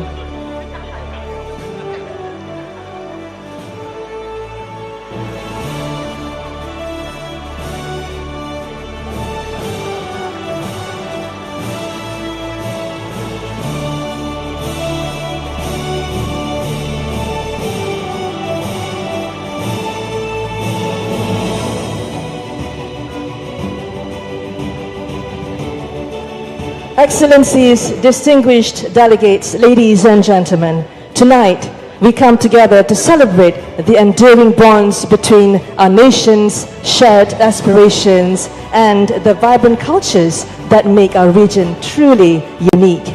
We are honored to be serenaded by Malaysia's finest talents, the soulful Dayang Nur Faiza, accompanied by the Combo Istana Budaya and the Artistana graceful performers of Istana Budaya, coordinated by the Ministry of Tourism and Arts and Culture Malaysia.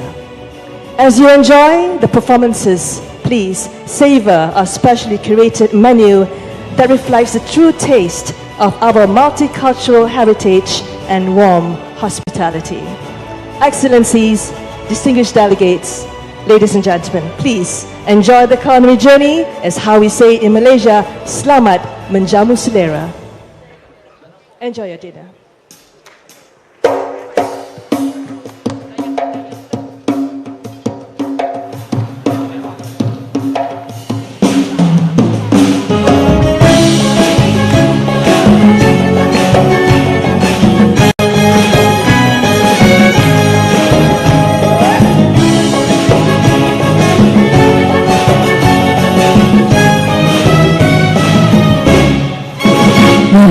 Bunga alun suara terdengar merduhana dendangan. Medah berbunga alun suara terdengar merduhana dendangan. Wajah yang indah ditatap saja, hati yang satu digadai jangan. Wajah yang indah ditatap saja, hati yang satu digadai jangan. Jangan tergoda bintang di awan kala terbitnya di siang hari. Jangan tergoda bintang di awan kala terbitnya di siang hari. Jinak merpati makan di tangan, jangan dikurung di sangkar hati. Jinak merpati makan di tangan, jangan dikurung di sangkar hati. Ewa!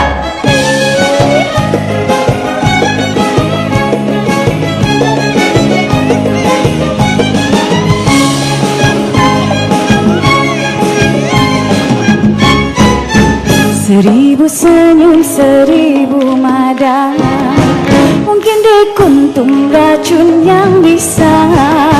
Seribu senyum, seribu mada, mungkin dikuntum racun yang bisa. Kalau tak kabar jiwa merana, seribu sesal apa gunanya. Kalau tak kabar jiwa merana, seribu sesal apa gunanya. Merdu didengar, indah dipandang, awas umpan di air tenang. Merdu didengar, indah dipandang, awas umpan di air tenang. Kasih dan budi bukan mainan, tergadai hati jiwa tebusan. Kasih dan budi bukan mainan, tergadai hati jiwa tebusan.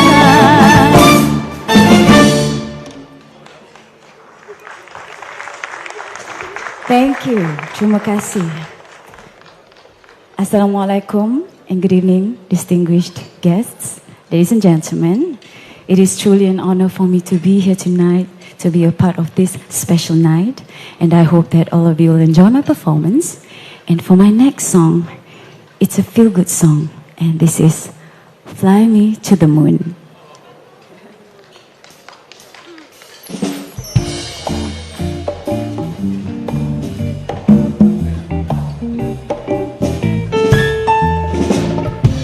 Fly me to the moon and let me play among the stars.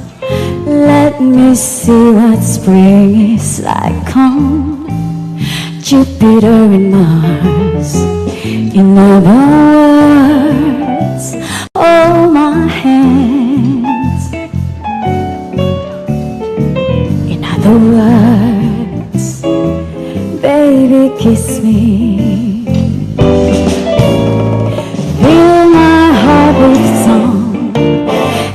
me sing forevermore.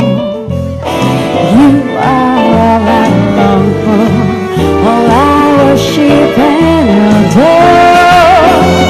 In other words, please be true. In other words, I love you.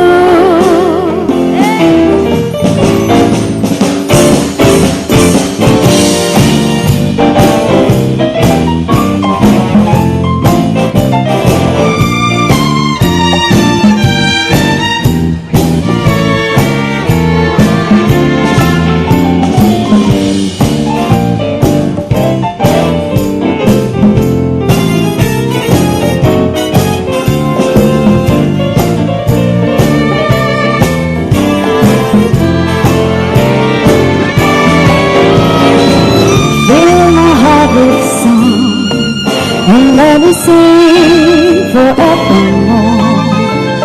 You are all I long for, all I worship and adore.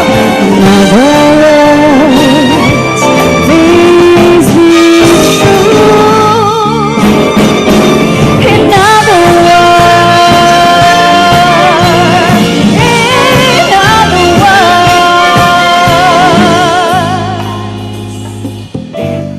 I love you. Thank you, terima kasih. And for this next song, I'm sure you know the song. So if you feel like singing with me, please do. This is You to Me Are Everything.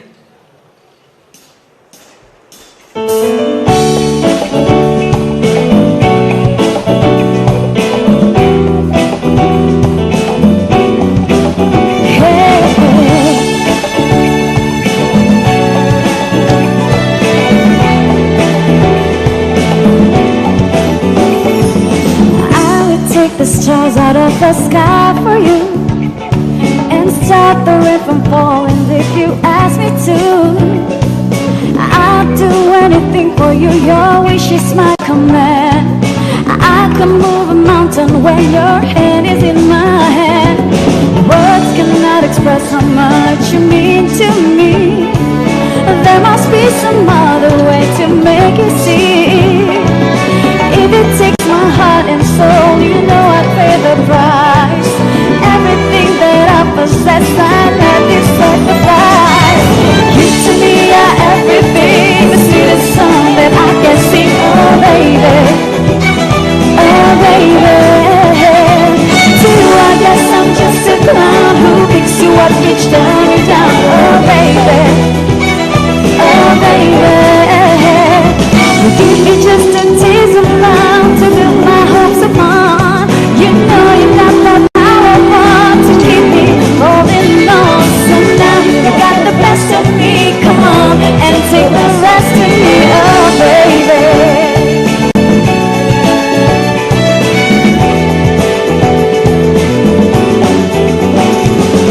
Though you're close to me, we seem so far apart. Maybe given time, you'll have a change of heart. If it takes forever, then I'm prepared to wait. The day you give your love to me won't be a day too late. You to me are everything, the sweetest song that I can sing. Oh baby, oh baby. To you I guess I'm just a clown who picks you up each time you're down. Oh baby, oh baby, you give me just a taste of love.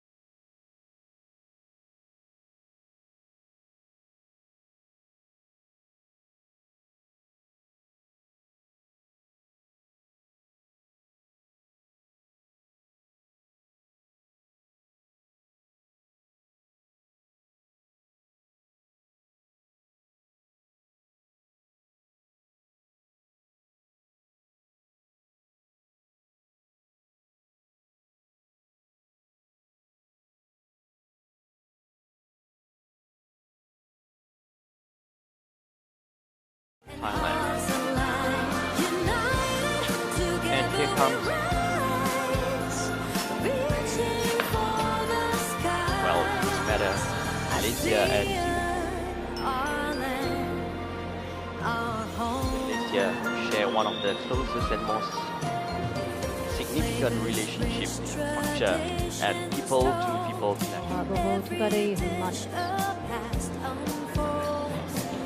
connection. As the Prime Minister of Malaysia steps forward.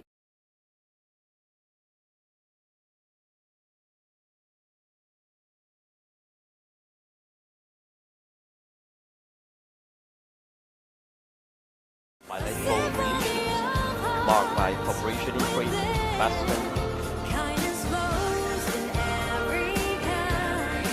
Indonesia and Malaysia is quite strong, linking into the inclusivity and sustainability for both countries. Because within the region itself, both countries share distinct values. The largest economy, the founding member of ASEAN, Indonesia share a deep and enduring relationship rooted in shared under a wide range of sectors, including trade, to the ASEAN Summit being welcomed by Dato Seri Ibrahim. Current discussions within all the country leaders. And in addition to that, we welcoming all the delegates, showing Malaysia's leadership. President of the Republic of the Philippines, where we can see a strong advocate for maritime cooperation to educational cultural exchanges. Now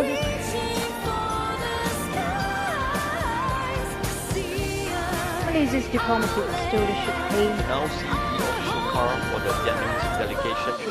Ibrahim,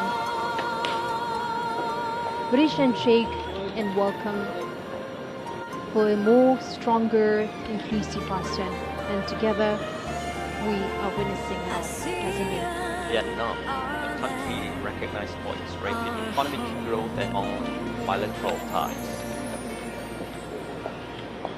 What we're witnessing today is a formation, diplomacy, peace, leadership, and collaboration. Sultan Haji Hassanal Bolkiah Muizzuddin Wad-Daulah, Ibn Almarhum Sultan Haji Omar Ali Saifuddin Sa'adullah Khairi Wad-Din.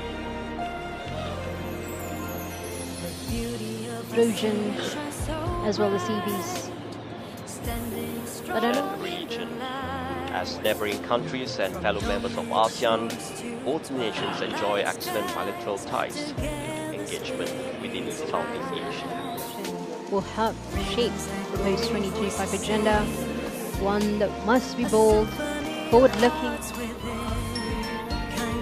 Top states are now being ushered into conference hall.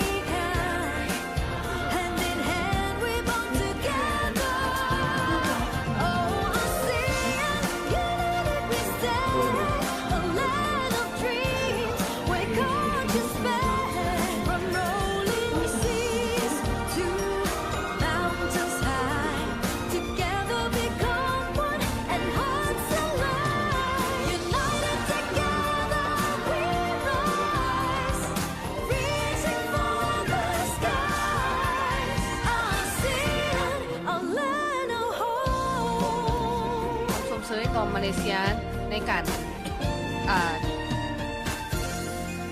Flavors rich, traditions told.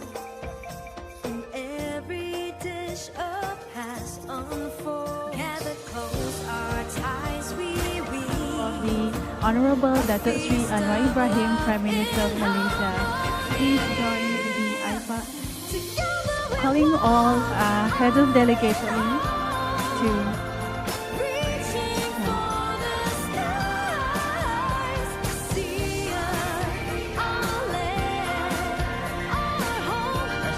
distinguished delegates.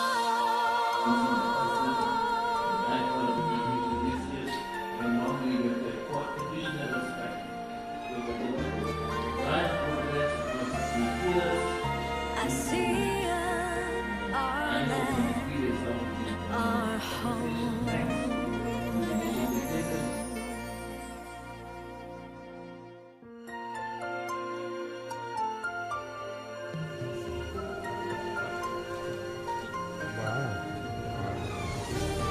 Ladies and gentlemen, we are honored to announce the arrival of all ASEAN leaders and the leaders of Timor-Leste.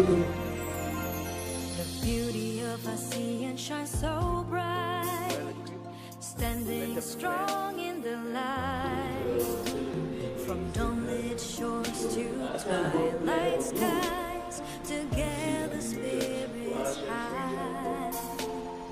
Rhythms echo, voices sing, a symphony of hearts within. Kindness flows in every kind. Hand in hand we bond together. Oh, ASEAN, united we stand. A land of dreams where cultures span.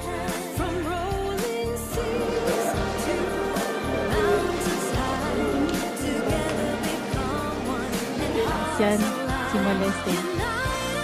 together we rise, reaching for the skies. ASEAN, our land, Your Excellencies, Collaboration with the private sector is pivotal in the business community. flavors rich, traditions told. In every dish a past unfolds. Gather close our ties we weave.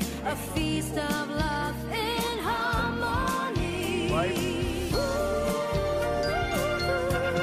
Sponsoring a strong driver, strengthening cohesion. A symphony of hearts within. Kindness flows in every kind. Hand in hand we bond together. Oh, ASEAN, united we stand. It is very essential. So today's forum on youth leadership is a powerful signal to us.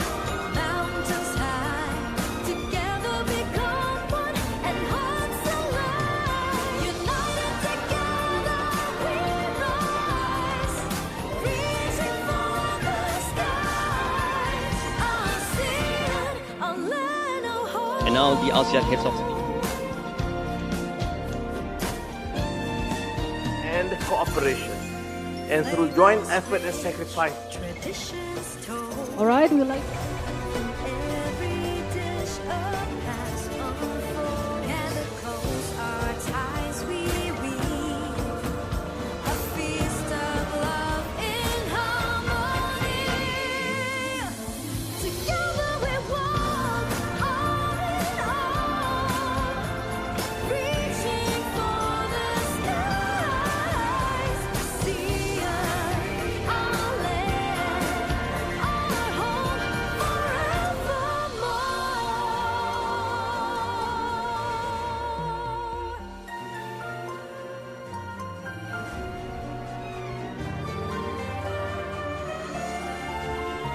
ASEAN, our land, our home.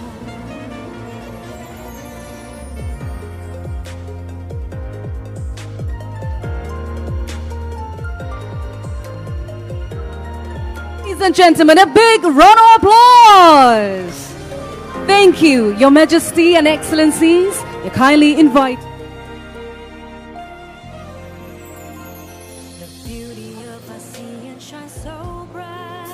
by Dato Sri Dr. Wan Azizah Wan Ismail, gracious host of this evening's prestigious In an evening of elegance, celebration, and prosperity and shared progress. As traditional, now making his entrance, His Excellency Kerala Zanana Kusma, by the lovely and the gracious diplomacy, original frameworks for peace. cultural elegance to tonight's gala dinner. Guests, We'd now like to welcome President, a region where diversity is a challenge, not entirely strength and his collaboration highlighted by the conventions, including the situation in many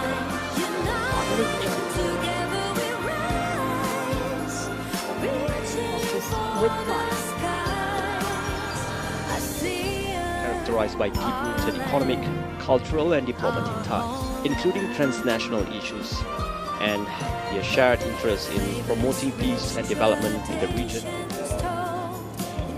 We now welcome Sanjay Kibade Prime, reminding us that history and harmony walk hand in hand. Will exchange. Well, your diplomatic ties were ASEAN's diplomacy is not as policy but a cultural principle rooted in mutual respect. Venue is the Prime Minister of Singapore, Lawrence Wong, and integration in the region. His Excellency. Now at this summit, leaders on ASEAN guests, from the delicate floral decorations to the ambient lighting. Next is the Prime Minister of Senegal, that allows people to more quickly the public forward tradition its transformation and Malaysia stands as the partnership underpinned by strong economic ties, robust economic cooperation, and shared vision. Entering next is Premier Li Chang of the And with China, major global. While global alliances often hinder anticipations, but decisions here are built on dialogue, not domination. Crown Prince and Prime Minister of the Kingdom of Saudi Arabia. Note half of ASEAN's population under the innovation and digital policy on the rise. ASEAN 25 Summit is in part a passing of the baton. Now is the President Prabowo Subianto of the Republic of Indonesia, unity, leadership, and global standing.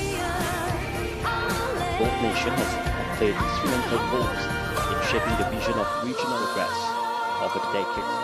The Philippines continue to champion inclusive. Were formally established in 1959, and over the decades, both and people-to-people connections, aiming to build more. ASEAN offers something completely different: the space for solutions and discussions, not prestigious gala extending. Joining us is Amir Sheikh Sabah Al. Gulf countries. As part of the GCC, Kuwait is not a member, but it maintains a strong and growing relationship strengthening economic investment. His Majesty Sultan Haji Hassan Al Bolkiah, President Wadaulah Ibni Al at great honor to tonight's occasion. ASEAN's collective journey and belief that to collaborate, to listen, and lead together hand in hand. The royal grace of His Majesty Sultan. Corners of Southeast Asia and beyond, these leaders walk as one, embodying the ASEAN way of consensus.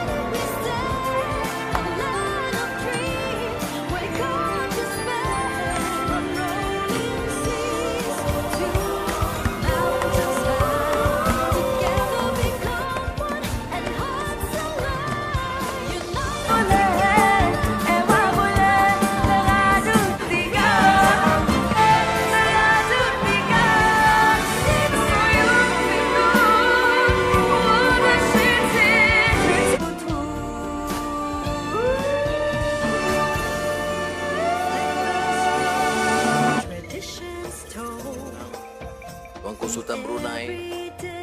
Excellent. We are here as a friend. Thank you very much. Enjoy. I'm not giving a song, so I finish it. Thank you. Assalamu alaikum.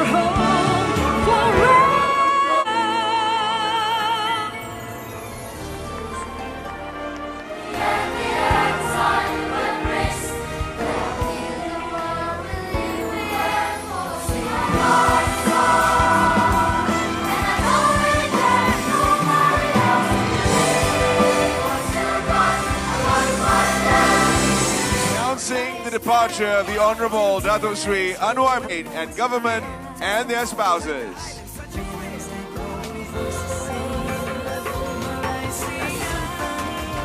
And with that, the ASEAN Summit 20 identity, they're bound by common hopes for peace, prosperity and progress across nations and a shot to collective path toward The gala dinner was more than a ceremony side by side, smiling, applauding and sharing this rare moment of culture.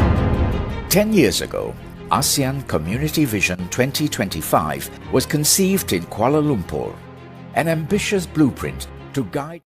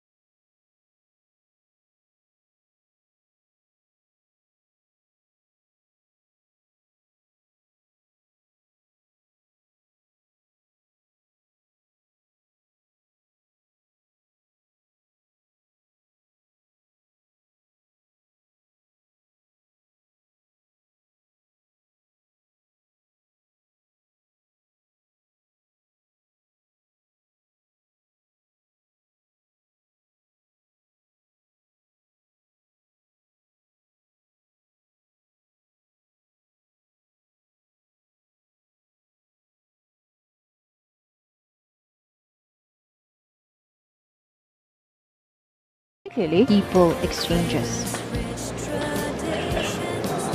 Nor is there discuss collaboration, conversation, and learning to innovation are the tools to solve the conversation. To every word lies the real essence of Prime Minister of Malaysia, Dato Sri Anwar Ibrahim, prepares to welcome distinguished leaders from the Gulf Cooperation Council. On the side is the Emir of Kuwait, a leader stepped in diplomacy, moving to a mutual appreciation of cultural identity with Kuwait's deep-rooted Islamic tradition.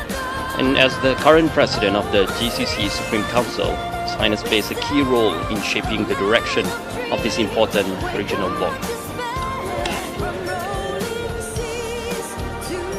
Of Oman. In this matter, Oman has consistently championed diplomacy and regional. We are entirely reminded that leadership is not always loud, but sometimes it is the calm, steady, and positive progress, togetherness of connection.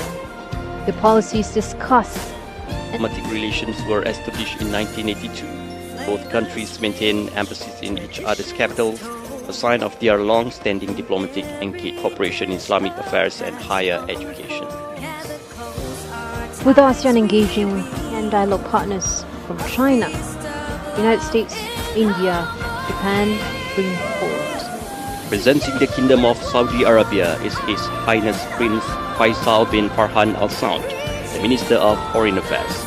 Prince Faisal Alliance, but a spiritual connection fed by millions of Muslims in Malaysia and legacy, a walk of faith, respect and shared stewardship of the world, a reminder of the responsibilities economy and political influencer in the GCC, Saudi Arabia. A visionary leader who has redefined global engagement, forward-looking approach to sustainability and economic diversification. This journey created single market to production center, but a significant the global supply chains. ASEAN is the industrial and manufacturing hub that is able to leverage on advances to science, technology and innovation. And this is a new source system for the ASEAN unity. And Malaysia as a host extends not just the hospitality but partnership, confidence, where two nations united by mutual respect. The meeting will commence shortly. We kindly request that all electronic devices and mobile phones switch to silent mode. Thank you for your patience. Not only with power, but economic resilience and South-to-South cooperation. As the host country, Malaysia plays a vital role in shaping from across the region. Welcome once again. And facilitating deeper cooperation between energy initiatives. ASEAN, once seen as a rising to the ballroom, and this powerful entrance marks the unity and announcing the arrival of the hit.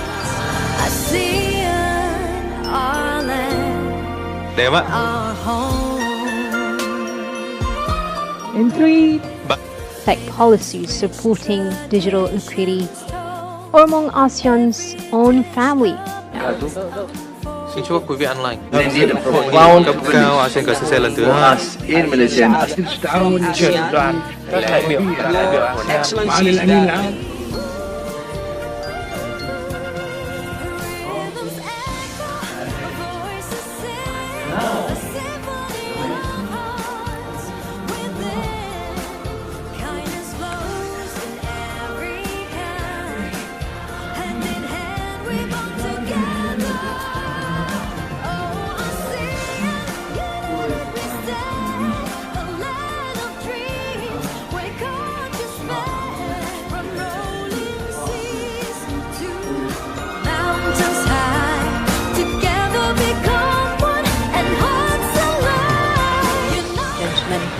This is the moment that reflects the ever-deepening ties between ASEAN and one of its most significant dialogue partners, as the Honourable Prime Minister of Malaysia, Dato Sri Anwar.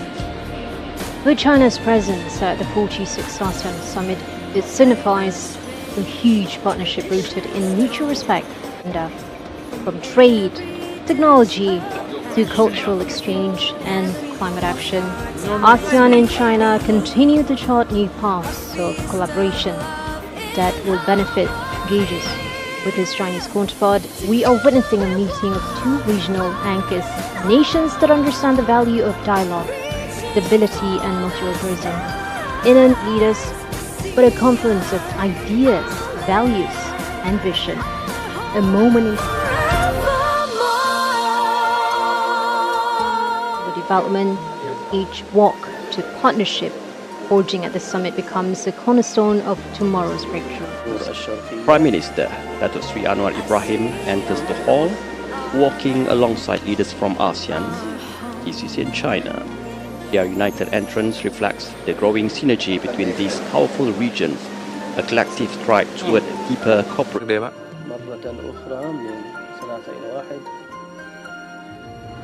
In 3, 2, diplomacy, the global economic realignment underway.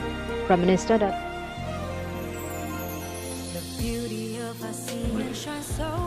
I'm honored to welcome you to ASEAN.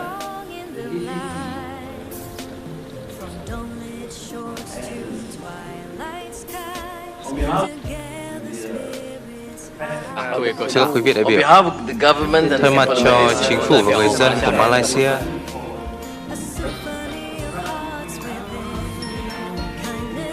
tự do hóa và thuận lợi hóa thương mại đầu tư. Có như vậy, đã giúp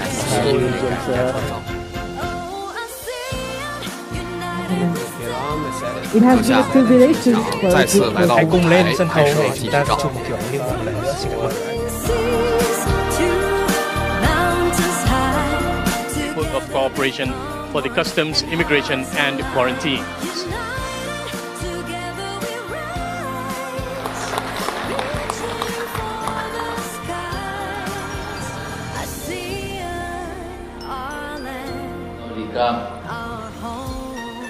And greetings. This is 16th by ministers. I MTG this summit.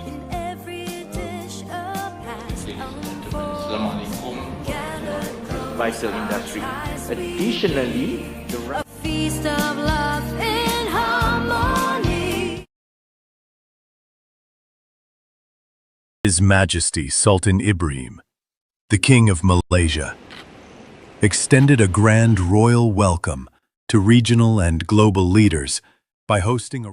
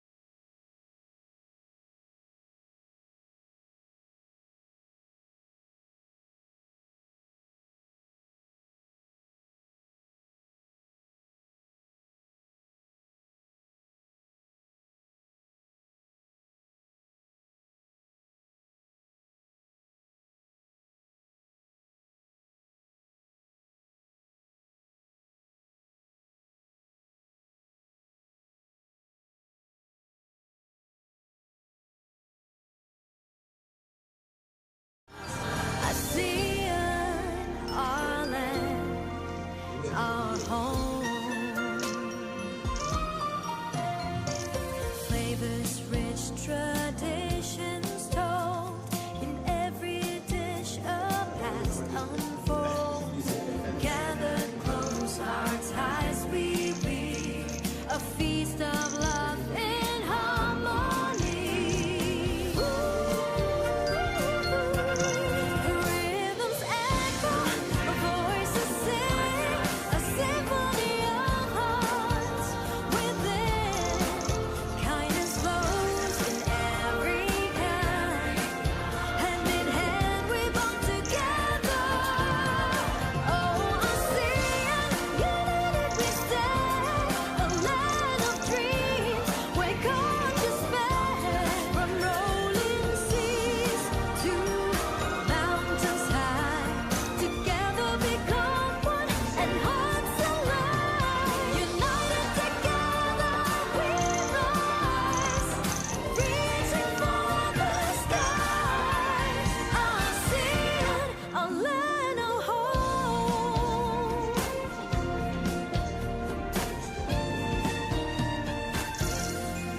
Flavors rich, traditions told. In every dish, a past unfolds. Gather close, our ties we weave, a feast of love in harmony.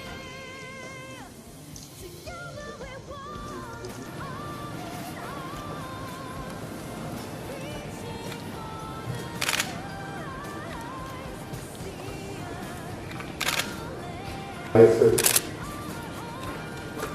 Your Excellency, welcome to Malaysia. To extend a warm welcome to all of you to Kuala Lumpur and related summit. Malaysia is deeply honored to host, which reflect our shared commitment and advancing peace, our region and beyond. This summit comes at a time of, it is my hope that ASEAN and its partner will continue unity and mutual respect to build a future that is in. Once again, Highnesses, Your Excellency, welcome to Malaysia.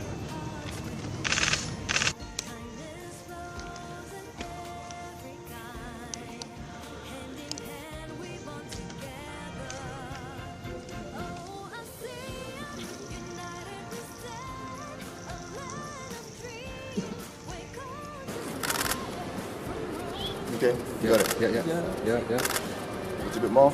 Yeah.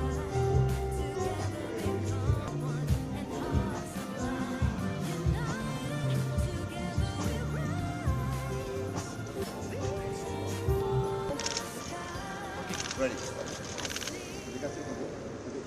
Feast of love in harmony.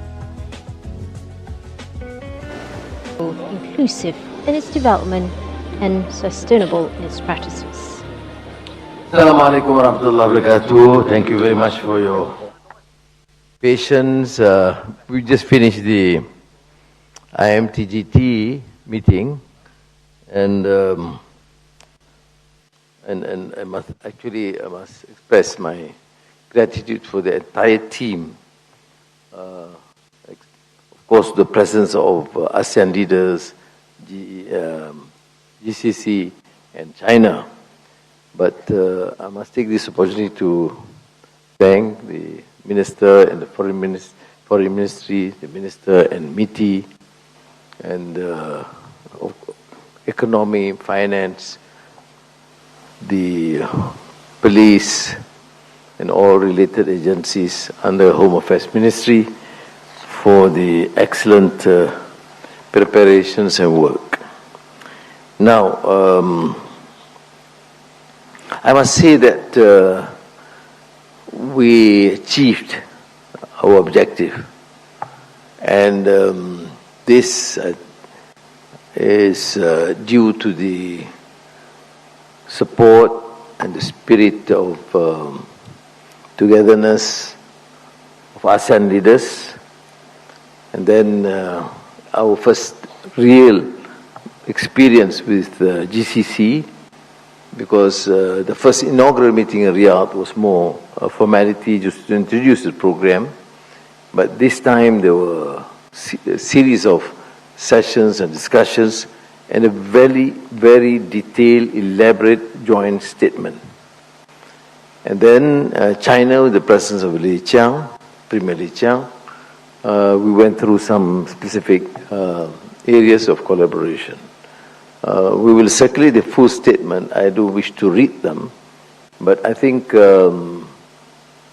even the more contentious issues like Myanmar, for example, there was some basic understanding on tariff, on joint project collaboration, all has been agreed upon.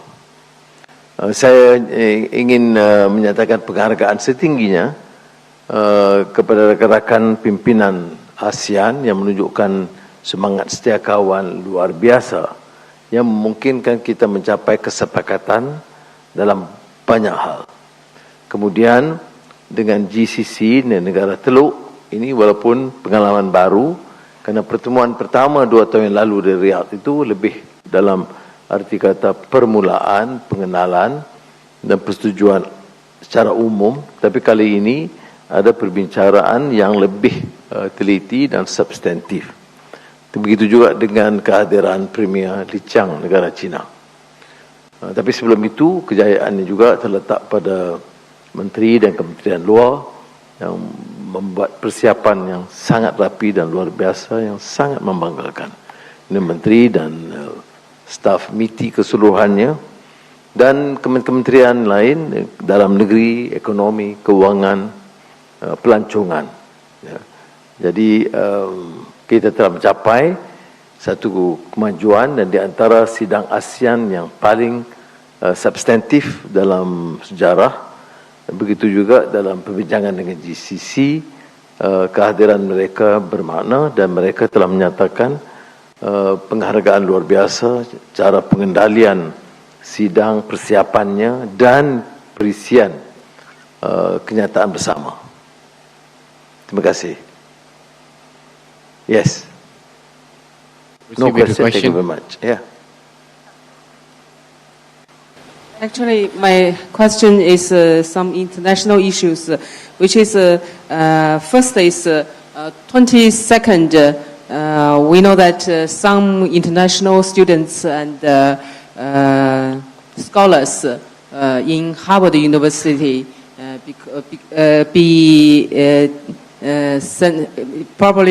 will be sent back, which influenced 6,800 students. We just know. We will deal it. We will deal with it. We will deal with it and at the right time. Okay, next, because I want to confine to ASEAN, GCC, and China. Prime Minister, I'm with China Media Group. Yes. I'd like to ask, we've seen that report that the Sultan of Brunei is hospitalized. Is it true? Can you confirm it? Thank you. Well, he's feeling a bit tired, so he's just resting at the IJN. Prime Minister, I'm with China Media Group.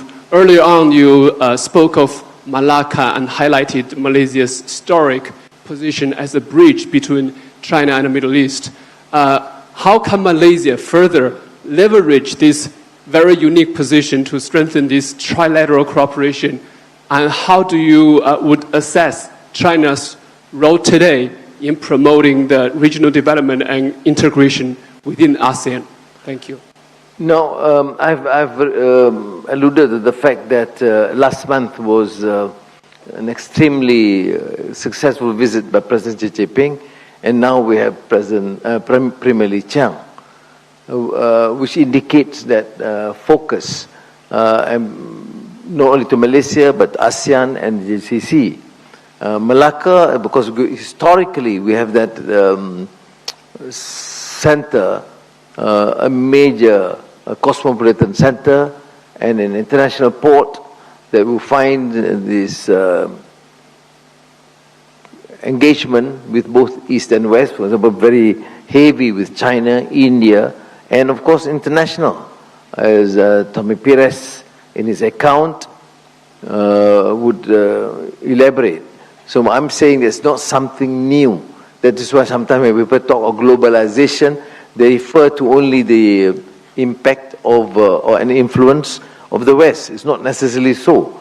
If you understand history, that you realize the 1454 journey of Admiral Cheng He, then we have Malacca. I think Cheng He's visit to Malacca were about 4 or 5 times, I'm not sure, so, not certain, but then you can sense that sort of engagement. So I think now we have new leadership in ASEAN and in the Middle East, but more so all in China. They have realized that we should work and strengthen that collaboration, mainly focusing on the economy and to secure peace in the region. Right? Hi, Dato Seri. Hi, Dato Seri. Yes. Vignesh from Bernama. So, Dato Seri, I would like to ask on the Timor-Leste status after a few days of deliberation and various level meetings, because earlier the Prime Minister was giving candies to the media personnel. The essential to ASEAN, you mean? Status of Timor-Leste. Well, Timor-Leste was considered. Of course, we have been working very hard. There were, parameters and pillars that need to be met: political, economic, legal, and they have tried very hard. Malaysia and a number of Indonesia and a number of countries have assisted in many possible ways to ensure that they meet these preconditions set up consistently even prior to this for any entry into ASEAN. And I would say that we are quite satisfied.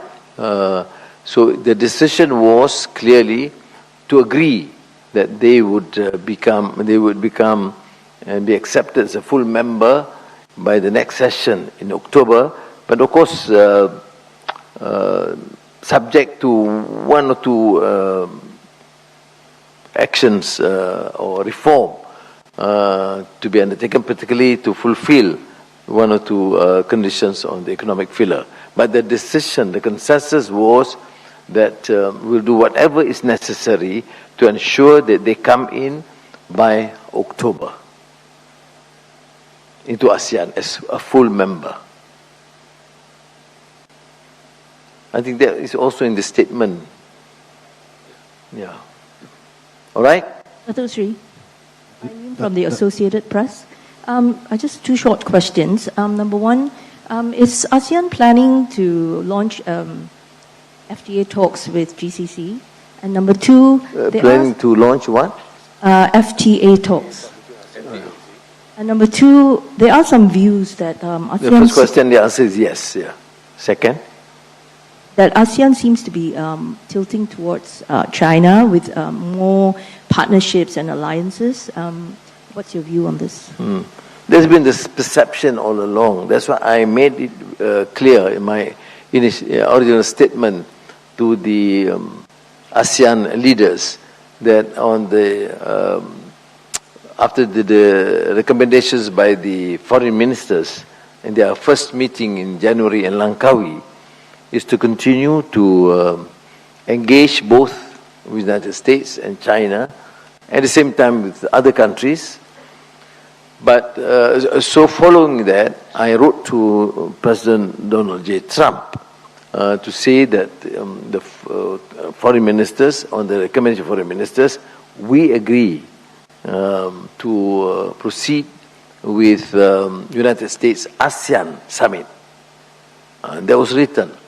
Then we have this ASEAN GCC China summit. So I don't think it's tilting in any way. I mean, if it's tomorrow I receive a letter from President Trump to say, yes, we'll have a summit in June, or not June, it's too fast, but then in the next few months, I mean, we don't have a problem. What is ASEAN's position? is centrality. What is the focus? Welfare, well-being of our people, economic relations, trade, investments. So if it means working with the Chinese, yes, we'll do. The United States, yes, we have to, because as you know, Malaysia in particular is considered to have become the hub for semiconductor, and over 60% of our exports are to the United States. It makes a lot of sense to continue to engage and have reasonably good relations. One last question from the media. I'll try one more time. Dato Seri, Jan Hino from AFP. Perhaps it's a forward-looking question. I think my colleagues have asked most of the other questions that I wanted to ask, but perhaps it's a forward-looking question. Can you give us an idea what your expectation is when ASEAN meets again in October? What would you like to see at that point have happened, and what are your expectations for the next meeting? Thank you. Thank you. You know, this experience, due to the work of many of our officials and then translated into this sort of recommendation, is quite unprecedented. Things that normally would be deliberated or discussed in October has been done now. And we are moving forward. That, I think, to my mind, is a major change. Even on the issue of Myanmar, the consensus to continue to engage, and now we have gone to a stage where both parties are now in consultation, although at the lower key level, and to just focus on prolonged ceasefire or expanded ceasefire, then, or extended ceasefire, I'm sorry, then humanitarian assistance. And then proceeding with that, the initial discussion, but subjected to or confined to the broad parameters under the 5-point consensus. All right? Now, to me, it is certainly not a departure, but major progress in terms of getting them in. Timor-Leste, for example, after being protracted sort of negotiations with terms and no real consensus, but this time, finally, we reach a consensus. On tariff, for example, while proceeding with bilateral negotiations, Zafar was there in the States, but the consensus was to have some sort of understanding amongst ASEAN that decisions should not be at the expense of any other country. So we will have to protect the turf of 650 or 660 million people. So I think, to me, is a major progress. Now, from there, of course, the ministers, various ministries and the officials will have to work on what can then be affected in terms of real implementation of programs by October. Now, if you see the spirit of the ASEAN consensus and the determination to be, I, of course, participate a long time ago and recently, these last 2.5, 3 years, I've never seen such a plain, strong commitment. There's no choice. There's we must take whatever is necessary. FTAs, of course, GCC, FTA with EU, economic, intra-ASEAN trade, everybody admit something more to be done, more concrete. So by October, we want to see results. At the same time, we have PIANEGA, and then we have IMTGT. I mean, all these are being discussed, not in terms of pronouncements, but to effect real change would benefit our ordinary person.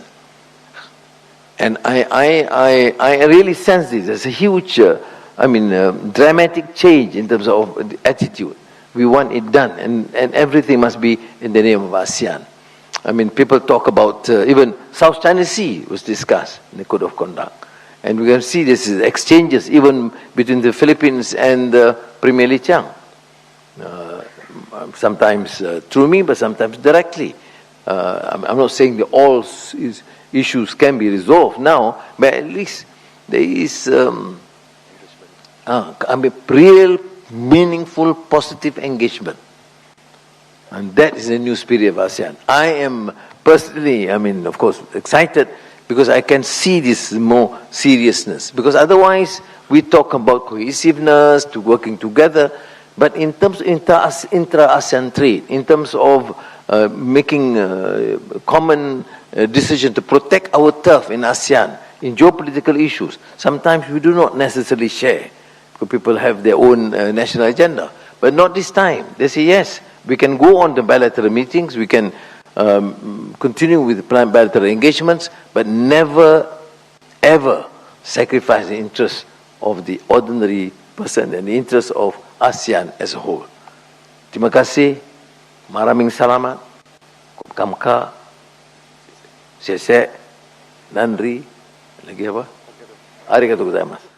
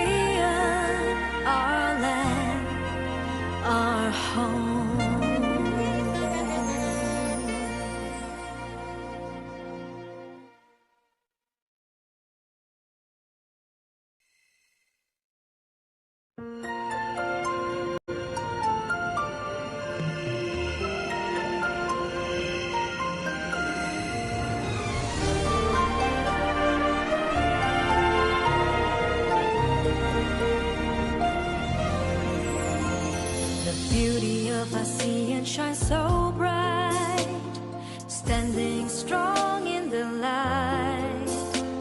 From dawnlit shores to twilight skies, together spirits high. Rhythms echo, voices sing, a symphony of hearts within.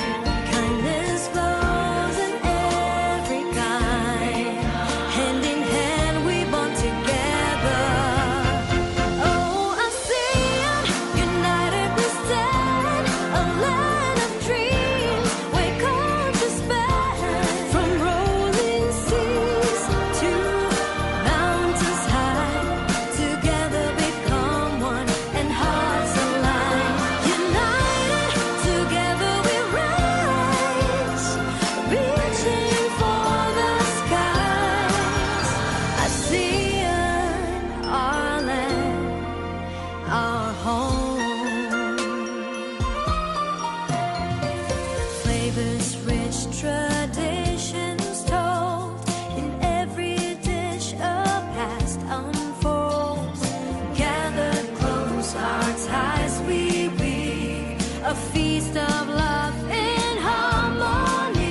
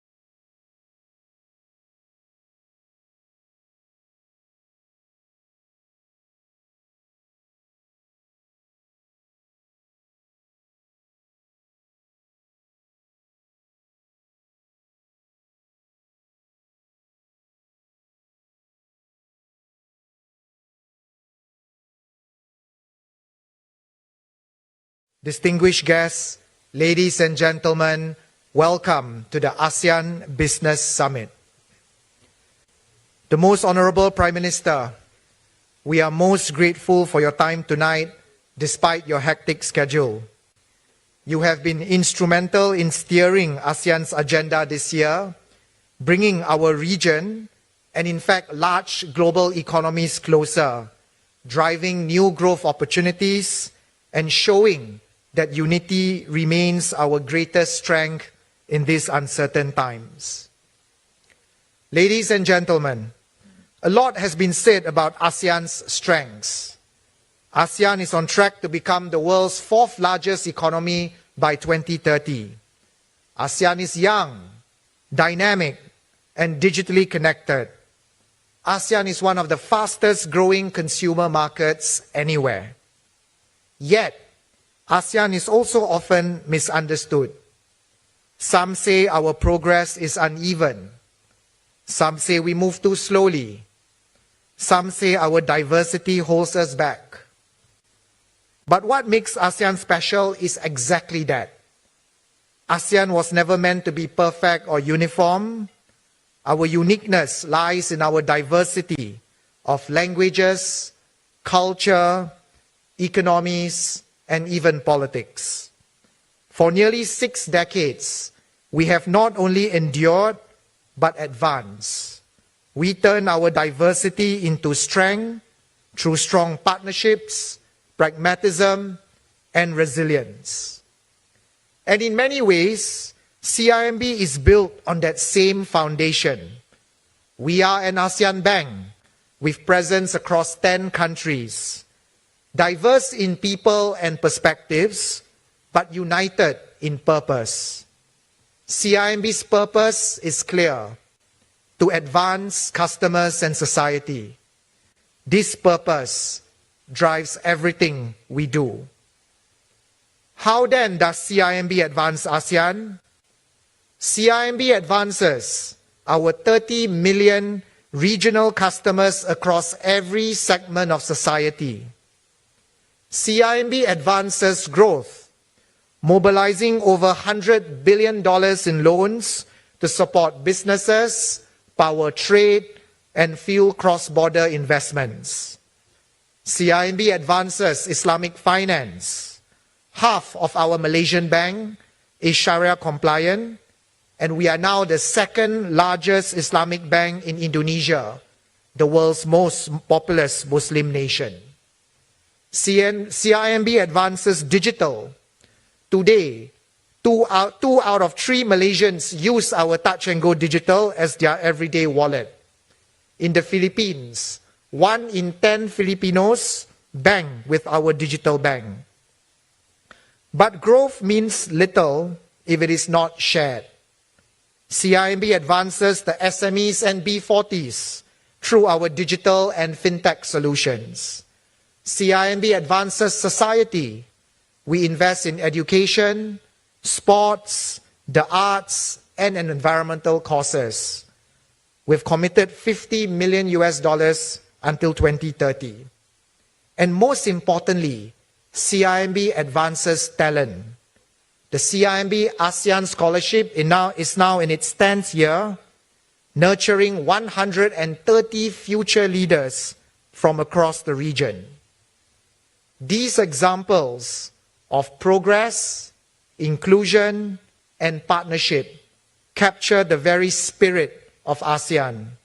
They show that CIMB is committed to make sure everybody wins, because we strongly believe when we lift others, we all rise together.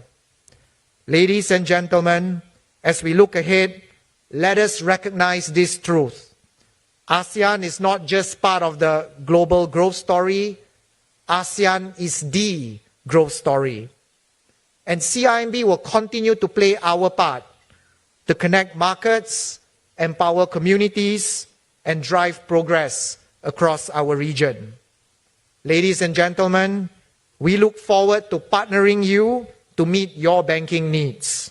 Thank you, and I wish you all a wonderful evening. In the heart of Southeast Asia, a nation rises with purpose.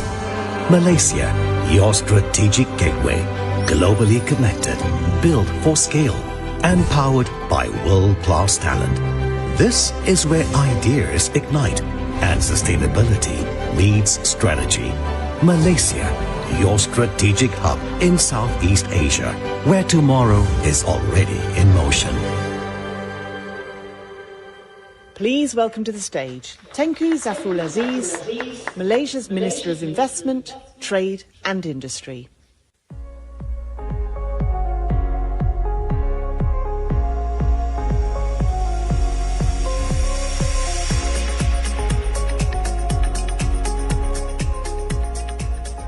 Honourable Prime Minister, Trade Minister, Mr. Sidhu, I'm going to keep this very short. I made sure I left my script, my speech there. Just like to say thank you, Honourable Prime Minister, for making it to this event. It's been a very tiring day. The Prime Minister started at 7:30 a.m. and he has another event after this. So just a few things, just three things if I can share with all of you here today.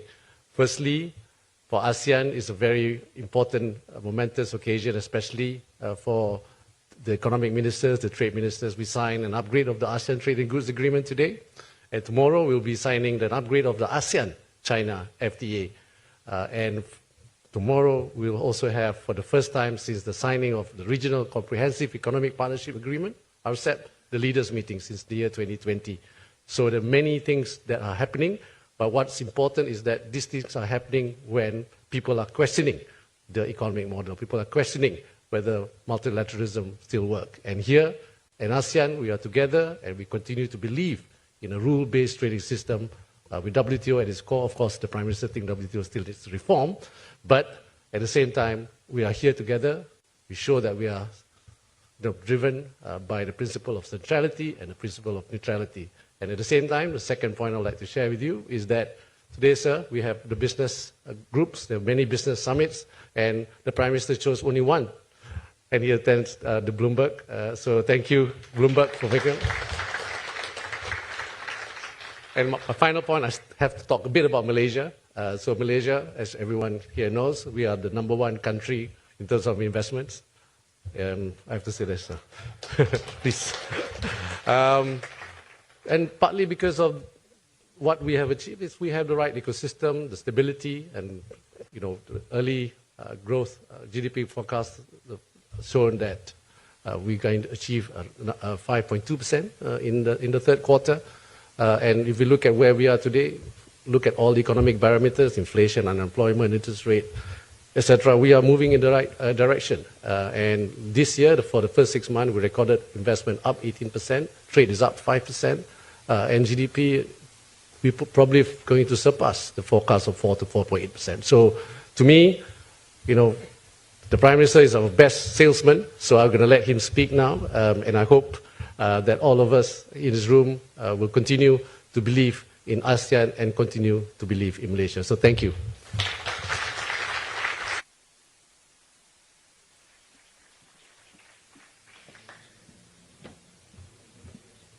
Thank you, Minister Zafrul. And now it is my privilege to invite the Honourable Prime Minister of Malaysia and Chair of ASEAN 2025 to deliver his address. Prime Minister, please.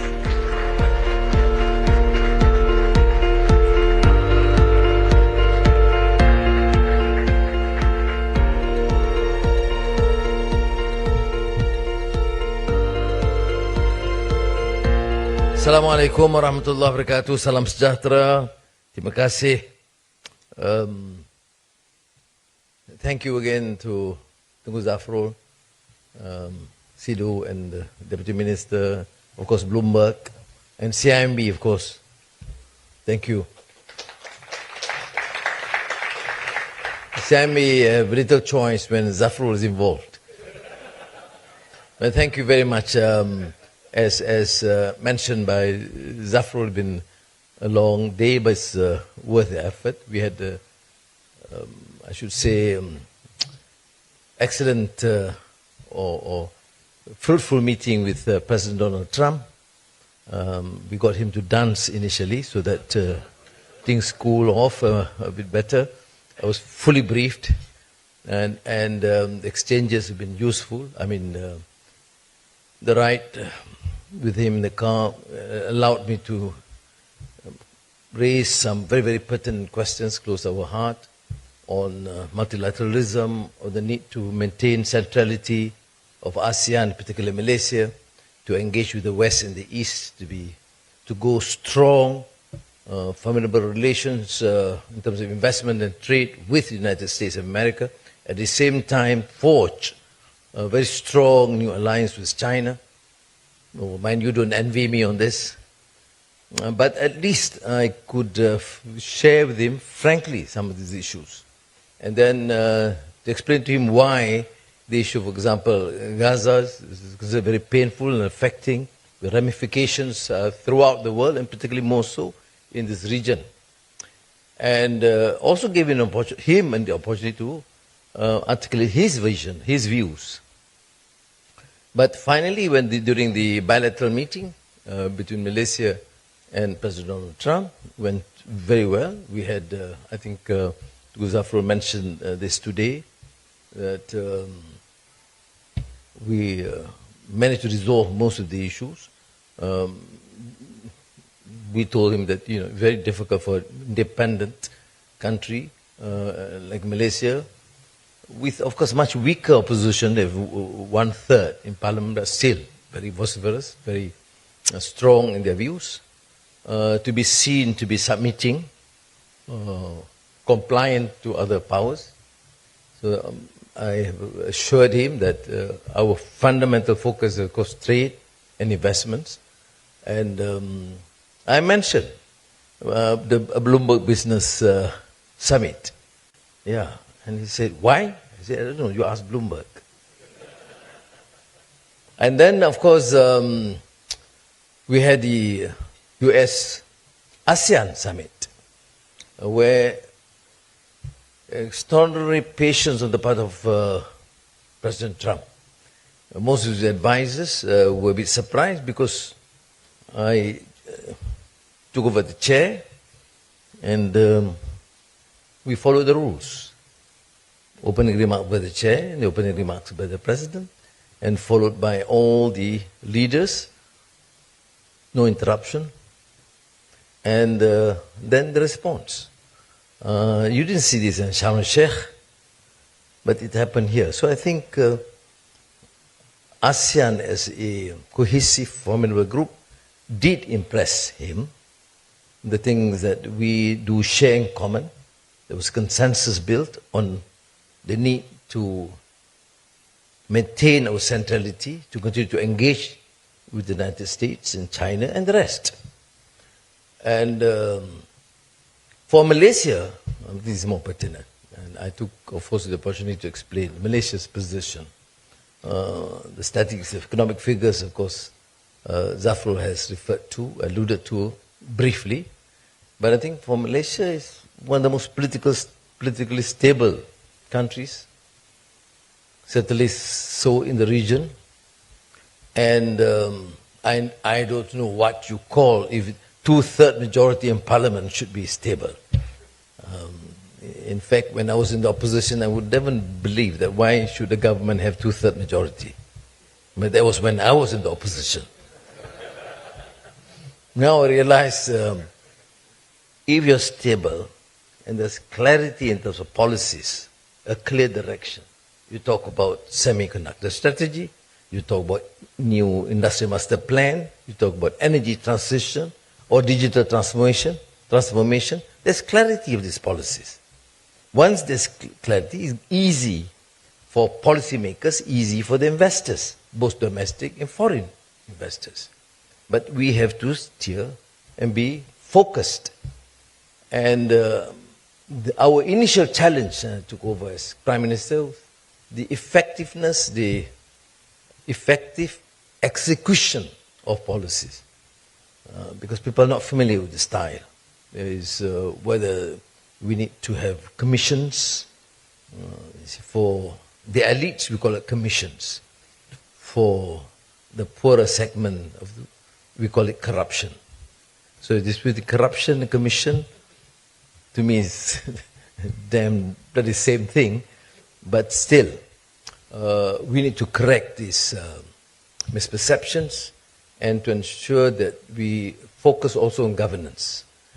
Most economists, most elites want to talk about economic fundamentals. But to me, without good governance, economic fundamentals don't work because you do not serve the country and the community. So that has been our challenge in the last few years, and we have seen the results initially, both in terms of growth, in terms of even equity, the principles of equity. I'm very passionate about these views because I cannot rationalize. I mean, I think morally unacceptable for any government and political elite to accept gross inequities,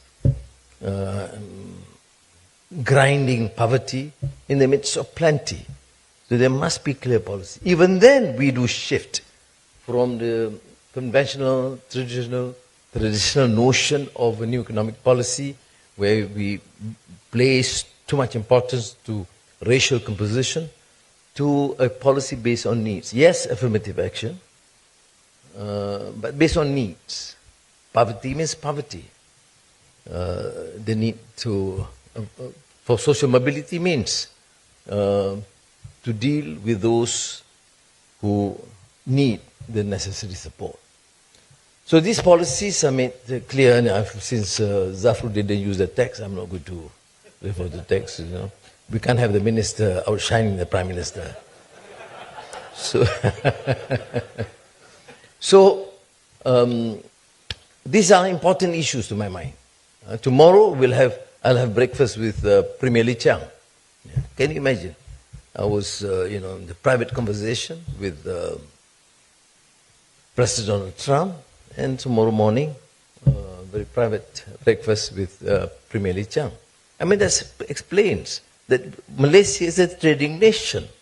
Yes, we have differences, but we cannot be compelled or dictated to insist to follow any particular interest, except to represent our interests and to focus on economic fundamentals, which means business and investments.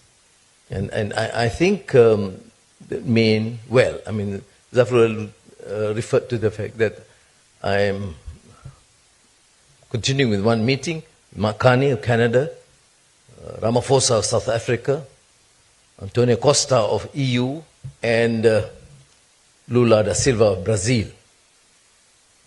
Because these are regional heads, I happen to be just a coordinator here, and we will, need to focus on, if you talk about economic fundamentals, and as a trading nation, we need to explore new horizons, new markets. Traditionally, largest trade investments is with the United States. To me, it's no issue. We'll continue to do that. But at the same time, we have seen phenomenal increase of trade and investments with China.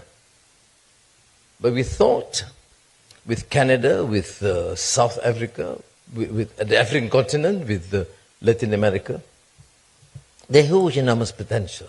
Even within ASEAN, once we admit that this is relatively one of the freest region in the world, or a peaceful region in the world, it is the fastest growing economy in the world. What we lack within ASEAN is intra-ASEAN trade and investments. And we're now pushing that agenda ahead.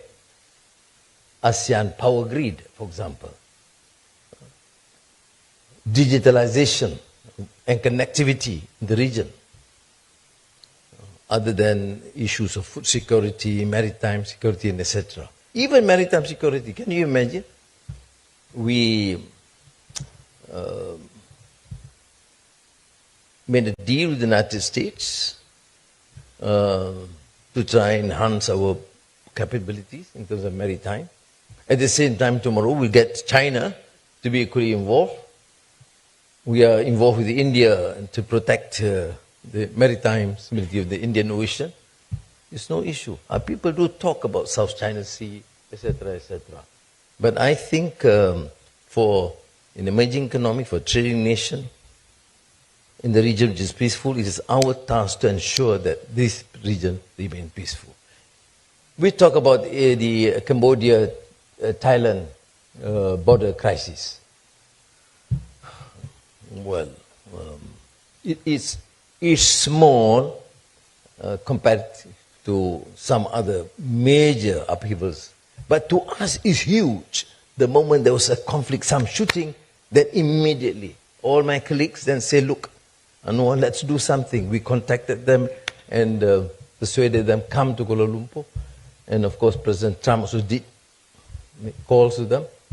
And that's why we signed the accord witnessed by President Trump and Anwar. So fair. But what I want to suggest to you is that because this region is considered to be the most peaceful in the region in the world, even small skirmishes is big to us. And to me, it augurs very well for the future of this region. Similarly, this problem in Myanmar, it is still problematic. We have formulated this 5-point consensus, some of the broad parameters that all ASEAN countries have agreed to. But still, we continue to engage. I met the military junta chief twice, once in Bangkok and once in Beijing, and to tell him that no arguments, ceasefire is a must. Otherwise, no point talking. And that was a precondition for us to support them in terms of humanitarian assistance, particularly after the earthquake, devastating earthquake, and setting up the military hospital or the field hospital. And they agreed with the terms. Yes, there are skirmishes, but certainly much smaller as compared to what happened in the last few years. We have 200,000 refugees from Myanmar or Rohingyas here. But in the last 1 year, we don't encounter such a problem.